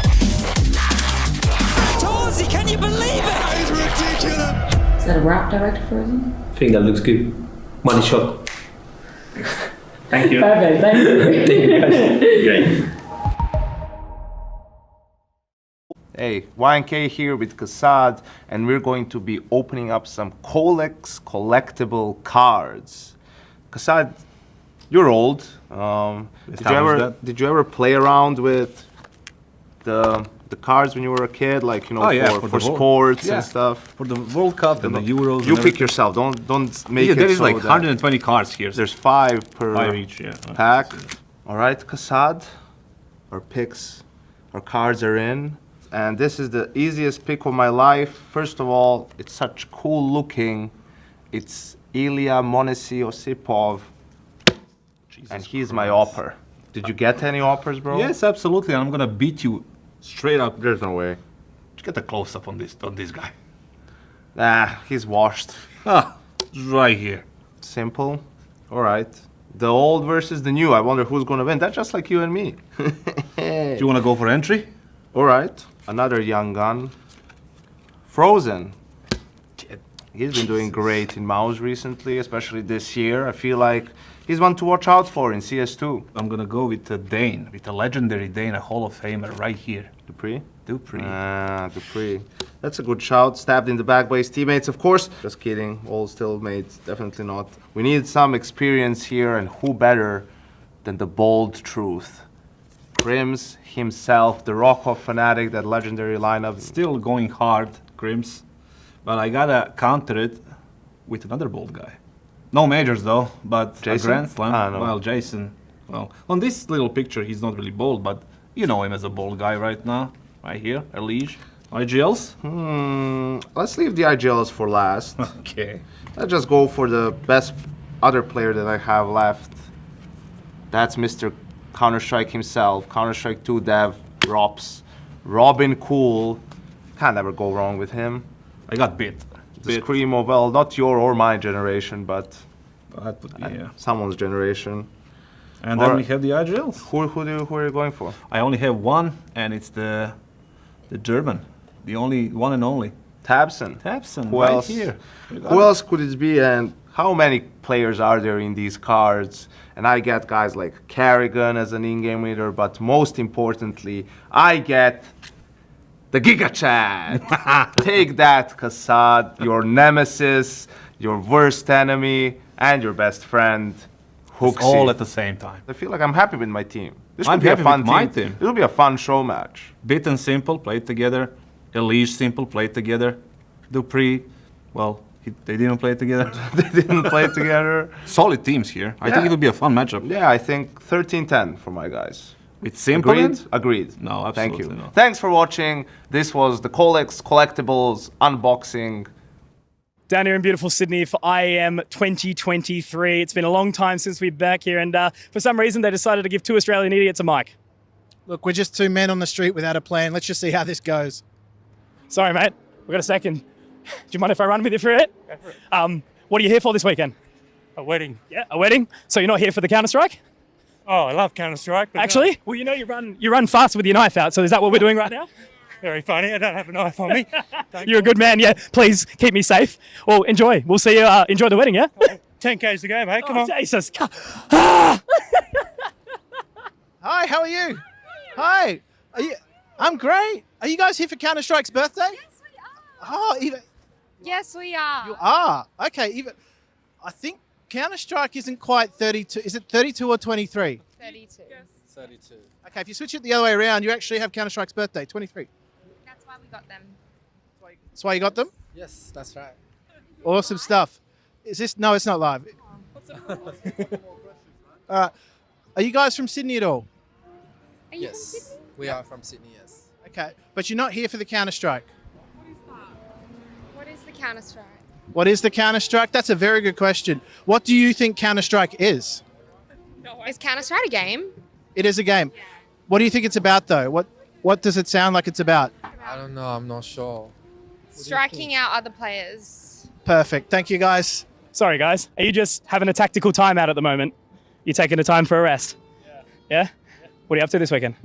Nothing. Yeah? You're not here for the CS? No. No? Have you played CS? No. Oh. All right. Enjoy. Hey, gents, do you mind if I ask you guys a couple questions at all? Yeah? You want to? Okay. First question. What do you guys think of the new smokes in CS2? What was that? What do you think of the new smokes in CS2? I see you're getting a bit of practice in. New smoke? The new smokes. So do you guys play Counter-Strike or know of Counter-Strike at all? I don't know that. Not familiar with Counter-Strike? Never heard that. Don't mind if I ask you guys a couple questions. I'm here for ESL. What's on this weekend? IEM playoffs. IEM Sydney. Perfect. All right, we've got some guys down here. Are you guys local to Sydney? No, we're from Melbourne. We're actually here for IEM Melbourne, Sydney Victoria. as well. Perfect. Who do you think's going to win the event? Oh. G2. And is CS2 shit or good? Good. I don't know, guys. I don't know. Thanks, guys. Legends. Sir, do you mind if I ask you a few questions? I'll run with you. All right. Now, I can keep up. I've got a good pace. Have you heard that you can run faster with your knife out? Sorry, say it again? Do you run faster with your knife out? Yeah, always. Okay, where are we going? B-side? Where are we going, Darlinghurst? Darlinghurst? All right. KFC. Okay. Next all KFC straight after the run. All right, perfect. I'll catch you there. Hey, this is actually perfect. I've found my last teammates from my last Premier game. Guys, what the hell happened last game? Still no fucking mics. Sir, please. Tough crowd. What would you say, like, overall, like, what is the vibe, like, in the team? Like, is everyone, like, being super professional, or it's just, like, you know, like, shits and giggles? I guess just like in every team, you have every kind of person. Like, you have some trolls, you have some serious guys, and but the vibe is really nice. I mean, I have been here for, what, like 3 months maybe? So just getting more and more familiar with all the jokes that's happening and trying to like understand some of them, but the fact that everyone is from a different place makes it more complicated. But it's also nice to see like how these guys get along and how different people can be. But I've played for FaZe at some point, and we had also different cultures, a mix of every place. So that's very interesting to see how people interact with like just the language makes you think in a different way, you know. So it's a very interesting, you know, thing. Yeah. Yeah, but how, as you mentioned before, you know, you played in FaZe and you played with a lot of players like from different countries. Probably when it comes like to this team, considering that you have like players from the Scandinavian countries, from the Baltic countries, everyone overall is like pretty chill. So it's not the situation when someone's like super explosive, super like emotional or something like that, right? Yeah, that's true. Like it doesn't get to that point. I mean, yeah, playing for VP was more tense, I guess, in here. But these guys are very successful. They've been, you know, one of the best teams in the world for a while now. And like, you know, once you get there, you know your ways, how you got there, and you're being used to it, right? So just, yeah, trying to understand that, bring a little bit of something new to the table. But yeah, mostly just get to know the guys and get comfortable being around. So how is it to have CS back in Sydney? It's fucking awesome. Can't go wrong. Can't go wrong. Can't go wrong. Can't argue with that. Which team are you going to support? Is it going to be FaZe or Mouz? FaZe. FaZe all the way, bro. It's FaZe all the way. What about you? Yeah, FaZe. 100% FaZe. Yeah, FaZe, absolutely. FaZe all the way. FaZe all the way. All right, guys, a moment of honesty. How does it feel to have CS back in Sydney? Listen, when 2019 happened, I was 18, my friend wasn't, so we didn't go. And then COVID happened. So now we're back here in 2023. Couldn't be more happy that CS is back in Sydney. I don't want to ever have to go back to Melbourne again. Sydney is superior in every way. Melbourne a Dogs DreamHack was Mid, yeah, that's all right. Yeah. We've seen better. But, you know, this weekend, shaping up to be a good one. All right, but you guys, which team are you going to support right now? Is it going to be FaZe or Mouz? FaZe. Has to be FaZe, 100%. It's got to be FaZe right now. FaZe up, FaZe up. FaZe up. A's up, let's go. Embarrassing friends. Easy for FaZe. Boys, CS is back to Sydney. How does it feel? Fucking awesome. Yeah, it's pretty great. Fuck JKS. Okay, but the next series is going to be between Mouz and FaZe. Who's going to win it? FaZe up! FaZe on top. Unfortunately, Mouse sucks. I guess it's going to be FaZe. The event is so good that even Jamie came over. How is it? Well, it was better until G2 lost, but you can only do what you can do. Yeah, Jamie like really improved his English. But the next series is going to be between FaZe and Mouz. Who's going to take it? FaZe. FaZe, 100%. FaZe up. FaZe up. What about you guys? Is it going to be FaZe or is it going to be Mouz? Come on, FaZe. So ladies, CS is back in Sydney. How does it feel? Feels good to be back. So good. CS is the funnest time ever, and in Australia, the best. I cannot wait for the cashes tomorrow. It's going to be legendary. But today we still have FaZe against Mouz. Who's taking it? FaZe. Always FaZe. FaZe up, baby. Always FaZe up. So guys, are you enjoying the crowd here in Sydney? I'm loving it. We're loving the crowd here, man. It's always hype in Sydney. It's always rowdy. It's always funny. It's always interesting. It's never boring. And who's going to take it? Is it going to be FaZe Clan or is it going to be Mouz? Between FaZe and Mouz? Oh, I'm phasing up. FaZe up? What about you? I don't know. I reckon it's honestly anyone's game at this point. It could be Mouz, but I think their complexity is going to win the whole thing. That's what I'm saying. Ooh, all right. Thank you. Let's talk to those guys. I've never met you in my entire life. Are you enjoying the whole thing? Yeah, we came for cheating for G2, but like that was like actually. Yeah, it was like really unfortunate. But the next series is going to be what? Between FaZe and Mouz, who's going to take it? We are going to cheer for Mouz, of course. And what about you? I'm going to cheer for FaZe, of course. All right. So it's 50-50. Thank you.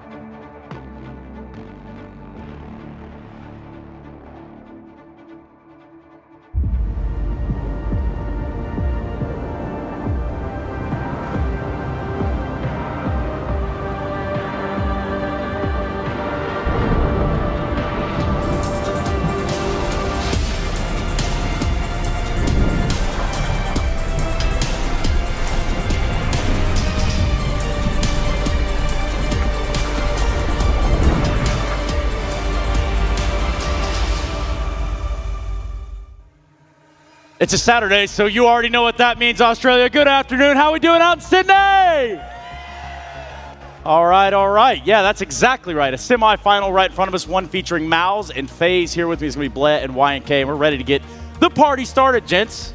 How was your evening? How was your day? Fantastic. We had a great game right there, at least if you're a complexity fan.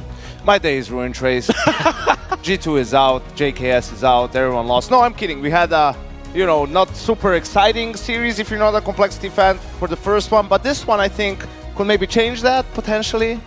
Hopefully. Maybe. So how heartbroken are you about this G2 thing, Yanko? Not at all, Trace. I'm just an analyst. I couldn't care less. He was crying in the green room. Oh, so he just wiped the tears away, got out here. Yep, put the makeup on, and here we are. Right. Now, if you think about FaZe, they definitely didn't have any tears yesterday, but they were dealing them out. That's for damn sure. I don't think that goes without saying, right? Yeah, FaZe looked fantastic yesterday. I think right now, if you're looking at the way all these teams are playing, they might at least, based on the results, be the best team so far in the tournament. Taking on ENCE 2-0, 13-0 on ENCE's map pick as well. That was a dominant win.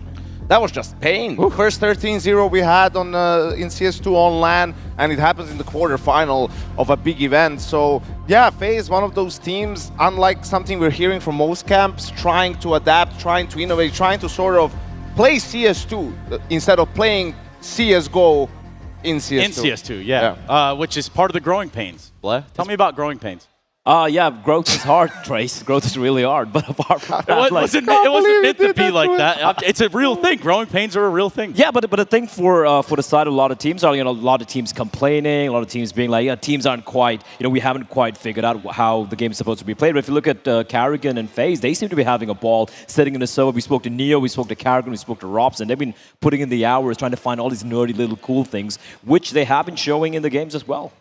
And for FaZe, it's about communication, energy, all this stuff that we've been hearing coming from their camp. Some motivational issues, that means energy is low coming into games, coming into practice. That means communication isn't as crisp, isn't as fluent, and that's going to lead to you playing sloppy CS, right? And when you're going to get good energies when a new game comes out, you're going to get extra motivation. You're going to come to the stage of IEM Sydney. You bet you're going to have good energy. You bet the communication is going to be flowing and you're going to be whooping people's ass, Trace. You're going to get ends with a 13-0 on the second map. 13-0. Our talent manager said she was heartbroken. She's never going to see a 16-0, which is, kind of ironic in a way because we did get 13-0 and on land left. Yeah, I mean, we've got to switch things up as, we do have a new game here. What I really like from FaZe, as opposed to what we saw from G2 the previous game, was how, just if you look at the personalities, everyone is super quiet, everyone is super timid. There was no energy, like you said, right, for the side of G2. But for FaZe, everyone is fired up, everyone is screaming, yelling. And of course, right now, I guess they are the crowd favorites as well. Yeah, in theory. And we also take a look and really kind of think about the idea that these last two times faced up each other. What did we get out of that? You guys know? Well, I think Mouz had the upper hand, really. This was in Pro League, in playoffs, where Mouz went on to win the whole event, right? The last CSGO LAN ever that ever was. And it was super one-sided, as you can see, 16-10, 16-5 on FaZe's map pick, so they're definitely going to be looking for some revenge for that one. Oh yeah, absolutely. And it is a little unfortunate, you have to address the elephant in the room as well for Mouz. They don't have young Jimmy in the arena or in this entire tournament, so to speak. But that being said, I think they've done a commendable job thus far to get it here, despite having the stand-in situation. Yeah, which is a bit of a plague from CSGO coming back into CS2, right? These are things that are kind of unavoidable. But what's unavoidable as well is getting these teams into the arena, getting them front-faced, and really getting set up on the stage. So let's see what Heku heard on the way in. I've heard him being called Shui, Shuhei, Sushi, but you can never go wrong with Camille, isn't that right? Yes, sir. All right, Camille, how are you feeling today? Good, excited, very excited. Have you already seen the arena or maybe saw the stream? Yeah, it looks beautiful. It's beautiful because you can actually see the whole audience. We're going that way, guys. Okay. I'm here to guide you. Always welcome. But yeah, you can see the whole audience and they're absolutely insane. Yeah, that's why I'm very excited. Yeah. Will you be trying to maybe cheer up the audience or maybe do what maybe usually Kerrigan does? Yeah. I'm gonna make them excited. All right, I'm looking forward to seeing it. Thank you. Thank you. Everyone is excited. It might be sunny outside, but soon it's gonna be raining bullets here. Rain. Yes. So you got to play on the big stage yesterday, already in front of this crowd. How would you rate them from 1 until 10? 10. All 10? All 10. They're a great crowd. They're an absolutely amazing crowd. But was it in any way maybe disturbing you the way how they're loud? No, it's just a part of the game. It's fun. It's fun. It's only motivates you, right? Yeah. It just makes you more hyped. So they're doing a great job. And considering you didn't go right away into the semifinals, you had to go for the quarterfinals. Do you think maybe it's actually for the best that you get to experience this a little bit more? Yeah, we're just here to play the most games, right? Making it more fun and more for games. So it's Yeah. All of that for content, right? all for content for Quinn. All right, thank you very much. Thank you. A little ping pong action. Ping pong. Yeah, I think it became a staple of Pro popular. League. Yeah, and now we get to see the best of the best, not just in the server, but the hand-eye coordination carries over. I don't know, maybe we got some ping pong players in the crowd. So there's maybe. ping pong players everywhere, but I think what I like, it's not these arrival interviews today, but yesterday when Heku talked to Kerrigan and they came to the very end before the room and she was like, oh, how do you feel about the game? She's like, they all look very focused and quiet. That's usually a good sign. And we saw the performance from FaZe yesterday, and I think they're looking similar today. Yeah, you look at their road to the semis up to this point. Yeah, they had their backs against the wall all the way up to this point, except for yesterday, where they changed the tone completely. I mean, if you go back to day one as well, they lost that very close game on Nuke to Game of Legion. Ever since then, there were a couple of hurdles here and there, losing a map to Na'Vi with Blade standing in, but they were able to. They just look better and better after every single game we're seeing from them thus far. They've played the most number of maps as well in the tournament, having to go through the lower bracket. And look at the names they're taken down here, Trace. Vitality, Game of Legion, the Revenge win, and ends made to look just like nothing yesterday. It's like they came with a broom into the lower bracket and started sweeping up, right? And I think also what's important, looking at their way through, right, with Vitality being in there and then Ants, Game of Legion, Na'Vi, is also they play the most maps in this tournament alongside Complexity, who just finished their semifinals, so with a game less, and that really helps for you to get a better feel for the game on LAN, to also learn along the way how best to implement, you know, the nading, the smokes, Molotovs, all this new stuff, peeking, like how to adjust your game as you're going through. And I think the really cool thing with FaZe right now is like every new game they play, every new matchup they have, we're seeing newer stuff coming out, right? We've seen them play Nuke a few times, Inferno, and then these little nerdy things that Robs and Karrigan have probably been cooking up in the kitchen. Yeah, probably cooking up, because not only are they cooking up the strats, you start to cook up some of the score lines and some of the numbers as well. The ratings are going to tell us a little bit of the story. Yeah, it's like everyone's having a great old time. For me, primarily Brokey and Rain, they look impeccable in the group stage. I think they were the main reasons why FaZe were able to have the lower bracket run. But Twist, he just woke up yesterday. Twist and Robs completely took over. Yeah, and I think until FaZe came along with this lineup, we were usually talking about like the cores of 3 players for teams if they go off at the same time, right? With FaZe, it's the 4-headed monster, really. With, you know, all these guys at any point in time can pop off, take over the game. Yeah, which is something that we also see. Yesterday we got that comparison chart of events played in playoffs or on LAN and the showings therein. Karrigan led that chart by a long shot. And I think that's the name of the game, right? If FaZe is on point, Mouz can't really compete with that. And yesterday we saw what happened to ENCE. We'll see if FaZe can maintain that level of performance. Yeah, I really like this quote from Karrigan, where it's like, you know, Robs is basically, you know, he's cooking stuff and he's allowing him to cook and make a lot of dishes, so to speak. And Karrigan just throws the seasoning on top. Just a little Tony Sachery smoke bay. Yeah, that's yeah, okay, that's not bad. That's a throwback.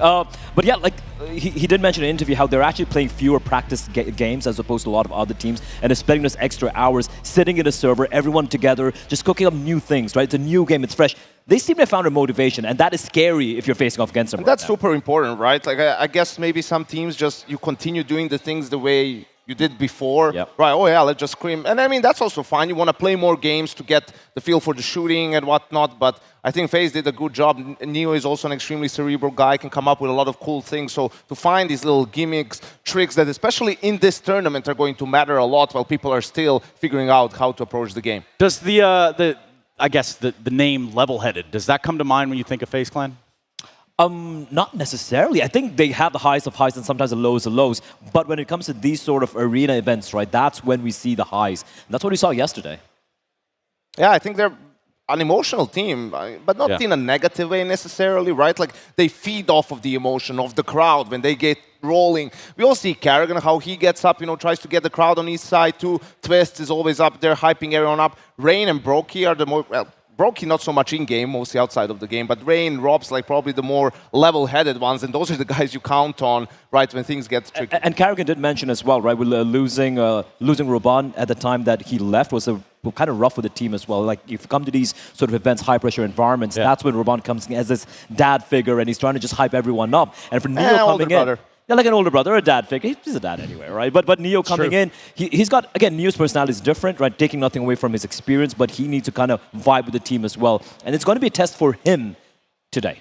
Yeah, it will be a test. And for the side of Rops, well, I'm not going to speak for him. Let's hear from Rops, everybody. So, Rops, right now we just saw Complexity won against G2, and just like them, you started in the quarterfinals. Do you feel that in a way, you also have an advantage over Mouz, considering that you already got experience on the stage? I would say so for sure. We played more maps now. By now, yeah, in the tournament we played, I think, a lot of Nuke, a couple of Infernos. So we have that experience, I would say, especially playing officials. It helps. Yeah. Mm-hmm. Well, Mouz managed to win EPL, and so far they went undefeated here in the groups. But they had the career switch. Now they have an unexperienced player on the stage. You probably checked out the demos. Do they play differently? I have not checked any demos. Did Karrigan check out the demos? Yeah, he did. But did he share that information with you? No, we're not anti-stratting because it's too early in CS2 to anti-strat. I would say you just look at a few, because I would say most teams right now they have like 2, maybe 3 like go-to strats. Take a look at those. Those you can note down. But you don't really anti-strat that heavy right now. You really need to prep your own game and make sure you don't make any basic mistakes. As long as you move as a unit and trade, the unit wins the tournament. Mm-hmm. And Snappy during the groups mentioned that like right now the state the CS2 is in, that right now it's kind of puggy. There's not that much teamwork. Do you agree with that? Looking at the games right now, I agree. And I also want to say that MR12 sucks. Thank you very much, Robs. No worries. Yeah, I think we're going to need a litmus test on that one. Australia, is he right or wrong?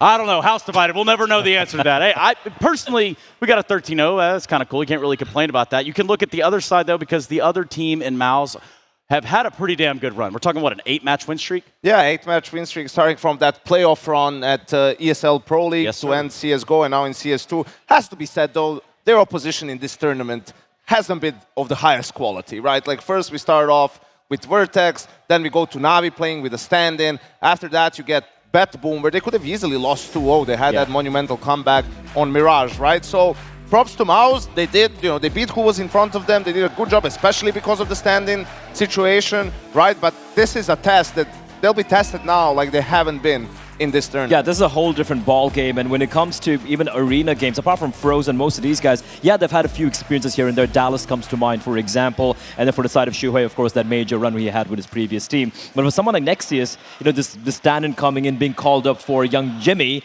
he's done a pretty decent job so far in the group stage, but this is uncharted territory for him, and the pressure's going to be so on for him. I think the most important thing is he hasn't been a liability, so to speak, right? Like, he has been able to help the team out, get the job done. I mean, they're in the semifinals, right? So he must be doing something right. And this is a guy I haven't really even heard about until I saw him that he's going to be a stand-in. Yeah, you've got to think about it, too, in a capacity at which he wasn't even supposed to be here. So it's like, hey, well, trial by fire. Hey, you want to fly for 35 hours, Yeah. come here, play some CS2. No pressure, though. We just won Pro League, right? And we want to get to the playoffs, but, We want to follow it up. So if you could do anything about that, well, perhaps he'll just tell us about his own experiences here. His Nexius. So Nexius, you and your team went undefeated straight to the semifinals. Pretty soon you're going to go on the big stage, and as I know, you don't really have a lot of experience when it comes to LANs. Is that true? It's my first big Tier 1 event, so I'm just really excited to be here and to play in such a front of a good crowd. Of a big crowd. Did you have an opportunity actually to check out the stream and see how many people there are? Yeah, I was watching the stream and I was kind of blown away by how loud they were and how filled up the arena actually was already on day one. And did you maybe your teammates who are more experienced give you any kind of advice of how maybe handle the nerves?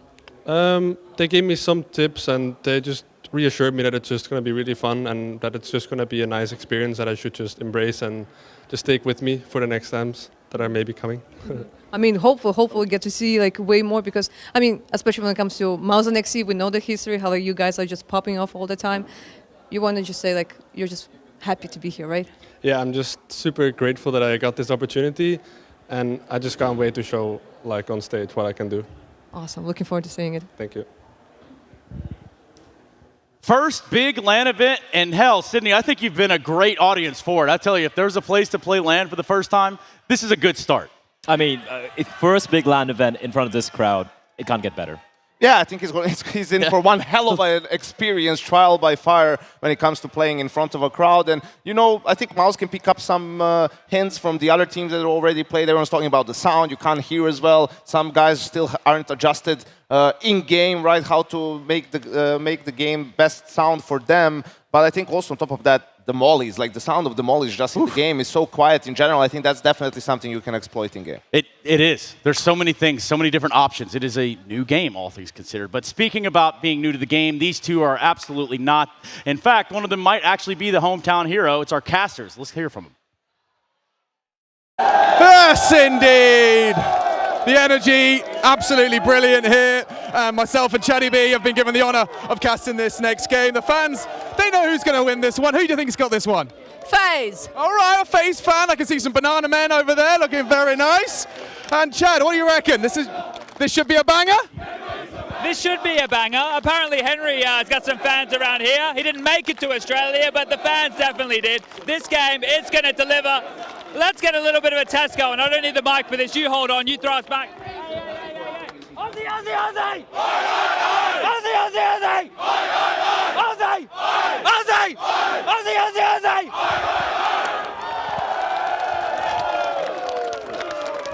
Wow, that's almost the most Australian thing I've seen Chad do in years. Thoughts?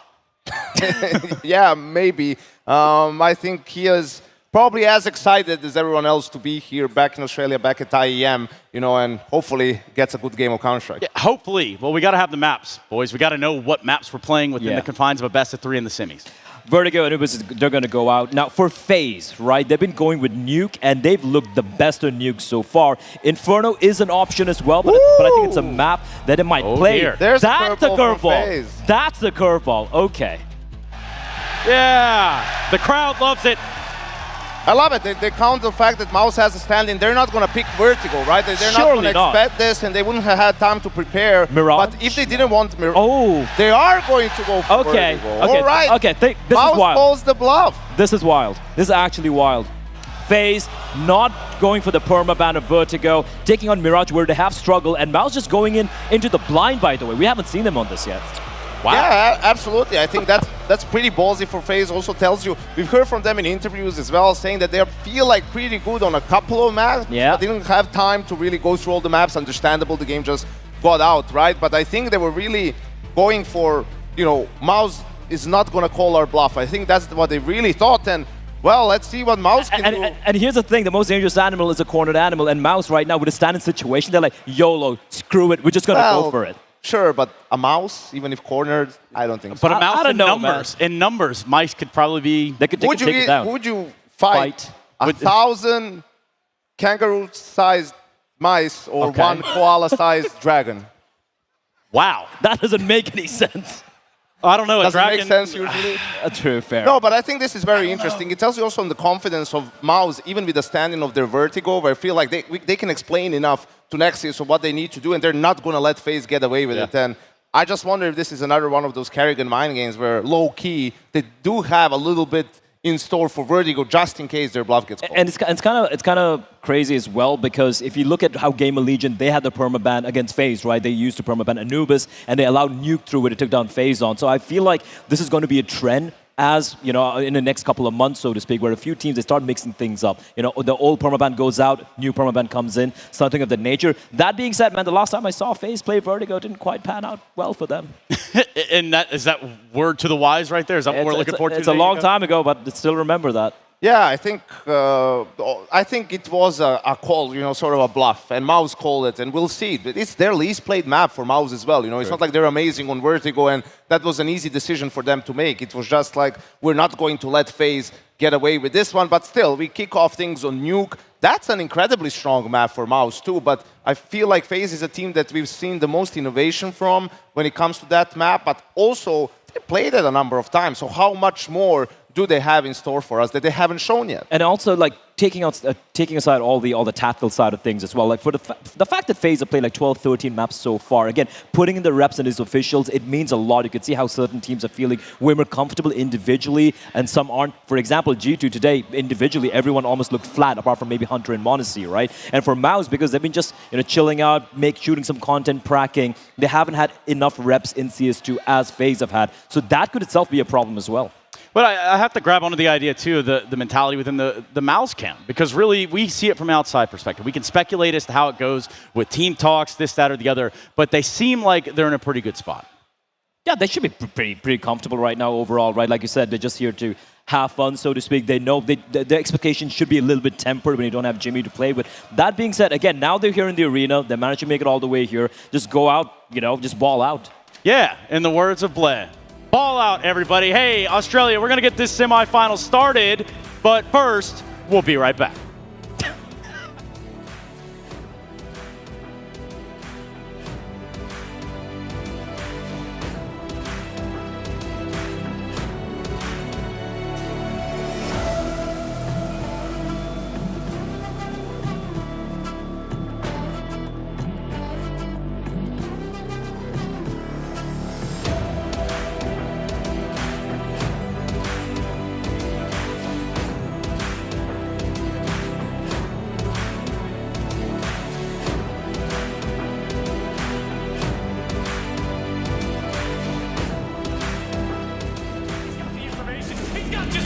He goes back to the AWP, but it's now going to cost him.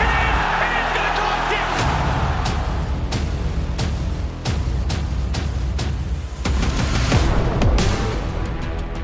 I think Simple said it best. if you want to leave your mark on this game, you've got to do something we never even knew we hadn't seen before.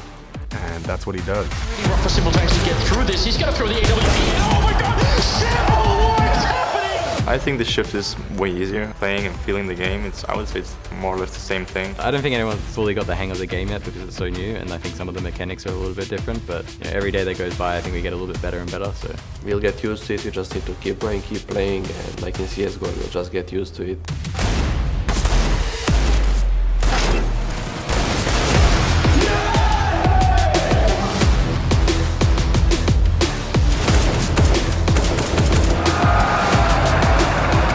Everything works differently with how you can throw grenades and have open skyboxes in the game. With a new game, that meta is everywhere right now. You can be the trendsetter. You can find the perfect recipe.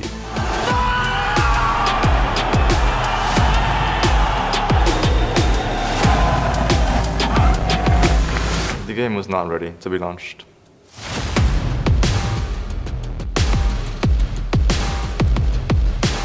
As a team, we're not doing much different stuff as compared to CSGO. I mean, we're just experimenting. I think it's a little bit weird because it's the first event and the game is like, it's not fully ready yet in my opinion, but I think like it's also just special because it's the first event in a way, and regardless of like how the game is, it's still a CS event. Honestly, we didn't have that much time for practice because we played Pro League playoffs and we went almost until the end. The second shot fast enough for Jax. He drops in. Oh, talk about a facility. Talk about a superstar. Rumps is on a roll, and we're going to overtime, baby.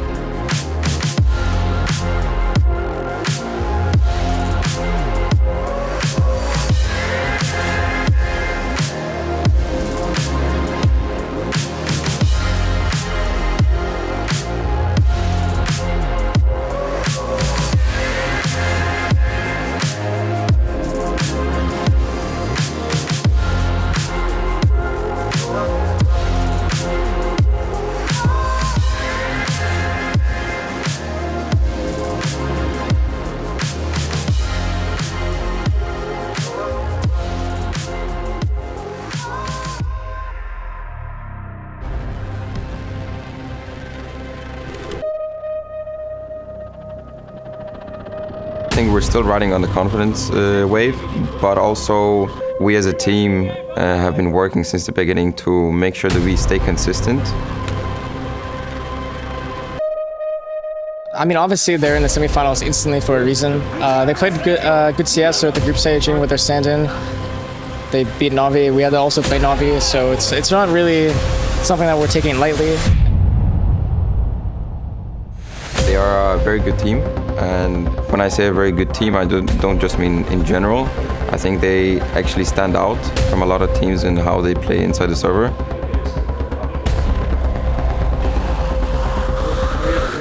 All of us have won the event once, or at least, me, Kerrigan, and Rain.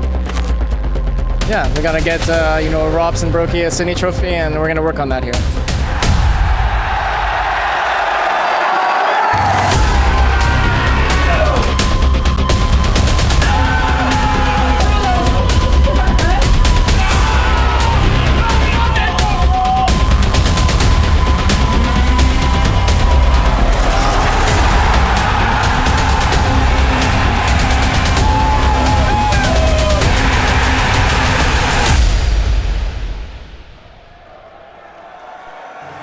You said you wanted some bloody good games, and ladies and gentlemen, you are going to receive them.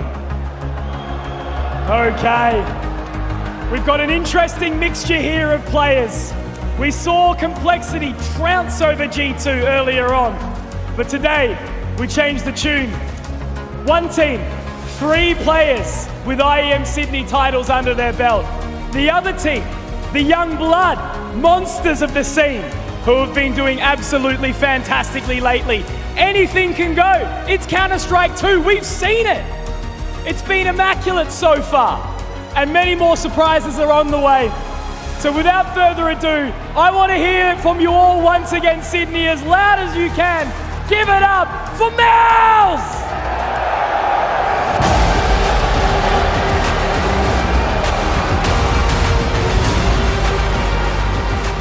Mouz taking the stage for a semi-final play. Wow. The youngest team in Sydney, Trace. Winners of the final CSGO event, and here they are in the playoffs of the first CS2 International LAN. They are dangerous. You can never count them out despite them having a stand-in. And they are riding that wave. They are doing that indeed, Vlad. That they are.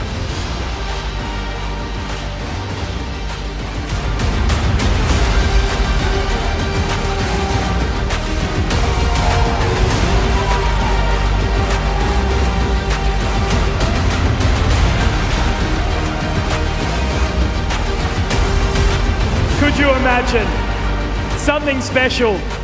Just getting into the scene, just showing what you're worth, and then making it all the way to the big stage as a stand-in. It's unfortunate that we don't have Jimmy here today, but I reckon Nexius is doing an absolute bang-up job. And everyone else has really been rising to the occasion. This is Counter-Strike at its finest, bringing up new talent who fight hard, who deserve it, who want to earn this position. But as I mentioned, their opponents, you guys know them all well, so it is my pleasure to introduce FaZe Clan!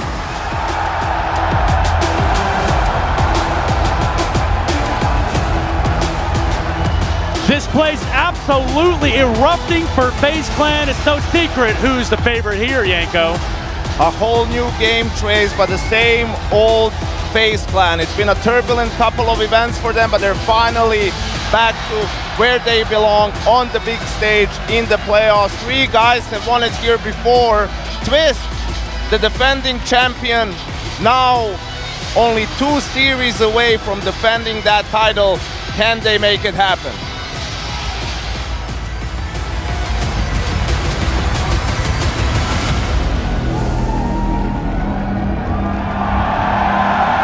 Someone who absolutely adores the crowd is Carrigan. As we mentioned, they've all been here before, and to call them veterans, heroes of the scene would be an understatement. The amount that the FaZe Clan roster has achieved over this time, even in all of its different iterations, it's been a beautiful thing to witness, so that's all I want to find out tonight. It isn't going to be... Oh, who's even having the head rub this time? No, we'll leave that for now. But yeah, as I mentioned, guys, right? It is going to be history made in the server again. So one more time, before we get into this, let me hear it from you, Sydney. Give it all you've got. God, I love this place.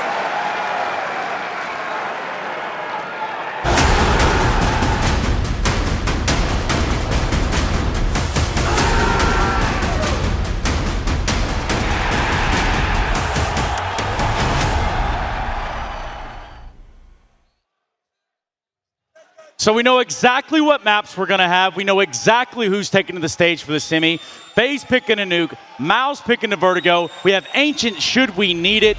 Where are the trouble signs for you, Yanko? Just the Veto, Trace, really. Yeah, this vertigo, man. For FaZe, I think they really didn't expect Mouz to call their bluff, so that puts all that much more pressure on this first map. FaZe cannot allow themselves to have a slow start. I feel like they have to win nuke, and it's going to have to be 3 maps if they're going to take this series. Yeah, look, if you're a good team and you go for this sort of a bluff call, you need to have a contingency, right? As you pointed out, even though they might not be expecting Mouz to go for it, they will still have a reasonable game plan, one would assume. That being said, for me, I'm looking at FaZe, I'm looking at a T side, I'm looking at nuke, I'm looking at how they've been just absolutely demolishing every single one they played against on this very map. You look at Vitality, you look at Ents, 2 teams are usually very comfortable on it, and they were made to look like puppets by FaZe.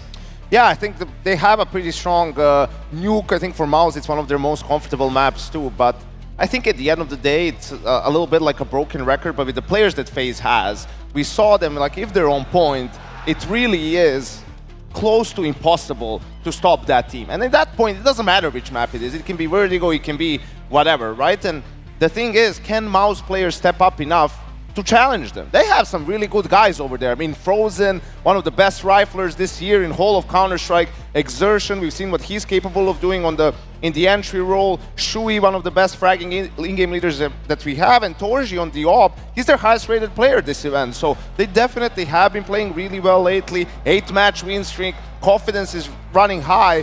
I feel like if they get some momentum, they might make things interesting for us here.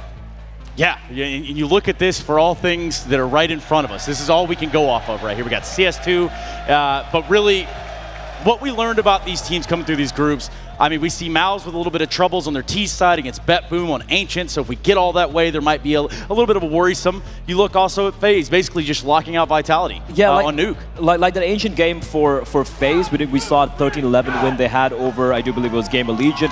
Not really much you can read into that. For that game they had against BetBoom for Mouz, though, it was just basically Nafany calling a classic rush simulator where Mouz were not ready for. They will be this time. But I love Mouz, man, and the vibe they have in their team. You can tell that they all get along really well. They're all young. They came together through the Mouz Academy team, so they're very familiar with each other, and you can see that they're just going to enjoy this experience, no matter what happens necessarily on the server and how the game goes. You know, enjoy the moment, no pressure on you. Have fun, do your best. It's kind of crazy for FaZe, though. The fact, you look at the veterancy of all these players in this team, and you look at Mouz, the average age of just 20. Oh, well, that'll really put it into perspective, especially when you think about it being your first big Tier 1 LAN. Hello, welcome to the stage. But also, I'm about ready to get the game started. So anybody want to go against the FaZe clan here? Either of you two? Nah, I'm sticking with FaZe, baby. They're going to take this one. FaZe up, baby. Woo! FaZe up. Okay, well, Australia, hello! Yeah, there we go. I think they're ready for it too. We got a semifinal right in front of us. We again, nuke, vertigo. Should we need it? Ancient. We look at Mouz, we look at FaZe, we look to find which team is going to go into those grand finals. And Yanko, it's tough. It's tough, Trace. And I'd like to hear it one more time before we kick this off. Who is the banker? Love you, Henry. He's not even here. He's just catching strays. Poor guy, man. I don't know what he's up to these days, but shout out to wherever he is. Thank you for that, Yanko. We did need that before we jumped into the semi, which is exactly what we're going to do right now. So little round of applause. I got your commentators. I'm done talking. Let's get it started. Sponge Machine, take it away. Sponge, sponge, sponge, sponge, sponge, sponge, sponge.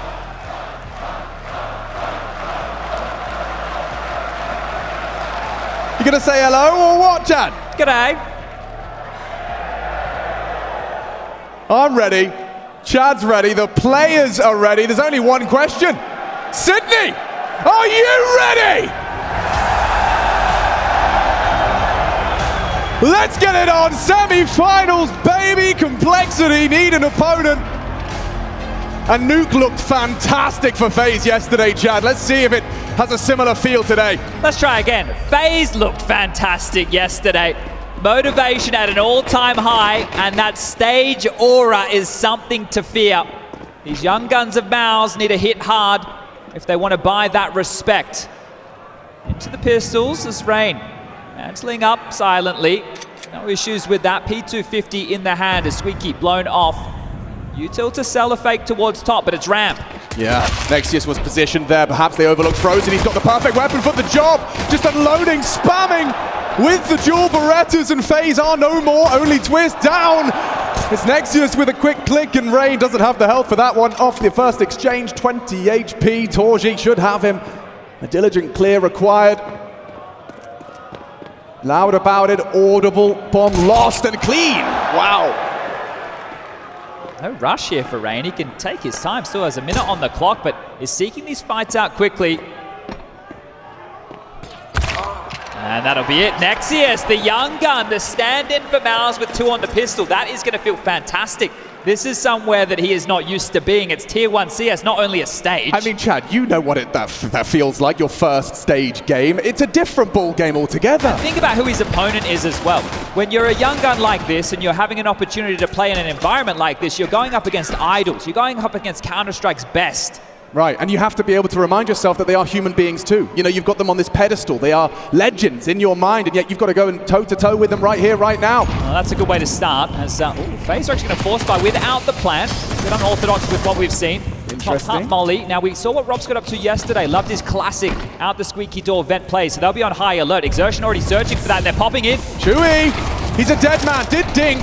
Exertion responds, but this is a topside pandemonium play. Look how many bodies are still in the fight. Good try. Exertion caught by Rob. Suddenly FaZe have got a 2-on-2 and it's frozen. Oh, perfect. He catches Robson, caught a glimpse of Brokey on the descent. A race against the clock. Torji's chasing. He's got it down, but this is a fight frozen, surely favored in an M4 up against Amiga B250. He's managed to get to the double doors. In hot pursuit is Torji on the bomb. This is naughty. He's closed the doors. Brokey gonna have to try and clear it. He doesn't It's believe just 10 seconds. Brokey swings him open, sees the cables, but there you have it. Mouz will take the second. A valiant attempt from the FaZe Force, but that's going to cost them. That is so audacious from the likes of Torji there. They have all the advantages in the world just diffusing right in front of his face, so that is brazen. Trust in his teammate as well, perhaps. Just knows Frozen's good for it. And the plant not for him, so well handled. This was the force of FaZe, followed through with the plant, so I do expect to see FaZe go all in again, and there you have it, confirmed. Yeah, different round if Rops gets down those vents too. Frozen with a real valuable frag. Good start for Mouz. FaZe fighting for this one. Pace of, oh, this is pacey. Straight into the hut here. Shui, aggressive. Might regret that. Rops doesn't miss those. But Frozen doesn't miss that. Onto Twists, hanging around that smoke and happy to take another engagement. Can't quite tame the spray. And look at that forward position from Exertion. On the smoke spam, Torji doesn't find too much. An advantage for FaZe Clan. Rob should be expecting a lobby regress here because of all the yard space they're able to pressure for now. So rotation down towards the lower deck from Exertion. Yeah, he loses that power position as a product of the advantage. Looks like a slight gamble. Check out Nexius's moves as well. So likely a call from the grave from Shui. Trying to play ahead of FaZe, and if this one plays off early, it will feel like they're in his head. This is the perfect call though. Couldn't be better. I can practically hear Carrigan say, just creep out, Squeak. Contact, no announcement of their presence, and so upon a diligent clear, FaZe will likely get that bomb down. Confirmed now, but without the contact, I'm sure FaZe have understood. It's likely to see either Mouz off searching somewhere or Gamble stacking towards the lower deck. Now, do they want to try and get Nexius a better weapon in his hands? Just this MP9 to boast for now. This will be a stalemate for the remainder of the bomb timer. Got to be careful how close you hang out to that. That's for sure. We saw Diha's death yesterday. Yeah. Man, oh man. Felt like he was miles away, all the way on T roof. Still got completely removed. Well, when we were talking to Gob, but way back at Pro League, he was talking about how he went around every map, just checking where the safe spot is. And I'm sure most players have done so, but you can get caught off guard. There's no doubt about it. Your expectations after, what, 10 years? You're going to have a couple of oopsies here and there. Oh, for sure.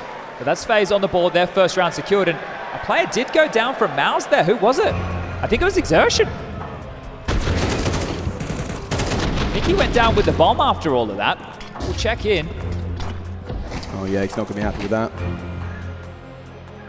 Now in a timeout called of a tactical variety. So what we were just discussing coming to fruition immediately comes to bite Mouz in the ass. That would have been 2 rifles carried through. Now it would just be the 1 and the MP9. Not really enough to justify. I was going to say a buy, but of course with the loss bonus where it is, should see them start to piece this one together, and you can see it taking shape on your screen. So more SMGs, a Famous in the mix, another M4 scooped up. Yeah, and Exertion, just off the back of losing that, will have to operate without armor.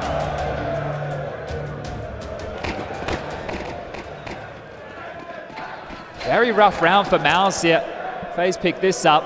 Going to propel themselves into the lead. Robs, we know he loves to search towards A, had success in the previous.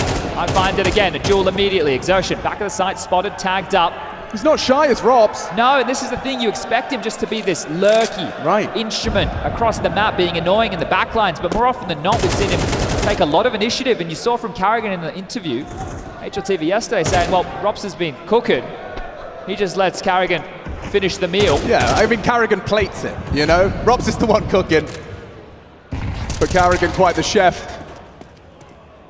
He's been calling the shots yesterday, really impressed the Counter-Strike world. Oh Oh, beautiful. That's perfect. Shut down in yard. Mouz, off the back of that timeout, humbled in the buy, and yet with 2 frags to the good. Those 2 rifles on Frozen and Torji, both getting the job done, and now another rifle finds its way into the hands of a Mouz player. Xertion equipped with that AK-47. Brokey to attend to the gap. This almost feels impossible for FaZe to try and get back into. Still a bit of residual utility. Nexus with a smoke, Molotov for Exertion as well, and that's a top hub molly that will land. Is it just another squeaky crawl as the exchange now, and Exertion makes good. Rop's down. That was the initial duel in this round. Yeah, Nexius could have a good one here. Barrel spotted, Brokey hunted, Shui pushing on in. They've got that bloodlust about them now. Torji not clearing his corners, Twist will strike. Oh, it could have been more. Nexius, he'll get it. And Brokey already has scarpered away to try and save. Yeah, you can see him already leering back. So another one of the least popular ways to get a round done here in Sydney. I mean, yeah, but for Mouz, that is sensational. Yeah, the fact that they were able to bounce back considering the circumstances, that's going to keep the head above water, and for FaZe, a little bit worrying. Yard, they were absolutely dismantled. The disbursement of the smoke netted 2 kills. You couldn't ask for much better than that. And that's going to force a tactical timeout, this time out of the FaZe clan side of the server. Neo, new to the coaching role, but hopefully some wise words in this moment. There is money to go around, another buy for sure for FaZe. Yesterday we saw them a bit slower. They were multiple smoke walls, double pumping, baiting out nades. See if we get a return to that status quo in a moment. Also got the history between Frozen, Rops and Carrigan on the other side of the server, once teammates.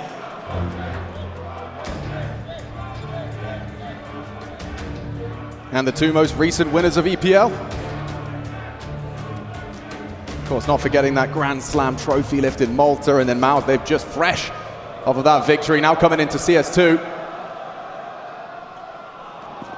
Hitting the ground running, most definitely. They've looked like one of the more imposing teams in their run to this semi-final. Oh, ouch. That one leaves a mar. Carrigan humbled to 64. Robs, he is happy to take this engagement, but they've actually opted to use Exertion and his firepower to try and take him head on. That's a lot of damage. Shui noted, but continues. Oh, and a second on his face, the double nade, beautiful. Another example of that information from the HE being rewarded. This is the next big one. Frozen can take that rain easily, not expecting the dink comes through. Carrigan's turn. Sharp shooting, this is what FaZe do, but poking his face through the smoke, how is he not dead? Brokey hanging on by a thread, dropping into the site now dead. Torji's gone, it's a Rob's triple. And that's FaZe doing FaZe things all across the map. That's an intense moment. You can see all the bodies from Mouz being thrown in towards that top side to try and slow things down. Just unable to get any traction there, and Shui gets found. So this is a couple of rounds where he's tried to be aggressive, and now squeaky, and I can understand why. What we saw from FaZe yesterday with Rops being such a nuisance out that door position, if you can completely remove that, same with Frozen's position as well over towards Secret. Those were the 2 avenues that FaZe used yesterday to force these rotations for ends, which is very standard. First smoke thrown from way downtown. They've been ideating, they've been marinating. That's for sure. So 3 smokes off of the rip from FaZe towards the yard position. Torch is already down towards Secret, so he's responding to any leaks that are possible quite aggressively.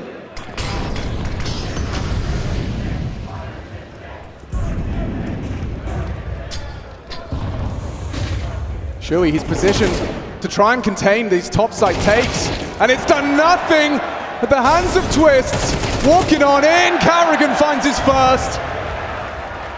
Mouz have to lay down arms in pursuit of a save, but that may not be allowed. Rain takes another head. 5 alive for FaZe as they look to equalize. I don't know if they'll be able to find Torji here. Yeah, he's done well with that. Yeah, might be able to tuck in completely unnoted, but that, yeah, as you mentioned, all 5 staying alive. It couldn't have gone easier. Stroll out towards the top side, they waltz in, well-placed utility, removing a bunch of the key positions. Just shooting fish in a barrel, so FaZe will level the playing field, 3-3. And by doing so, we'll break Mouz. So we'll just be this save from Torji carried through.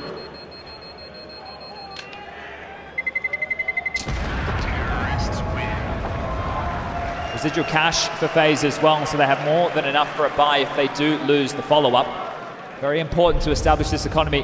Got the middle of this round, but here they come, just brute force out the door. Twists, up and over, Shui out, and yeah, absolutely no hope in this one for Mouz.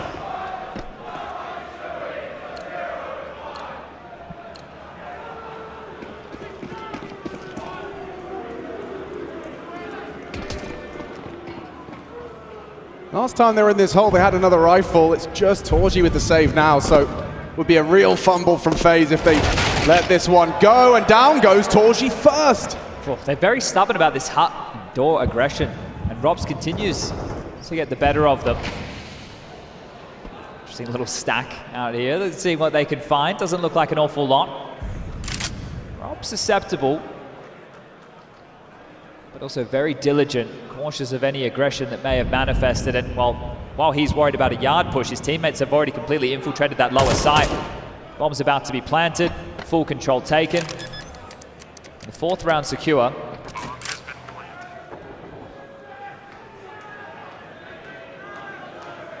Nothing to be gained in a hunt, right? Just stats. Yeah, that's true. Yeah. A little bit of money, but yeah, as mentioned, if they can keep all 5 alive again, you don't have anything. Well, Nexus has found the rifle. Oh, that's a goosh. See Rain being quite restrained here, not overstepping the mark. Doesn't really have a reason to go any further, and you can see backing off. Support network available, not giving anything over, and as you mentioned, what's the point? I think FaZe have come to that same conclusion. And they lost it. They lost it to the bomb. But yeah, the Sydney crowd's vendetta against saves is making me laugh. I'm glad it's not just us. No, exactly. You know, there's a room full of people who feel that sentiment. Yeah, we need to start just trying to will these players into going for the clutch. Oh, Exertion got it back. Frozen. We're at the back of warehouse. I think we know how that feels. It's because they thought he was JKS. Yeah, I think so. Be nice to game a Legion. Yeah. Bit of Monty in the mix, some Die Young, bro. Yeah, be cool.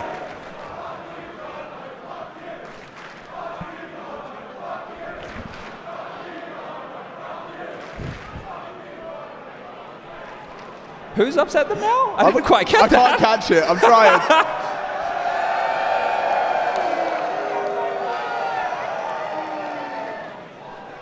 He is a father, Rain. He is.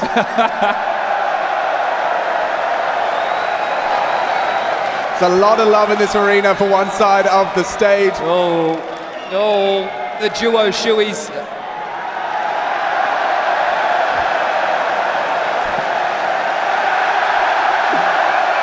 I mean, how many times do you get that in your lifetime? For Carrigan, more than most. That's true. And he's won here before as well. Just in a bit of a technical timeout.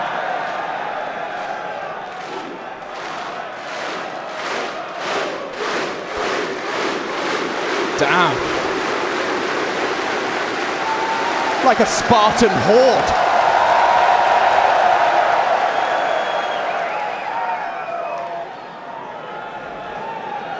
Now, if it is a technical, we'll remind you the player's unable to communicate, so this is where they have to try and keep that exact vibration level. It's a skill set of its own. This is where the mind games come in, just keeping yourself calm. Taking a deep breath. A lot of players like to put the chair back, meditate.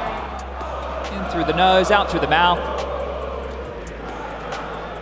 Fortunately, we have 10,000 people with the technical entertainment.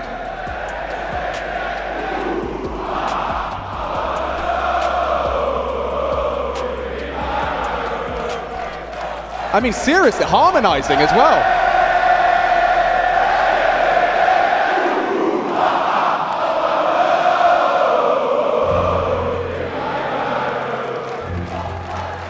Never thought that song would give me goosebumps.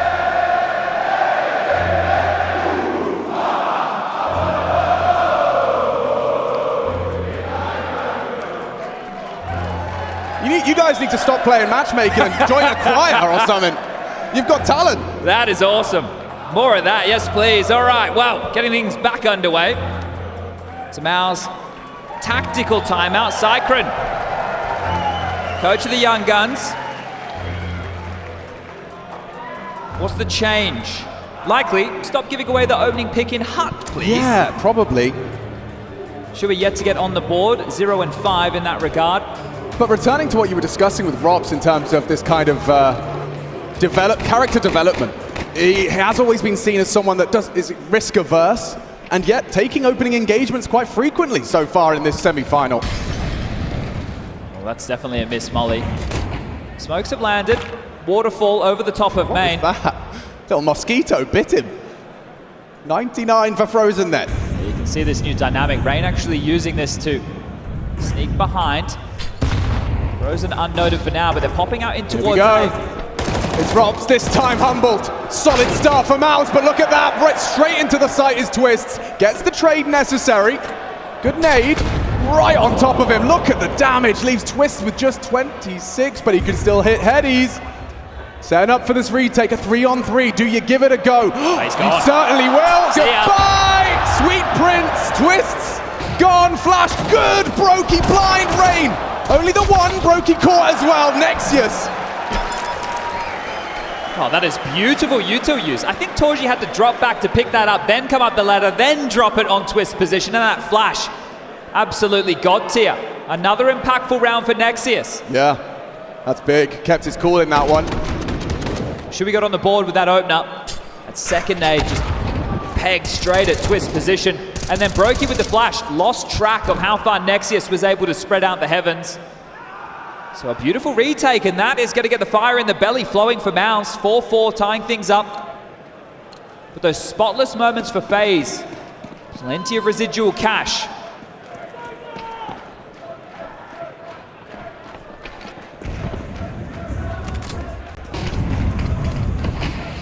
Returning to those initial yard smokes. Rain and Carrigan attached to the hip.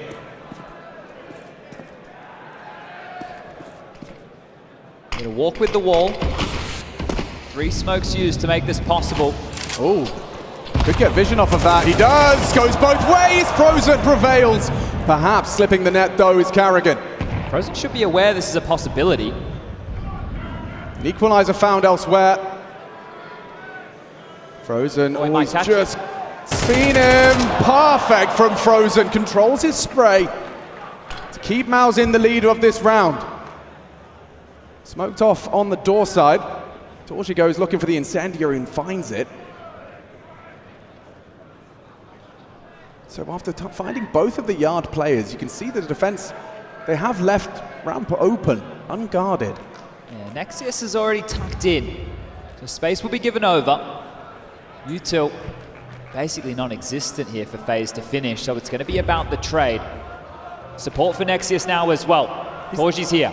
He's looking for answers. Yeah, they need info. And he'll give it to them. More than an answer. Just 1.5. Torji's turn. Timing of this is imperative for Torji. When do you swing that door open to disrupt the plan? He's timed it well. Here's the sound. Doesn't go immediately. Covered by Robs. Bomb now down. These two sharp shooters not to be written out of this one. Torji on the jiggle. Wants to wait in unison. Good adjustment from Twists. A stunning pair of frags. And it falls now to Robs for the close as the door is closed. Quick on that one. Torji asleep at the wheel. Doesn't react. Swings that one open brazenly, wide behind, no reaction. And that was a hard-fought 4 round. Nexius, he does his job. He gets the info and a kill and decent damage, but this is Twist. You can see Ants in the pants, does not want to sit still. Swings into 2 and sets up Robs for the clutch. Carrigan likes that one. Another break round, another financial situation that Mouz want to forget, just down to these pistols. Ooh, little bit of leg there, a cheeky bit of ankle. Our Victorian viewers getting a little excited.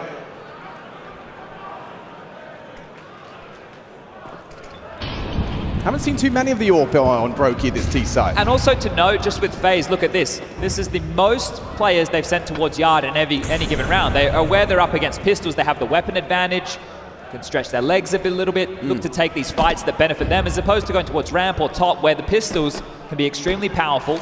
I do want to draw attention to Frozen's position. We'll come back to it as he nades the smoke main side. Ollie, yeah, awkward, jumping into the loving embrace of Brokey's AWP. But Exertion may go overlooked. You'd expect. Danger. Oh, good damage. Drive-by from Exertion CZ, and well, one frag ain't bad, considering the situation. Shaping up nicely for FaZe. Not in any hurry. We've seen professional Counter-Strike teams running into these USPs and P250s, and it doesn't always go well. So they are being extra cautious. That's Torji with an example. A nice headshot and some damage onto Carrigan. They're very susceptible to the P250 of Frozen. And they're planting four in, good cover. That's what you need from a player like Robs. Robs goes down in that moment. It becomes extremely scary. I know what type of round we're dealing with. No defuse kit in play, but still, the HP of the other two. Oh, the half. I want to say it's been one, but they've been able to hit that halfway mark of the half. An especially good haul considering the map. Albeit, if things stay the same, we just don't know. Mouz might be able to try and draw things back. Finally, the gun's back in their hands. Don't believe there's a defuse kit in place, so keep that in mind. We will see some ramp progression. Yeah, they're considering it, aren't they? It's Nexius to try and support that AWP on Torji. And Nexius, he's caught a lovely timing. Missed shot from the AWP. Down goes Nexius. Push, it's Shui trying to hold on. But from behind, Twist will find one. We're now done. From behind again, though, they will strike. Carrigan, not necessary. It's Torji. They know it's the AWP. And they're going towards that lower side. It's a good call from Brokey and Carrigan. Carrigan might get caught in no man's land. Oh, he's just rounded the corner at the wrong time. Perfect. Clutch or kick. Torji's legs exposed, and down goes the AWP. All of their resources pushed into that one. And really, it comes down to that missed AWP shot by Torji. Brokey's not jiggling. He just swung wide, was able to dodge the shot that he didn't even know was coming, and then find the kill on the rifle and Nexius.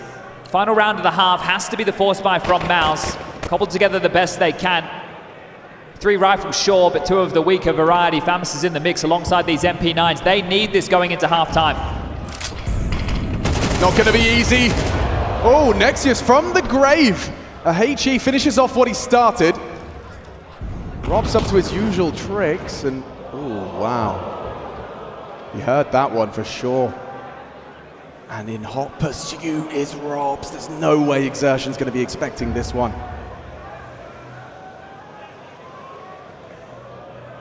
They're heading down ramp. Nades distract. Robs with a diligent flank. And the round with one bullet to the back of the head seems done, seems sealed. FaZe to steal an 8th. Discomfort grows. And with a groan, they resign themselves to a retake they don't feel too good about. Charging in though, nice from Torji. An upgrade and a frag. Time sensitive. No kit smoke available. Need to be quick about this one. Carrigan, crossfire with his boy. Twists, ready, locked, loaded. Frozen, not looking. Good frag from Carrigan. It's all Carrigan for the close. An 8-4 half on their pick. FaZe will be happy with that one.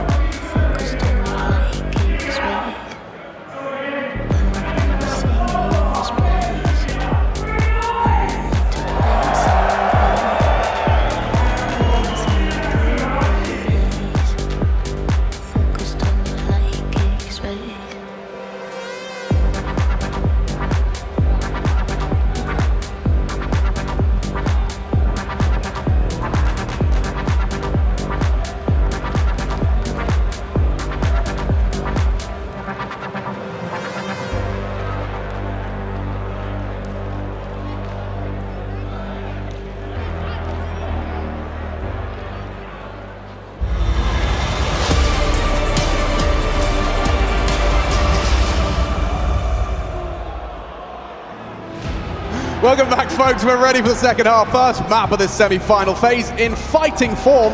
And Mouz looking to continue. There we go. Continue their winning ways, albeit with a stand-in. Yeah, no Jimmy. Yeah, no Jimmy, mate. There's plenty of Jimmys in the audience. I've seen them blown up on people's heads, hopefully being used responsibly. Yeah, they don't like saving, but they like to play it safe. Let's get this one underway. FaZe. 2 pairs of dual Berettas, one for Twist, one for Brokey. Flash in the hands of Carrigan. Top main waterfall smoke to obscure the vision of Annex. That's a classic Aussie call for everybody. Flash and peek for Rain. Yeah, master of yard.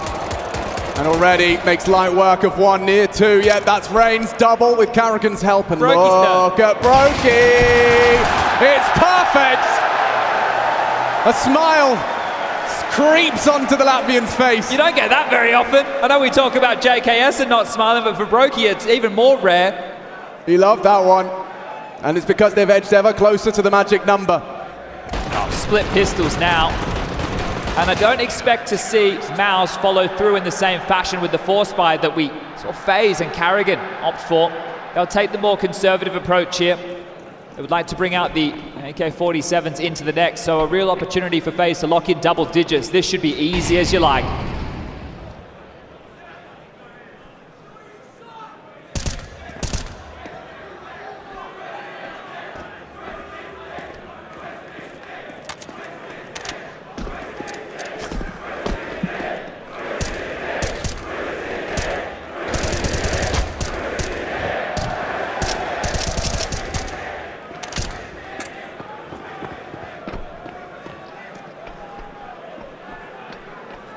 Playtime cancelled for Mouz on this one.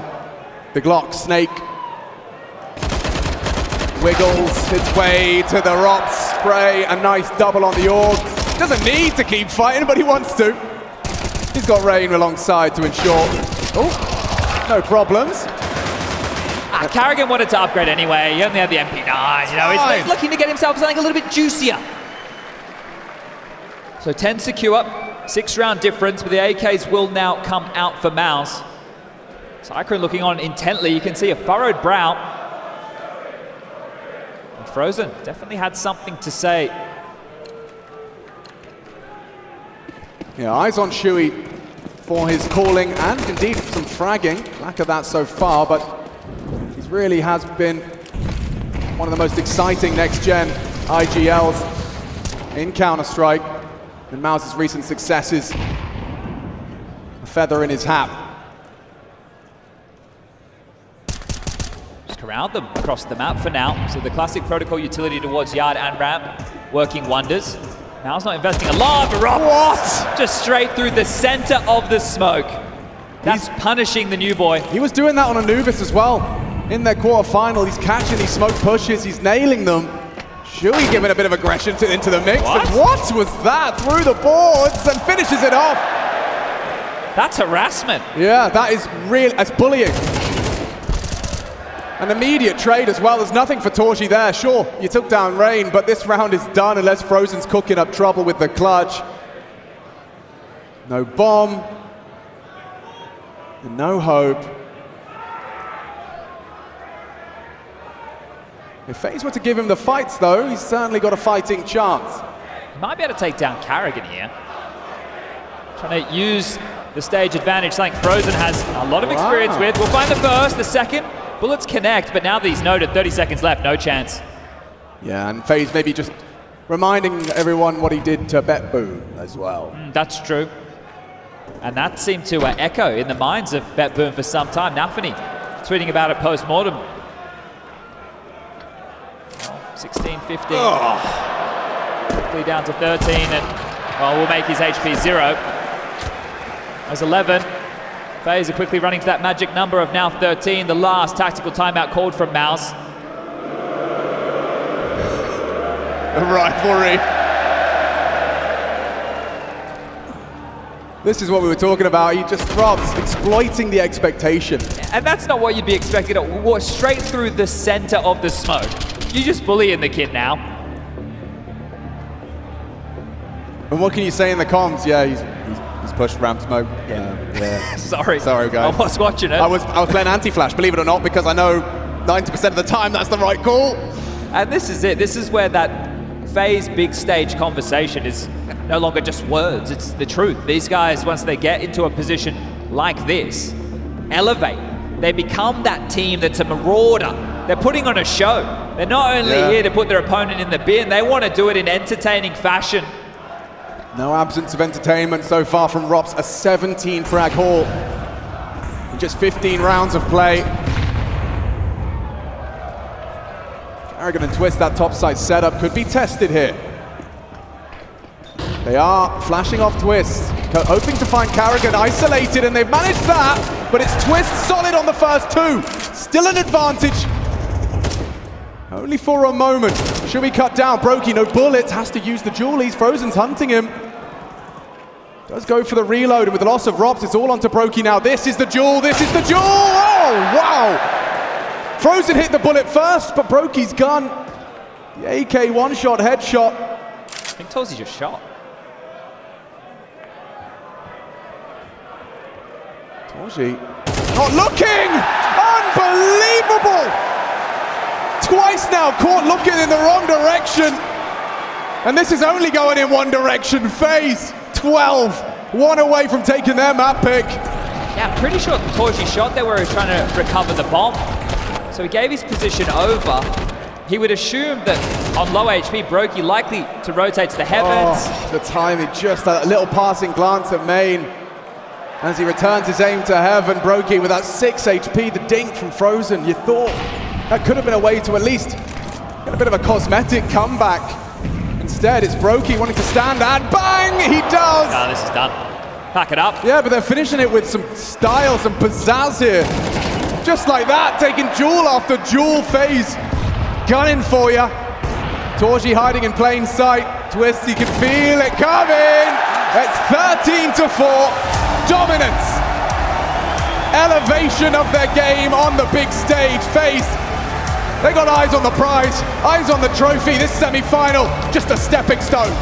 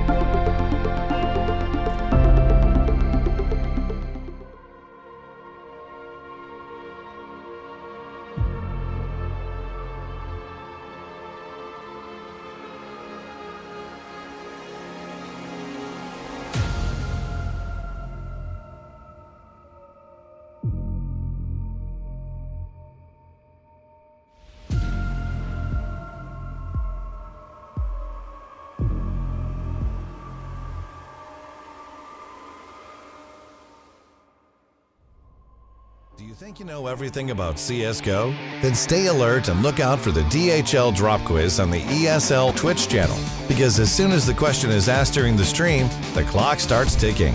You will have 60 seconds to type your answer in the chat using this format. And keep in mind, speed is important at DHL, so the faster you answer correctly, the more points you get. Keep track of how well you are performing on the leaderboard. Will you manage to make it to the top and win one of these amazing prizes?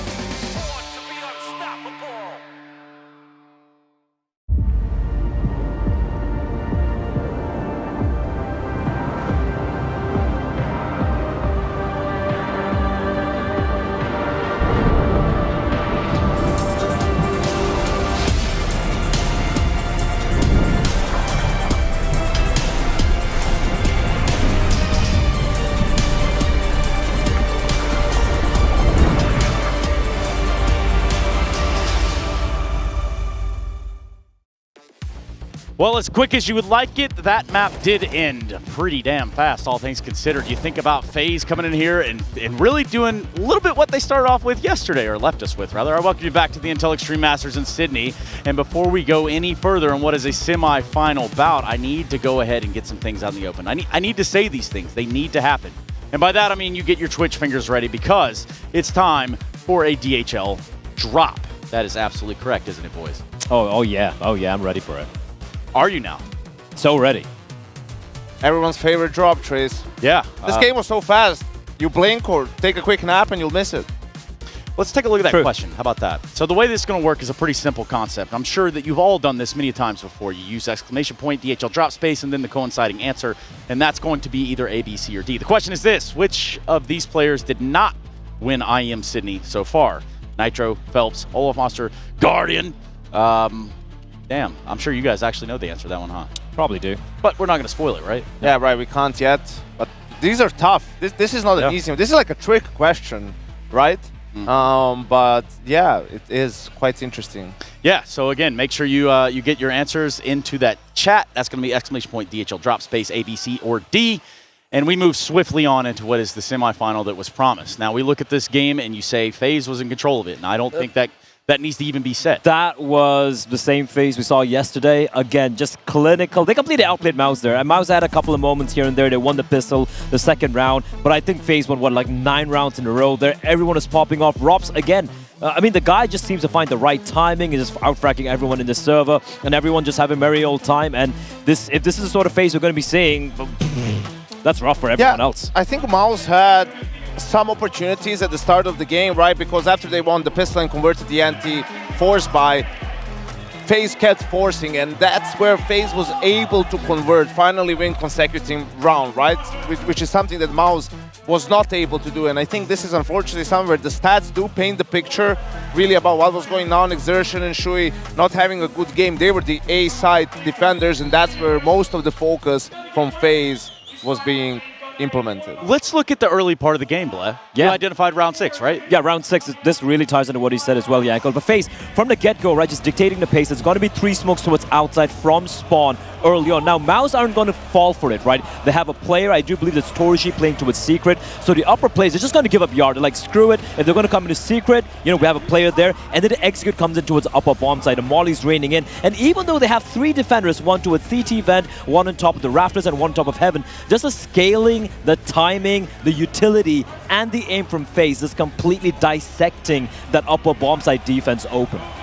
That's the thing, right? That's the beauty of Counter-Strike is it's a complex game, but in its core so simple, right? It comes down to shoot the heads. headshots, right? Shoot heads, and everything else is just supposed to help you do that or detract from the other team. And I think just for Shui exertion, slow game, right? And the FaZe players were on point and they just got it done. And also, if you look at the entries as well, right, I think FaZe won 12 out of the 17 opening duels in the entire matchup. So they were basically getting kills for free. The trades really weren't there. And Mouz, yeah, they might be comfortable on, they were good on nuke earlier on, but in CS2, they still quite haven't found their groove yet. FaZe clearly making it, just putting up a masterclass there. Yeah, another clinic from FaZe here. We got it yesterday, we're getting it again today, and we're also going to have that US Air Force aim high player of the map, which is going to be Rops. Imagine that. He was running around, between him and Twist, no one stood a chance. Listen, everyone is having like pop-up moments. We saw Carrigan as well, a couple of high-impact kills, Rain,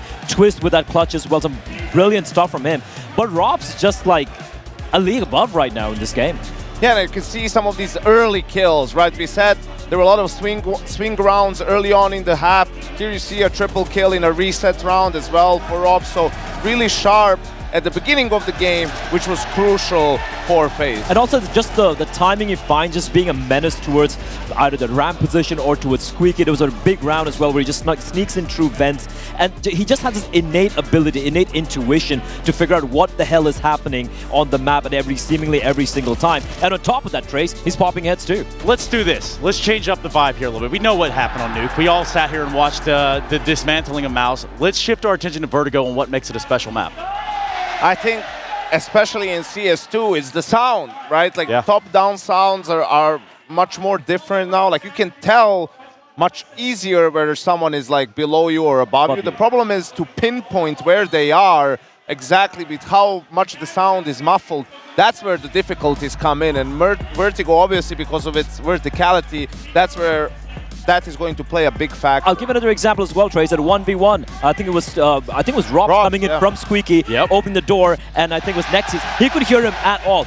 Now throw in Vertigo, and like you said, the sound's being muffled, the verticality of the map. It's going to be chaos. And again, we haven't seen FaZe play this map in almost a year now. Yeah, the last time they played it was the IEM Rio Major against the Bad News Eagles, where they also left it sort of in the end. Bad News Eagles went for it and they beat them in overtime. So not a great experience from the last time. Different game, of course. So I really don't believe that FaZe, with the limited time that they had, could practice Vertigo. I think this was a pure sort of, we're going to bluff and see if Mouz is going to call our bluff. We hope not. Mouz did.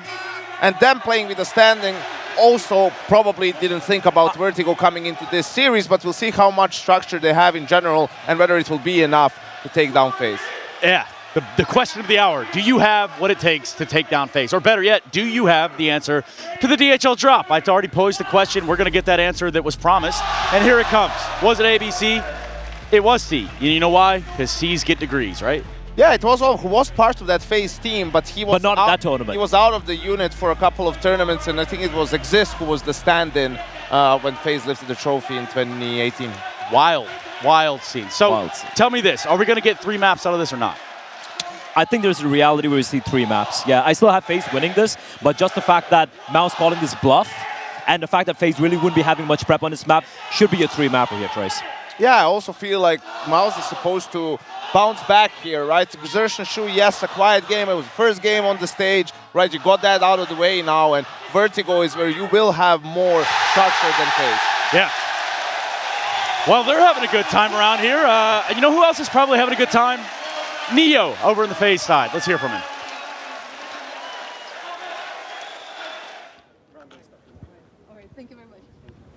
All right, I got an update from both of the coaches. So when it comes to Cyclone, he said, like, well, it would be obvious that they would go for Mirage because right now they're really good state in that, and they would not be surprised if Vertigo would end up going through.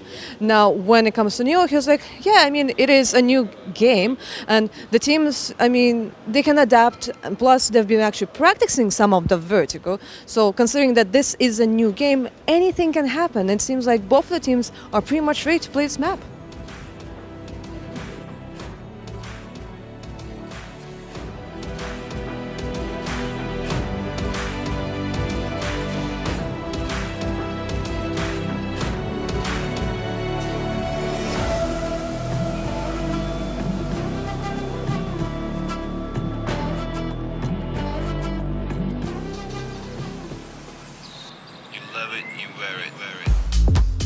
Wear your passion.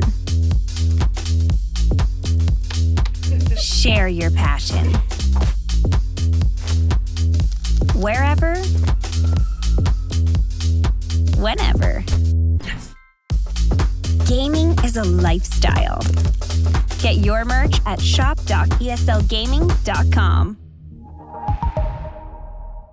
Want to access statistics from all of your CS2 games? Simply search your Steam account to access a detailed breakdown of all your matches. Find your best maps, check when players are banned for cheating, and access other in-depth statistics from matchmaking and basic games. Gain access to your entire CS2 playing history with csstats.gg. You're on your own, falling with the drones. Nowhere to run this time, nowhere to hide. You get to the bomb. It's not possible! It's not possible! That is impossible!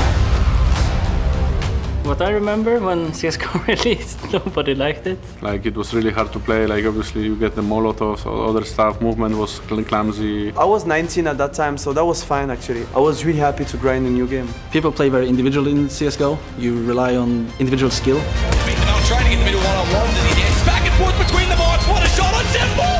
Oh, Guardian, bye-bye! And it's on to Flamey. He's tapped it, Flamey's gonna be big! What in God's name is that from Snacks? Unbelievable! Snappy refuses to quit. It has to be Snappy! It has to be!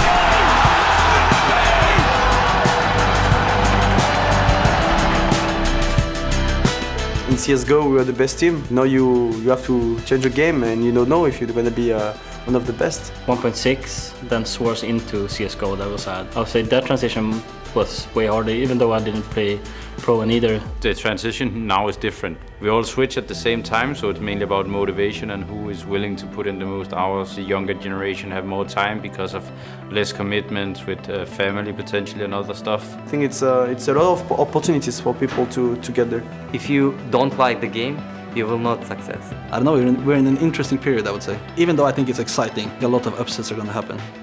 Matchup dancing with him. Knows will be there.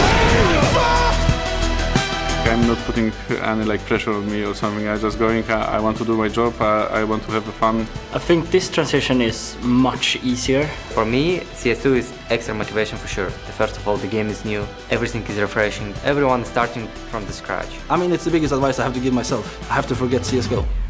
And now we have a new chapter.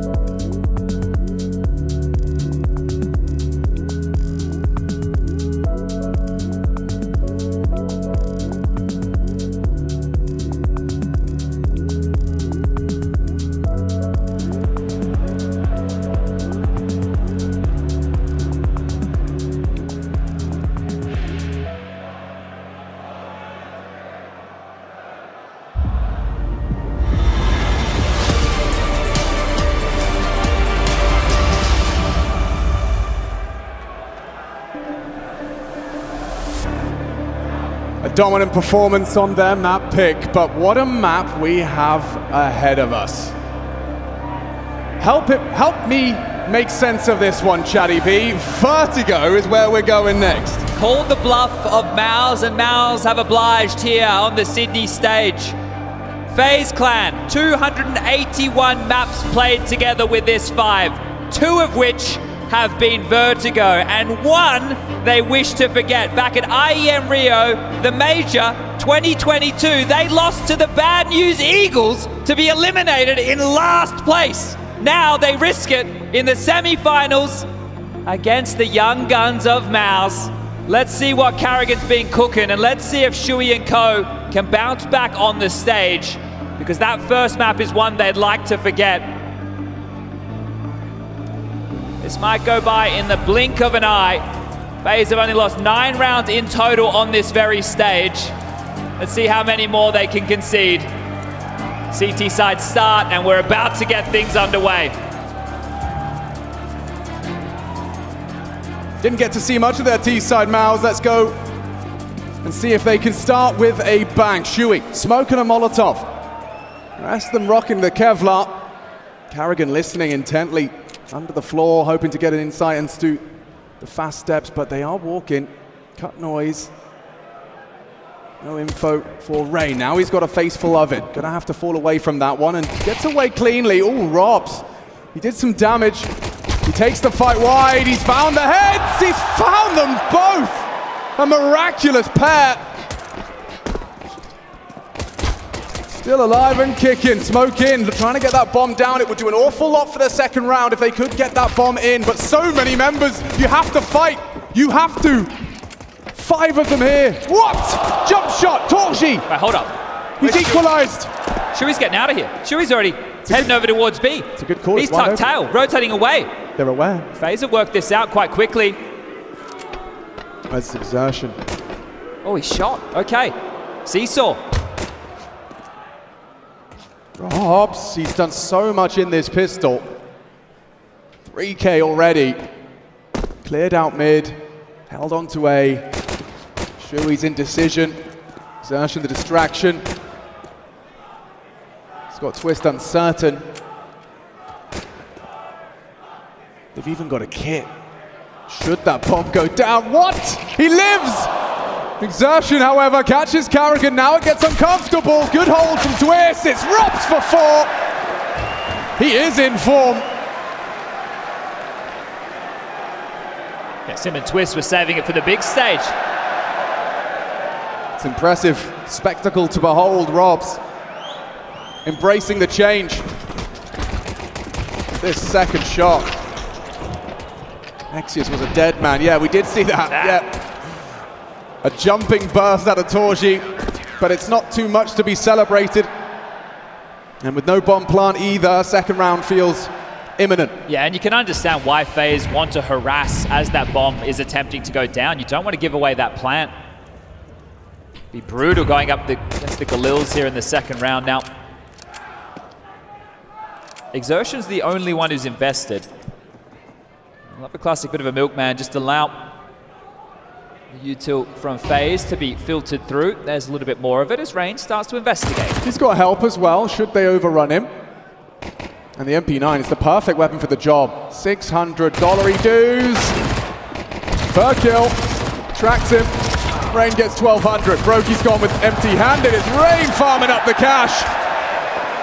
I heard things are expensive in Norway. Makes sense.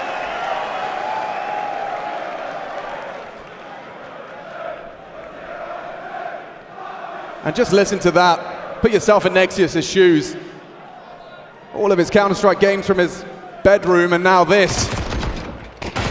Yeah, first lap. An academy player getting the call up, replacing Jimmy, who had a fantastic performance over there at ESL Pro League when they lifted the trophy, mind you. Unfortunately, couldn't make it down under. Okay, mate. A Brokey is, yeah. Call this aggression. Yeah, there's some more aggression. Look at this. Carrigan stands. TK blocks. A team kill from Nexius. That's gotta hurt. Oh, he saw a glimpse of him just by firing a bullet. He saw the tip of the head. There's aggression everywhere.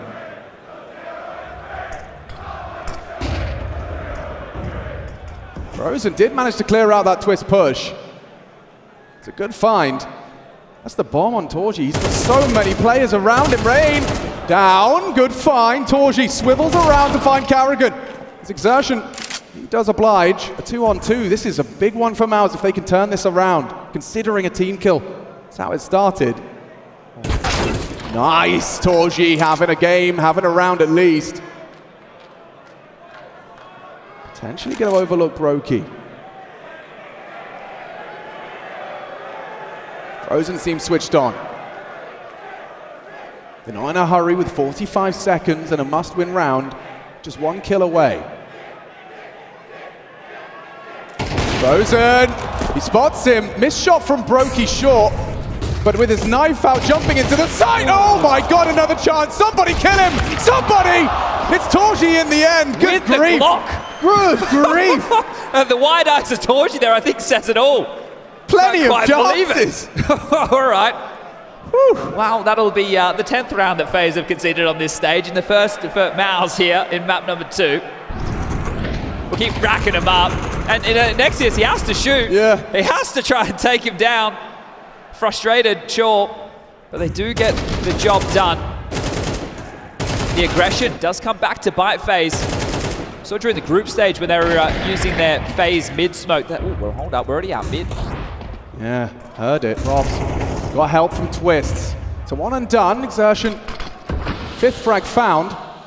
Good smoke to peek over from this elevated angle.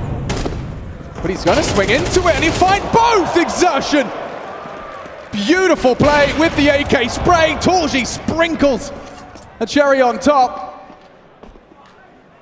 And yeah, Loud on his relocation. Perhaps Brokey has the jump on him. No, not at all. Brokey's got a chance in this. Especially if he get, Doesn't realize how close he was. Yeah, I mean, so much. An AWP at the bomb, it would have completely destabilized the Mouz finish. Instead, it's going to really peter out into split and pick. Yeah, but he's completely lost track of him. There's absolutely no idea where Mouz has gotten off to, and the same to be said for Mouz with there's a chance back. Okay, one for Brokey. He is in the right position, still looking the wrong way. 2 smokes as well. Still hasn't seen him.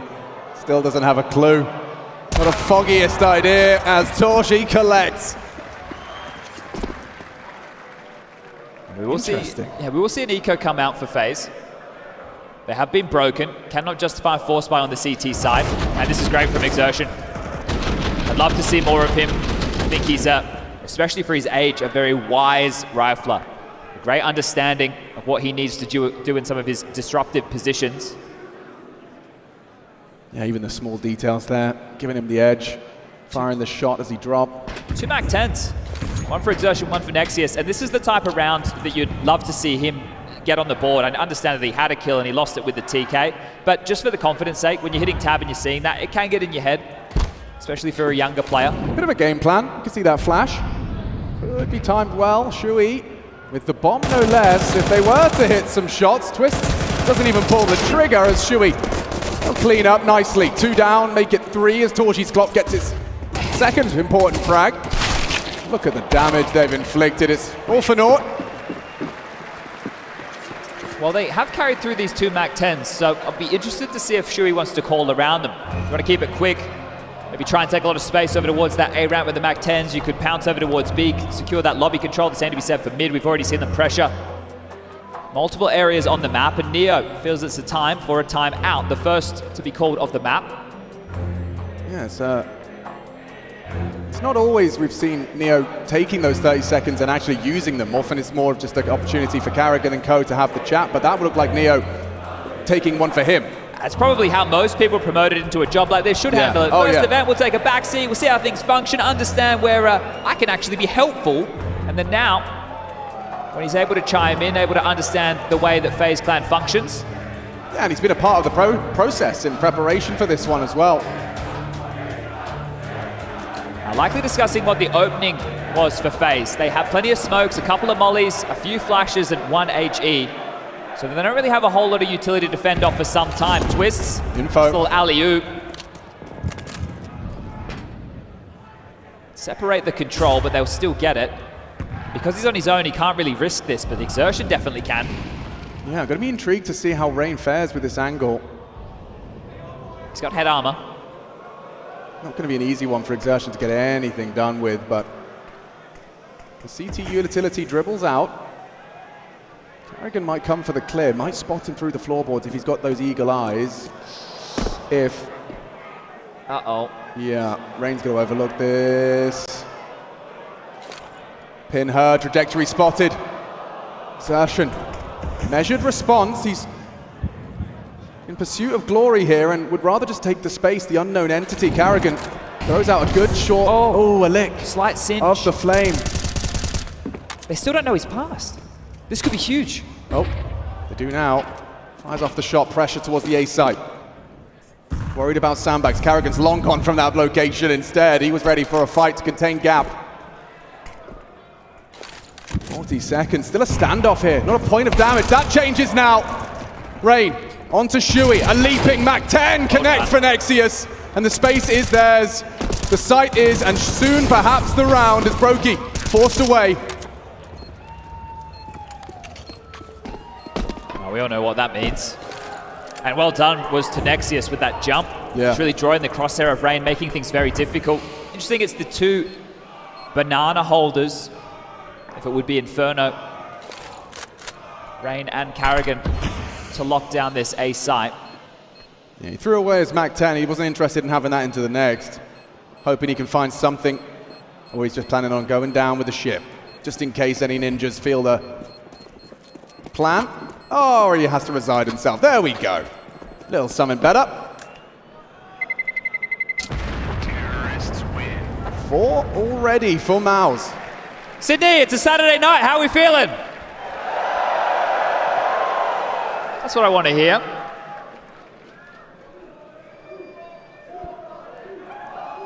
Sydney, you reckon this one's going 3? Mixed bag. Mixed bag, mixed bag. Let's find out together.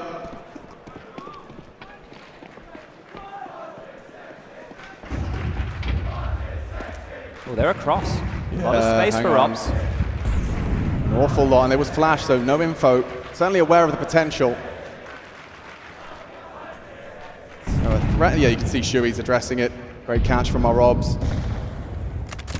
Kind of removes Exertion's support network, doesn't have as many bodies to help him, and Robs can always activate late if they feel a lot of A-ramp pressure. Okay, Nexius just got owned. That was a drive-by and a half. Twists on that B anchor position and delivers a lovely opening for the FaZe Clan squad. So you can see Shui's had to give up that position now. And that's when Robs has a little bit more potential for action. Oh, and Carrigan, he takes down the AWP bomb on his doorstep. They are going to have to fight for that one ahead of the flash. Carrigan happy to stand and try and deliver. Good work from Brokey. He knows there's another. Tagging him up. Frozen the one. 15 HP, not enough. Already cut off at the pass here. This is the proactive player. Rob, hello. Know exactly where you are. Gets himself an AK for his troubles and draws this just back to a one-round game.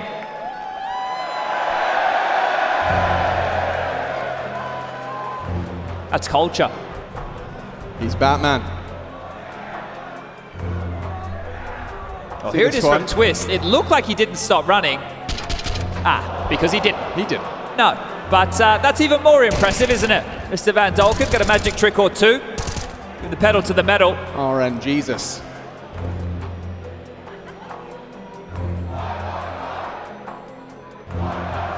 Tactical timeout called from Mouz. Sacred again with the orders being barked down the mic. There's enough to get rifles out across the board with full util. So Mouz are not in any dramas just yet. Will they be able to respond? And they were aware of that little mid pop and across the ladder. We could see just how aware Shui was of that prospect. FaZe try something tricky again of a similar nature. Yeah, it looks like Mouz have got serious plans off the rip. They wanted to set Torji up, but that nade does about 100 damage. And Carrigan this time throwing caution to the wind. He wants to try and find Exertion in the smoke, and he did pull the trigger first. AK enables Exertion to get away. Now it's really difficult on the CT side to be able to try and claw one back, especially on a map like Vertigo. So FaZe would need to hope and wait that the fights come their way, and Rops. Oh, that's exactly what's happened. Peers out, takes one, and now we're into a 4-on-4. He can even get away. And he shall. That came way too See? So a whole lot of that during the group stage.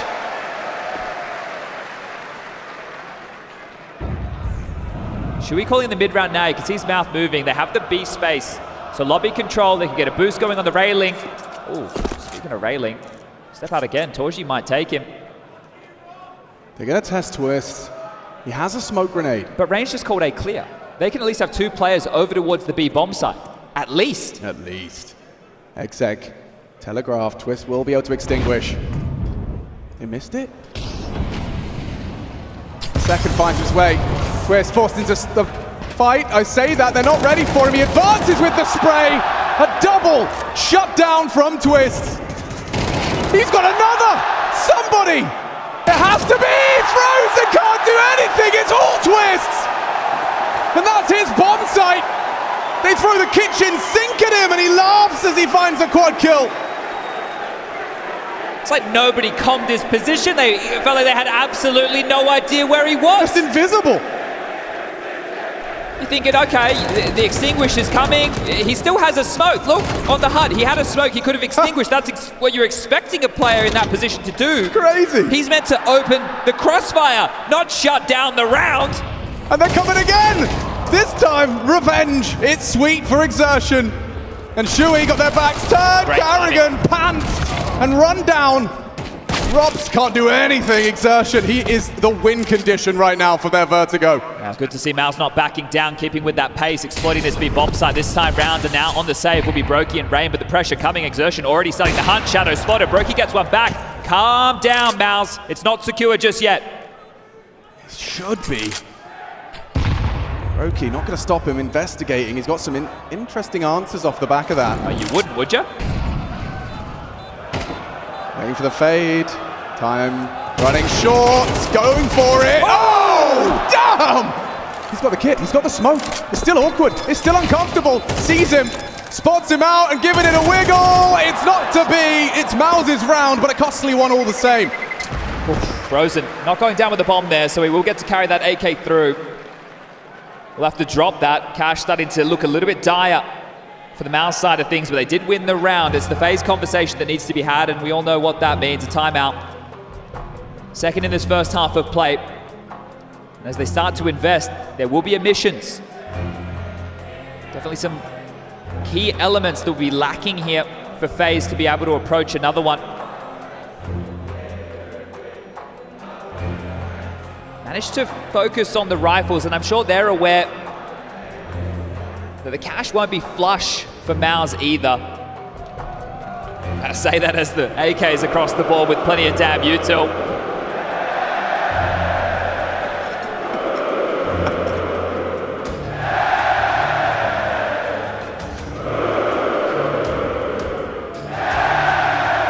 Classism at its finest. They're outnumbered, that's for sure. Yeah, but they can pay for the security. Well, they've managed to cobble together a buy, but it will require some heroics, a FAMAS. And they're coming to abuse him. Not happy with the way that first defense went for Twist. Can he possibly do more? Okay, he can! Twist's a masterclass! Absolute wizardry! Shui, sure, some consolation frags, but the damage is done. He's looking monstrous. No issues multi-fragging. That crossfire, the bait and switch, a couple of freebies, but the final two were beautiful. And look at the limping HP Shui has to work with. Called his team into their demise. Twist is here in a very big way. You can see the carnage. Exactly.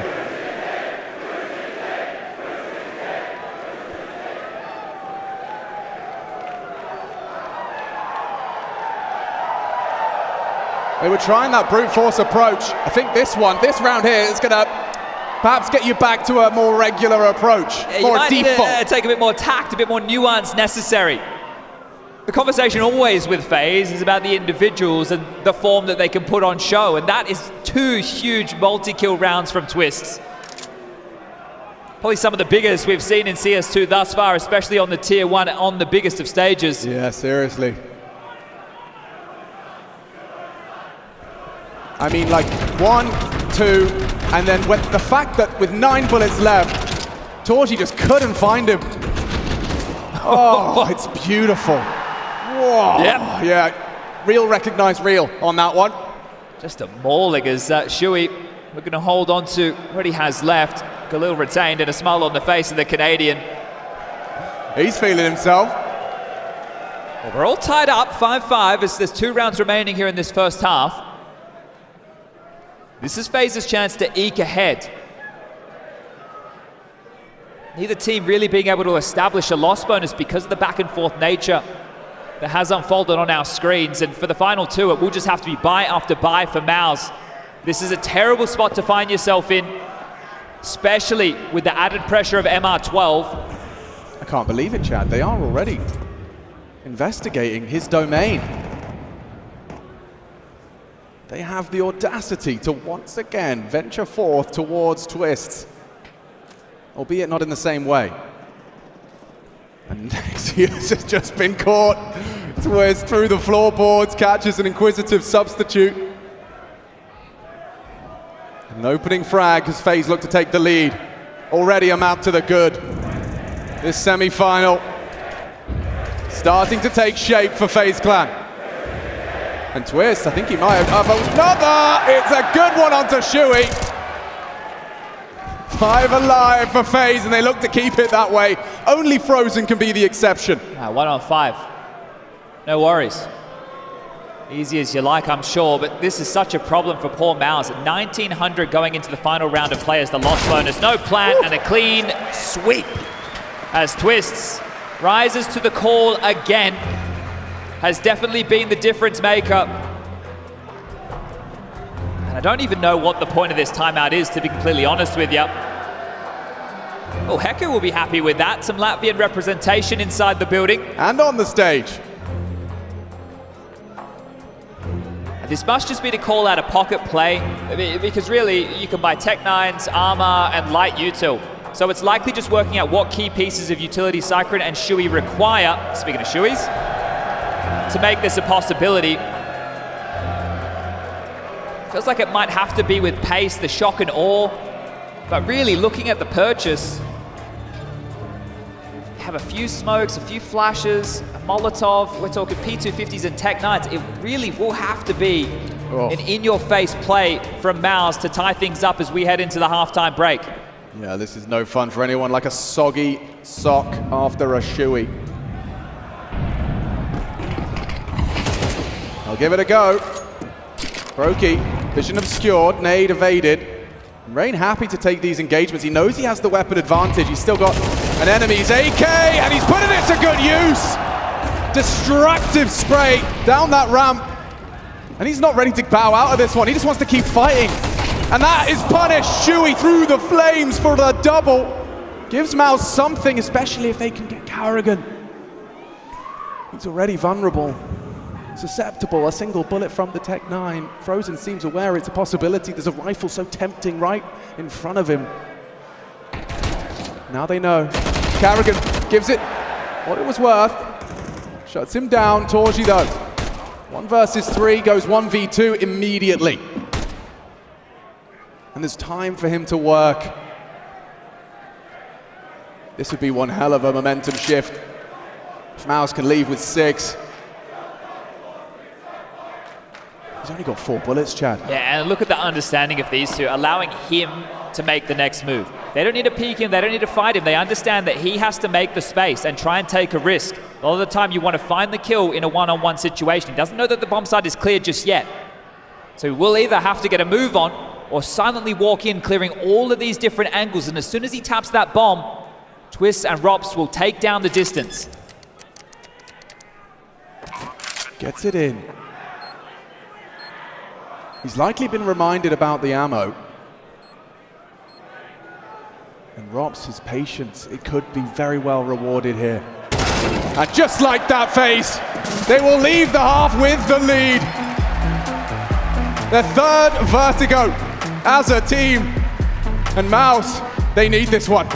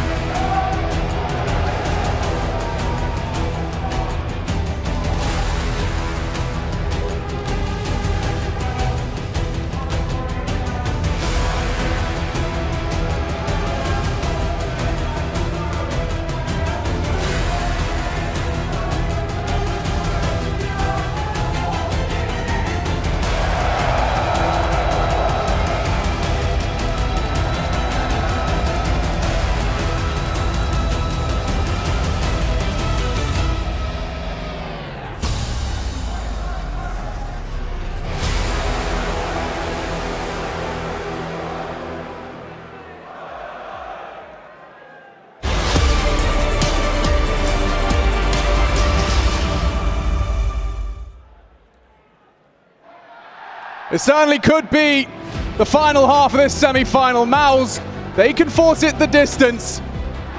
So Sydney, with all of that said, with this potentially being the end of our semi-finals, the grand finals tomorrow, are you with me? 5 to boast. Mouz coming into that CT side of Vertigo. A surprise. This is very unorthodox from FaZe. Not a single piece of utility on the T side. It's very rare not to see anything invested in whatsoever. We know how important it can be with the smokes. They faked the bridge noise. Now they're dropping back. But there's a lot of bodies from Mouz to deal with a play exactly like this. Looks like they're walking straight into that Mouz trap.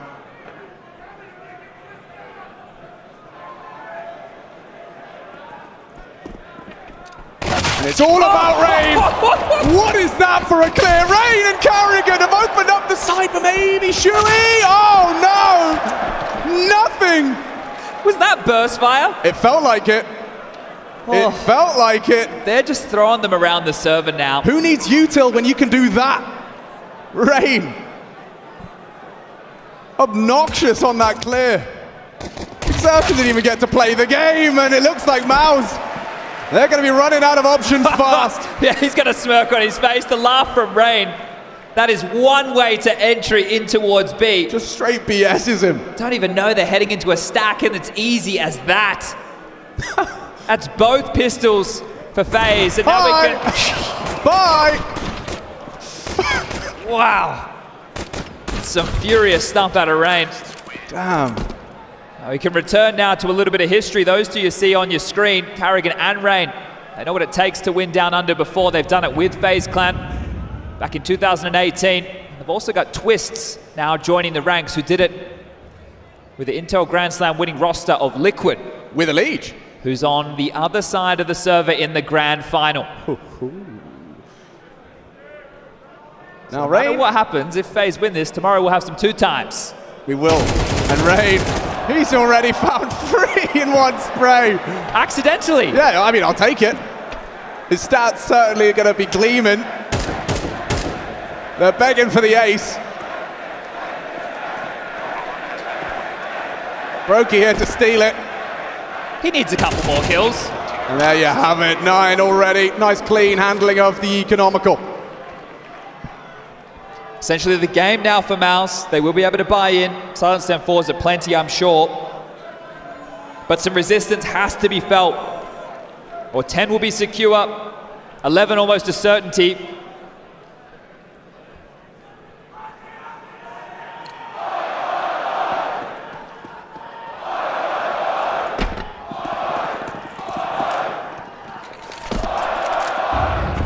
And now they're testing Nexius. On such a big stage, he's got nothing to say. Brokey catches him, the whole team not far away from it. Shui might have to provide support. Exertion's got nades being thrown his way. Stands his ground. A second wave of utility goes wide. Exertion, proactive and destructive. Gets the double kill. Hiding out in the flames. They have that man advantage. They've recovered it. But it doesn't look like FaZe is stopping, not regrouping, rethinking. Brokey has the bomb. He needs to be very careful. Oh, and they've lost another. Shui, good find through the smokes, investigating his Brokey. This would have to be one hell of a sequence. And it's already a clean one on the first. They know Xertion's here. Put Shui on his ass. Nice response, good work from Torji. Catches the hunt. Up to Robs. They're coming for him. Prepares for the swing, a triple swing. Perfect handling of the situation. And Mouz, they're not done yet. Yeah, Bald Nexius out there did Exertion. Nice double kill. Not fans of juggling? Do you like juggling? No, apparently not. Oh, okay. Well, that's fair enough.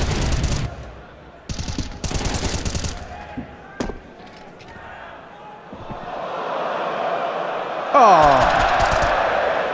It's a long way down. We're already out mid. Mouz keeping up the pace.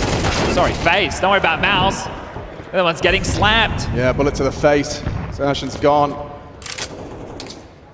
Again, another opening pick for FaZe on this T side. This time, they won't have the follow through.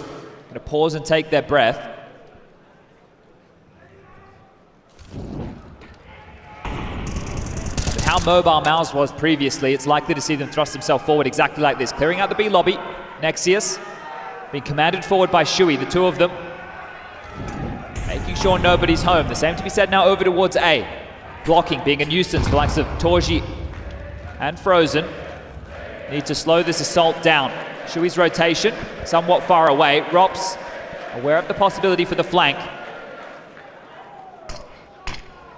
Well blocked, so buy them about 20 seconds.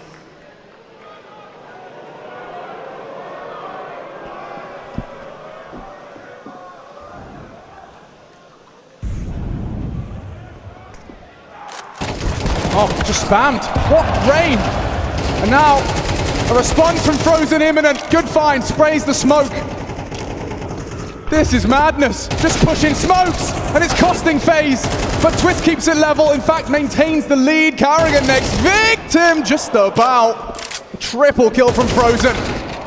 Humbled by Twist, it's up to Nexius. This would be the clutch of his career. This would be huge. And he's up against two of the sharpest shooters to ever do it, Twists and Robs. With their backs turned, Nexius! 1 HP! He's done it! The substitute stands up in Sydney! That's going to feel real good. Keeping him in it, drawing him back to 2 rounds. Give the kid a round of applause. The first of his career. Perhaps one of many. A big round and a pat on the shoulder there from the coach. He knows what that means. Frozen worked hard for it, but Nexius, he's the one that brings it home. And he could have easily lost his nerve in that moment. Easily lost his nerve. You've got to show some respect when a play like that comes through. Well, FaZe, they know the financial pressure. They know that Mouz aren't out of the woods just yet. This time, Molly's it so he can't clear the angle. Doesn't have a lot of support either. Already a lot of space for Frozen. He'll be calling that, saying they ramp dead silent. FaZe trying to use those nades. Nexius takes a bit of a damage, but still has his smoke if he wants to delay. But they're just charging, and so will he. A good find with Exertion's help. They have humbled them, and this is a very fast flank if there's anyone left. By the time they get there, there it is. Round secure and gap closing. Yeah, I bet they know exactly where Rops is. Only place on the map they haven't cleared. They immediately turn the attention, and the nade from the B site condemns Rops to his imminent demise. Yeah, just a matter of time here. Well, he knows that damage is name of the game. So 50 seconds left, he can get a kill or 2. Will help keep FaZe in decent stead as far as the find answers. There's 2, and that's all it's going to be. Woo, rapid from Rops. Well, this should be Mouz tying it up 9-9. Will have to be an eco now, and this is where you would expect FaZe to start getting stumped on the T side. Place they haven't been to often. Hey, there's the boys from Adelaide I met the other night.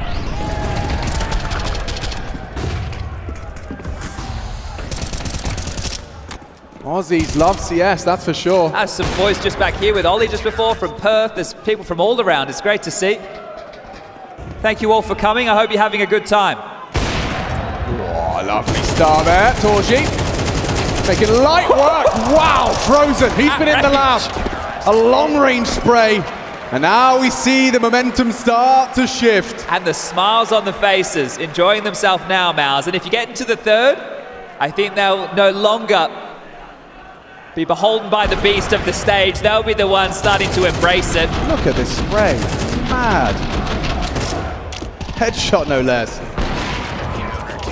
Well, FaZe, you allowed this one to slip through. You knew it was a possibility of the punish. Mirage, not your cup of tea. Vertigo, the risk. Torji versus Rops. A missed shot. Anticipating another? Exertion, valuable. He needed that one. And so did Mouz.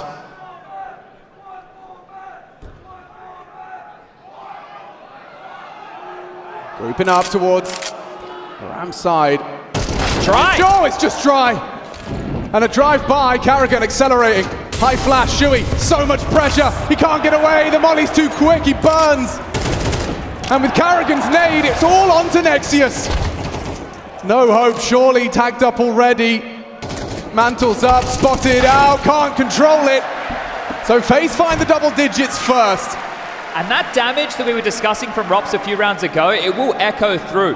There will be two players on Mouz who are going to be in a bit of a rough spot, a spot of bother, if you were. But Cyclone will be calling the final tactical timeout for Mouz of regulation. Now, if we do get to overtime, we'll get more. Europe's awake now, Australia. Let them know. Louder!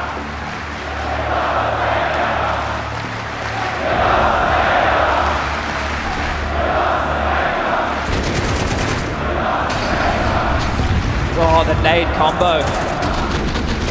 Shui with no hope.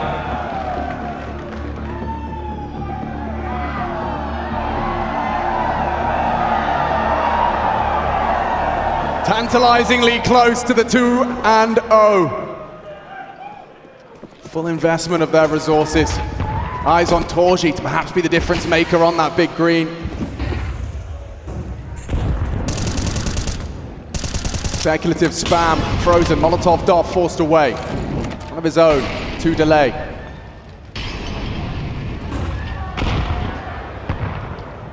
And while that barrage ensues, space to be taken, this head-to-head. Torji felled by Robs in the previous. Now buys time. Cycling or siphoning through this CT utility.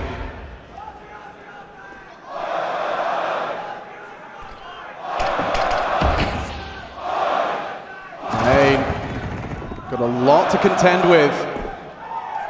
As his teammates look to test the sub again. On the submachine gun, no less. Torji, fortunately, with him. Needs to hit shots here. And he sees one.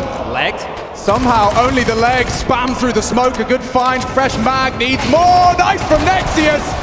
And Twist holds on for FaZe. 2 versus 3. He's backing off with the bomb. Rain, the perfect seesaw. The pendulum swings back and a clean tap. Rain puts Exertion in an early grave. Shadow Hell in this Z connector. But Frozen knows it's occupied. It just has to be the perfect retake from these two. Shui and Frozen. What you got? Timed to perfection. Rain with all of that space. And the rotate in.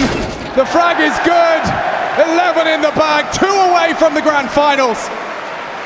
For somebody who does not play this map, that seesaw is bang on. That is exactly what you have to do on a map like Vertigo. The space taken while the distraction is on the other side of the map, keeping the options open. Oh, Mr. Jackman's in the building. But this is just beautiful.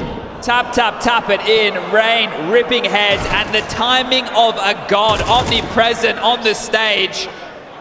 And the money not here. Mouz conceding 12. Oof. They're going to fight for their life in overtime unless a miracle can happen. And it's Robs. Makes light work of the eco. Carrigan will grab himself a couple as well. Back firmly against the ropes here now for Mouz. 5 alive. You mentioned back. Carrigan, the type of caller to break the back. One more round necessary. The master on the stage, the ultimate showman.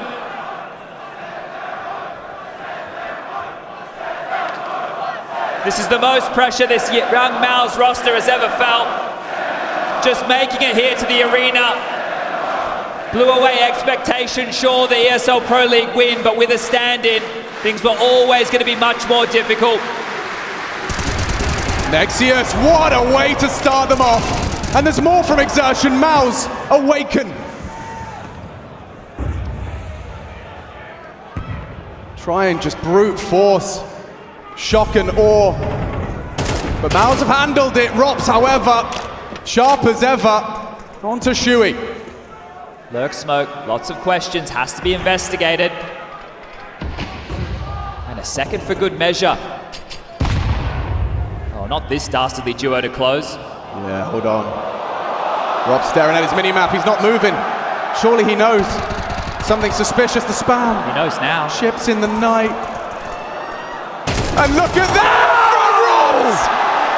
Game defining! The delivered on a silver platter from Robin Cool. Through the smoke. Exertion. He had no idea. Bomb retrieved. And he's been juked. It started so well. A 3 versus 5 flipped on its head. As Twist and Robs to close it. Complexity's opponent in that grand final. It will be FaZe! Another grand final in Sydney!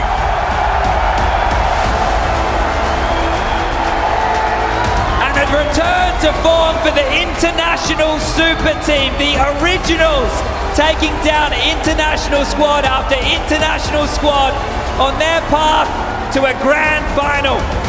2018, Carrigan and Rain, they've done it here before, and CS2 was the motivation that the dying light of FaZe Clan needed to light up the arena. People questioned whether there'd be the adaptation you needed, the evolutionary adaptation. New game, new puzzle to solve, FaZe. It seems they've cracked it early.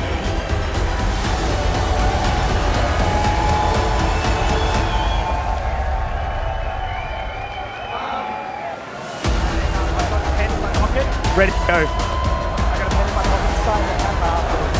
Pen. And then my, oh my. I'm just gonna let it run out for a second. First thing, as always, please guys, please Australia, give it up for Mouz! They had an incredible run, but Titans in front of them in FaZe. I had to bring a man who's been here before. You've won on this stage. It's Rain. How does it feel to be back, my friend? I feel it's good. You guys are amazing. The crowd here is one of the best in the world.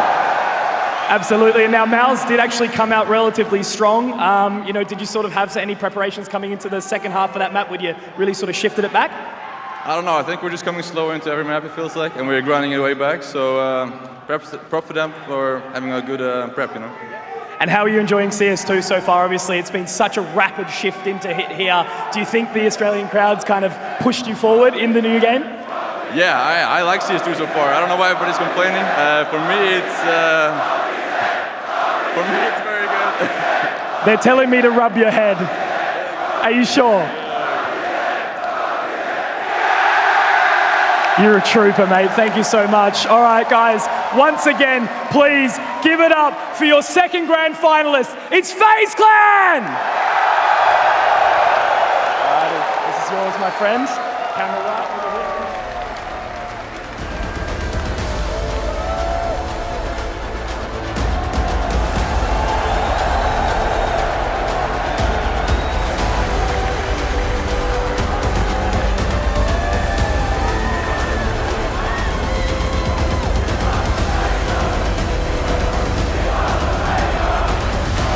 Well, FaZe Clan going to the grand final, and boy, have they set a tone. Statement games from FaZe, back days, 2 days back and forth, actually, as I'll say. We've got Kerrigan with us here on the desk, and wow, they won a major too, Kerrigan. Yeah, I can. They deserve it, right? Impressed. Yeah, like it's insane. I think every time I've been here in Sydney, they are perfect crazy. Yeah. Like there's a good chance of everything, and they're just enjoying the small things, like rubbing someone's hair, you know. So. Finn, first of all, congratulations on making the final here, right? Another great game. I have to ask you, how difficult was the decision to let Vertigo through after how it went for you the last time you did it?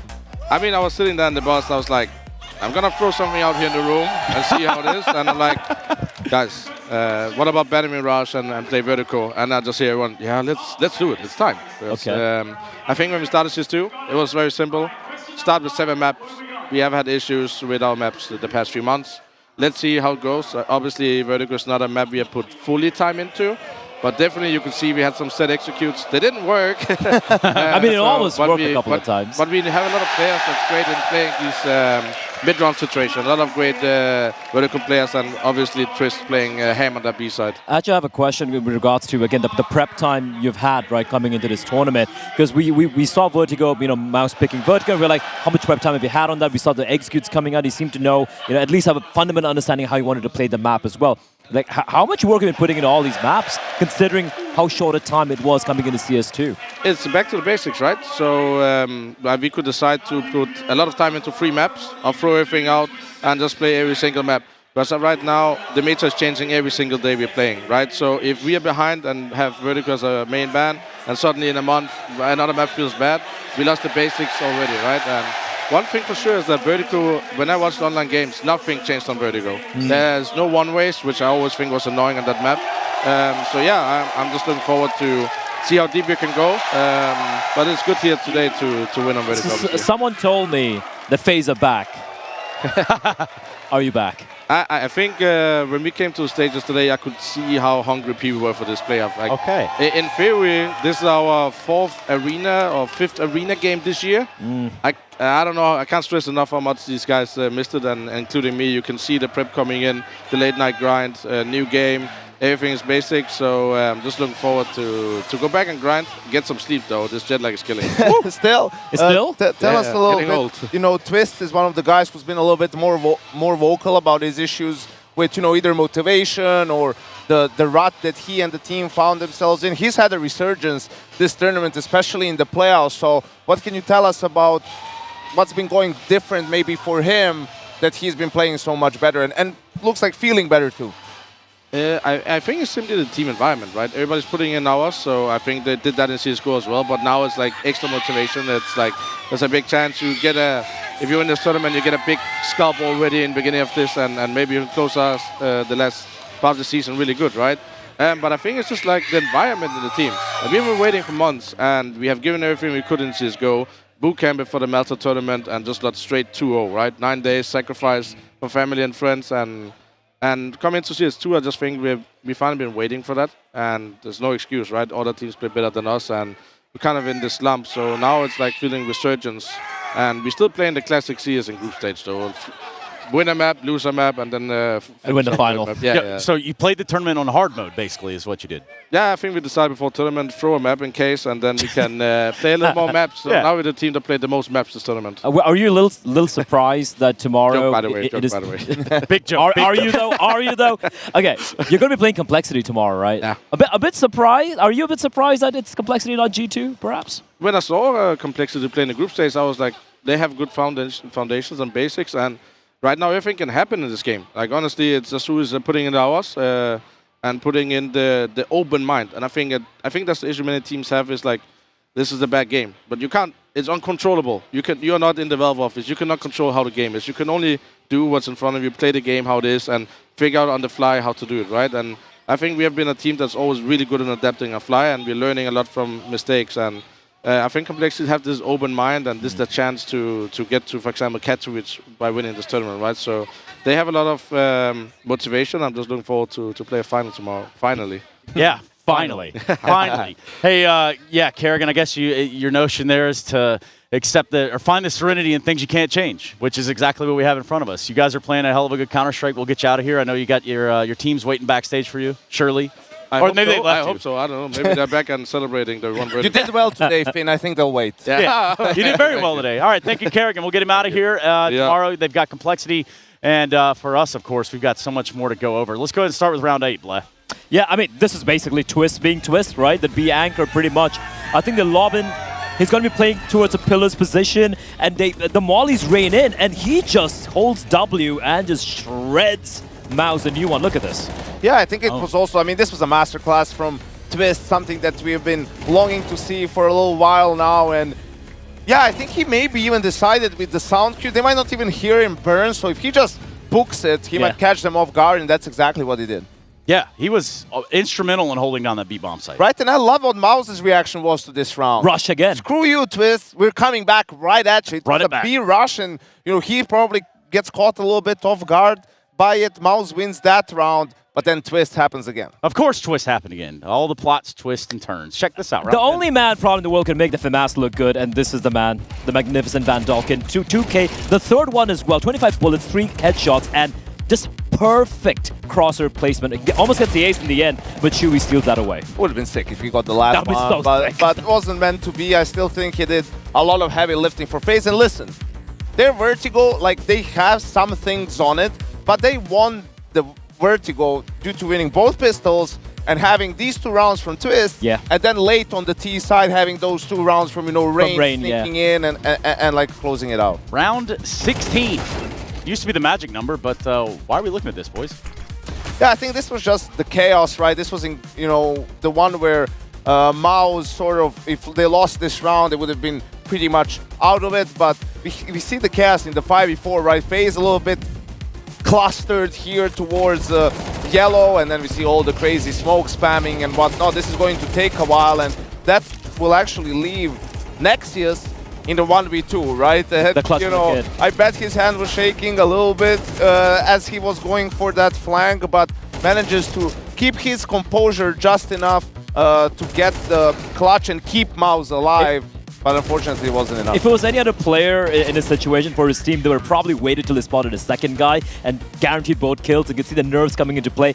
In the end, he still gets a clutch, though, and I'm sure that's something he's going to cherish. Of course, as you should, because that was pretty awesome. Also, you know what else is awesome, guys? I don't even answer. That was rhetorical. Because you already know the answer, or you will soon, because we have our DHL MVP. Check this out.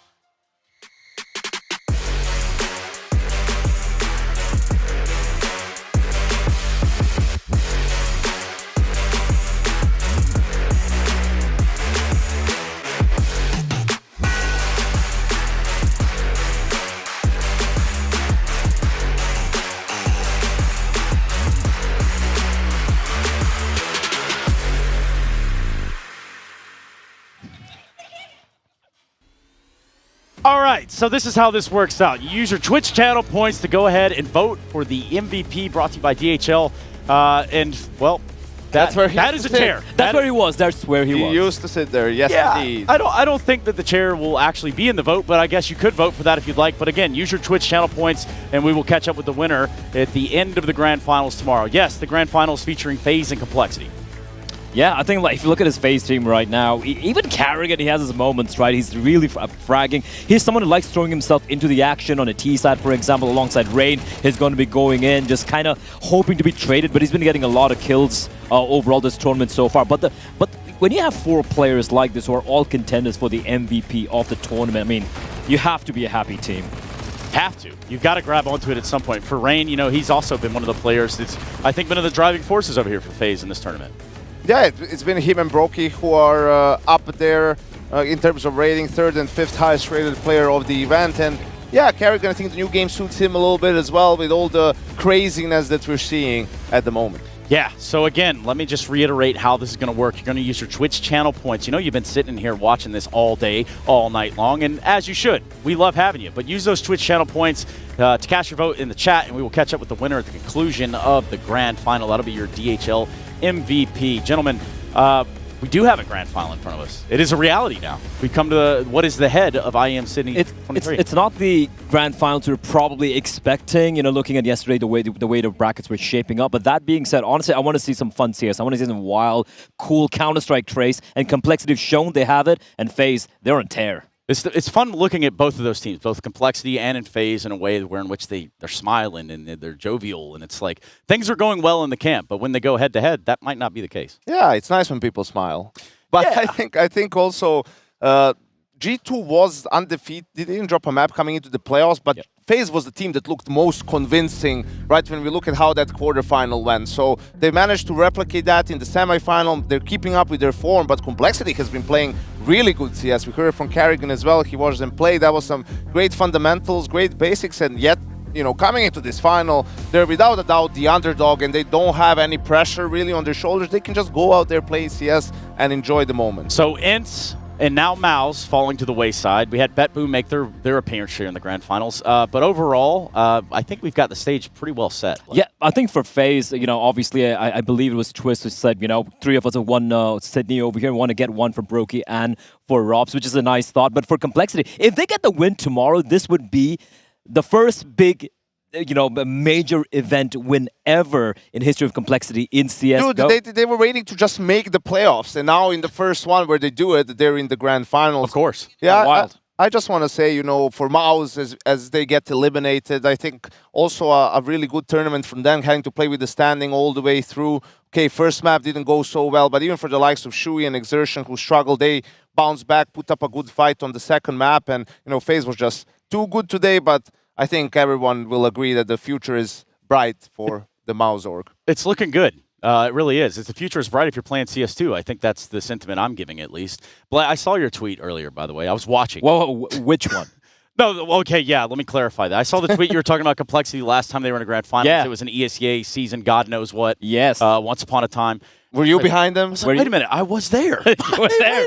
There was nothing. There was Hika, there was Sean Garris, Xanthus, and Anger. Yeah, Anger. Wow. Wow. That's a name I haven't heard in a while. Todd. He has a first name's Todd. Anyway, yeah. You know him like that. Well, I've talked to him in a long time. Hope you're doing well wherever you find yourself, Anger. My anger holds no bounds. Thank you so much for that, guys. I do believe we are getting an exit interview right now, so it should be coming around here shortly.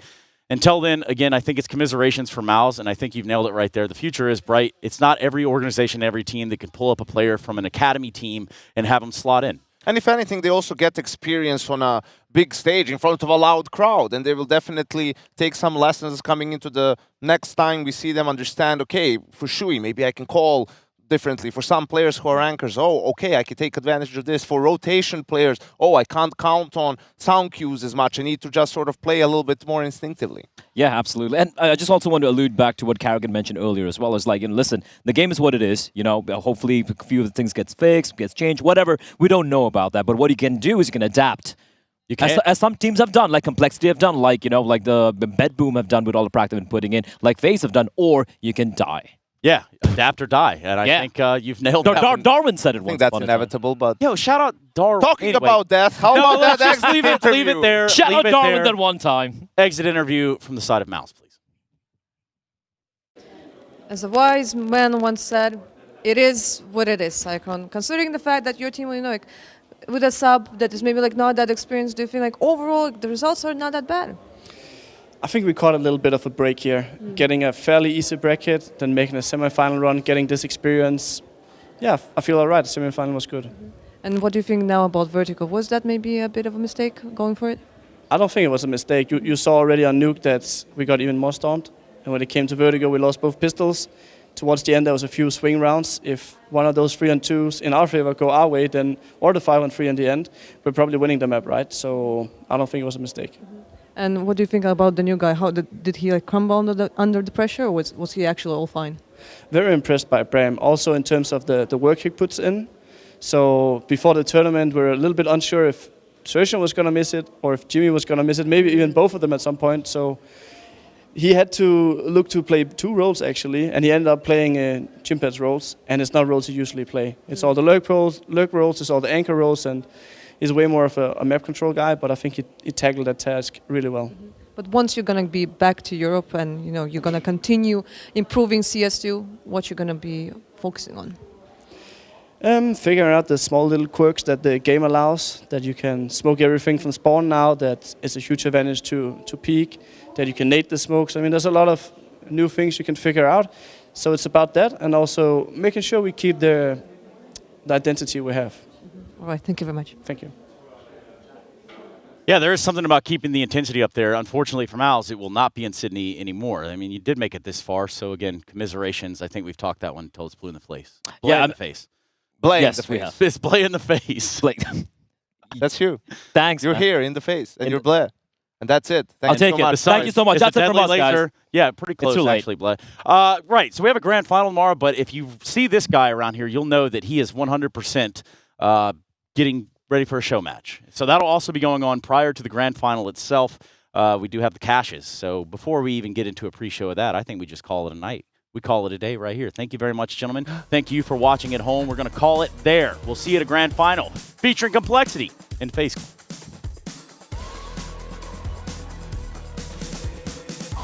That I'm such a weirdo. Tattoos from my toes to my earlobe. Was a role model, I never had a hero. I learned how to live through the stereo. Coming from where I come from, the inferior. Everything you see ain't what it appears though. Everything that I built, made that from zero, then added a zero. I am my hero. You couldn't imagine what it's like in my mind. It's beauty and catastrophe at the same time. Remember they laughed at me when it was game time. Now I know that they mad at me. I'm what you can't find. I'm not from the day. I come alive at night. I'm not what you used to. Couldn't recognize. They all on the ground while I'm taking flight. Yeah, you're welcome to join me. I promise I won't bite. Things they say, they're never getting in my way. And even if I make mistakes, I will always see them through. 'Cause I don't wanna play your game. I had enough, I'm burning up so hot I just break your chain. You can never stop what's building up inside of me.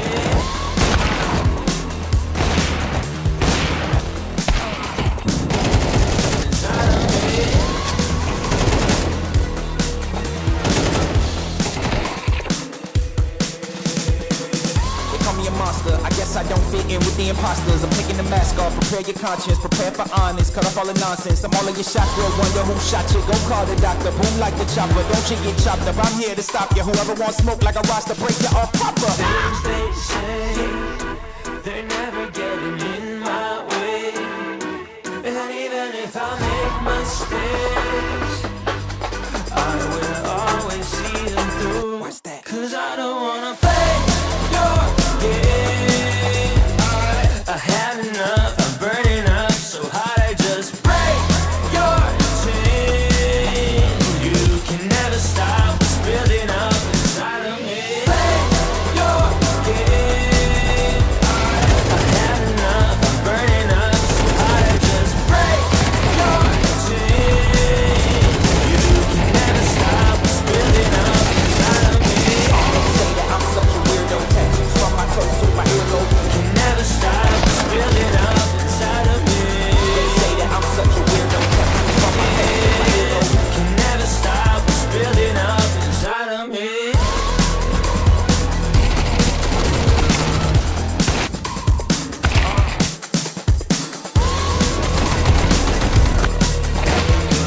Can never stop what's building up. 'Cause I don't wanna play your game. I had enough, I'm burning up so hot I just break your chain. You can never stop what's building up inside of me.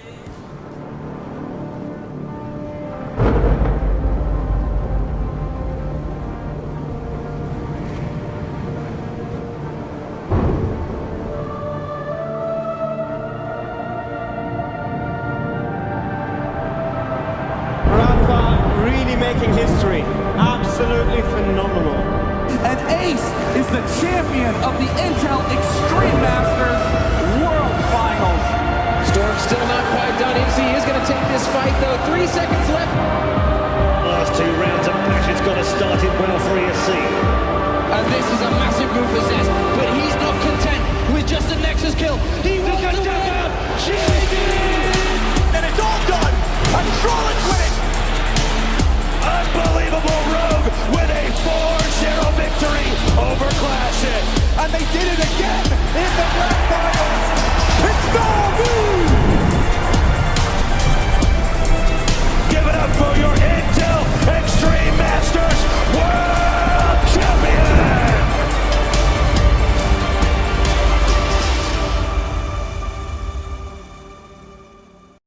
Hey gamers, are you going outside this summer? Yes. Me neither. That's why I'll be wearing the ESL Essentials collection while I safely tan behind my monitor. Wow, I love it!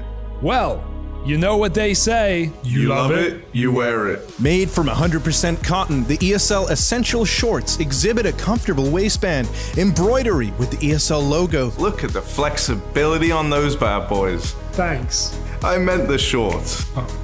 With a two-tone gray and white blend, the Zip hoodie is made of American fleece, so it's breathable yet warm.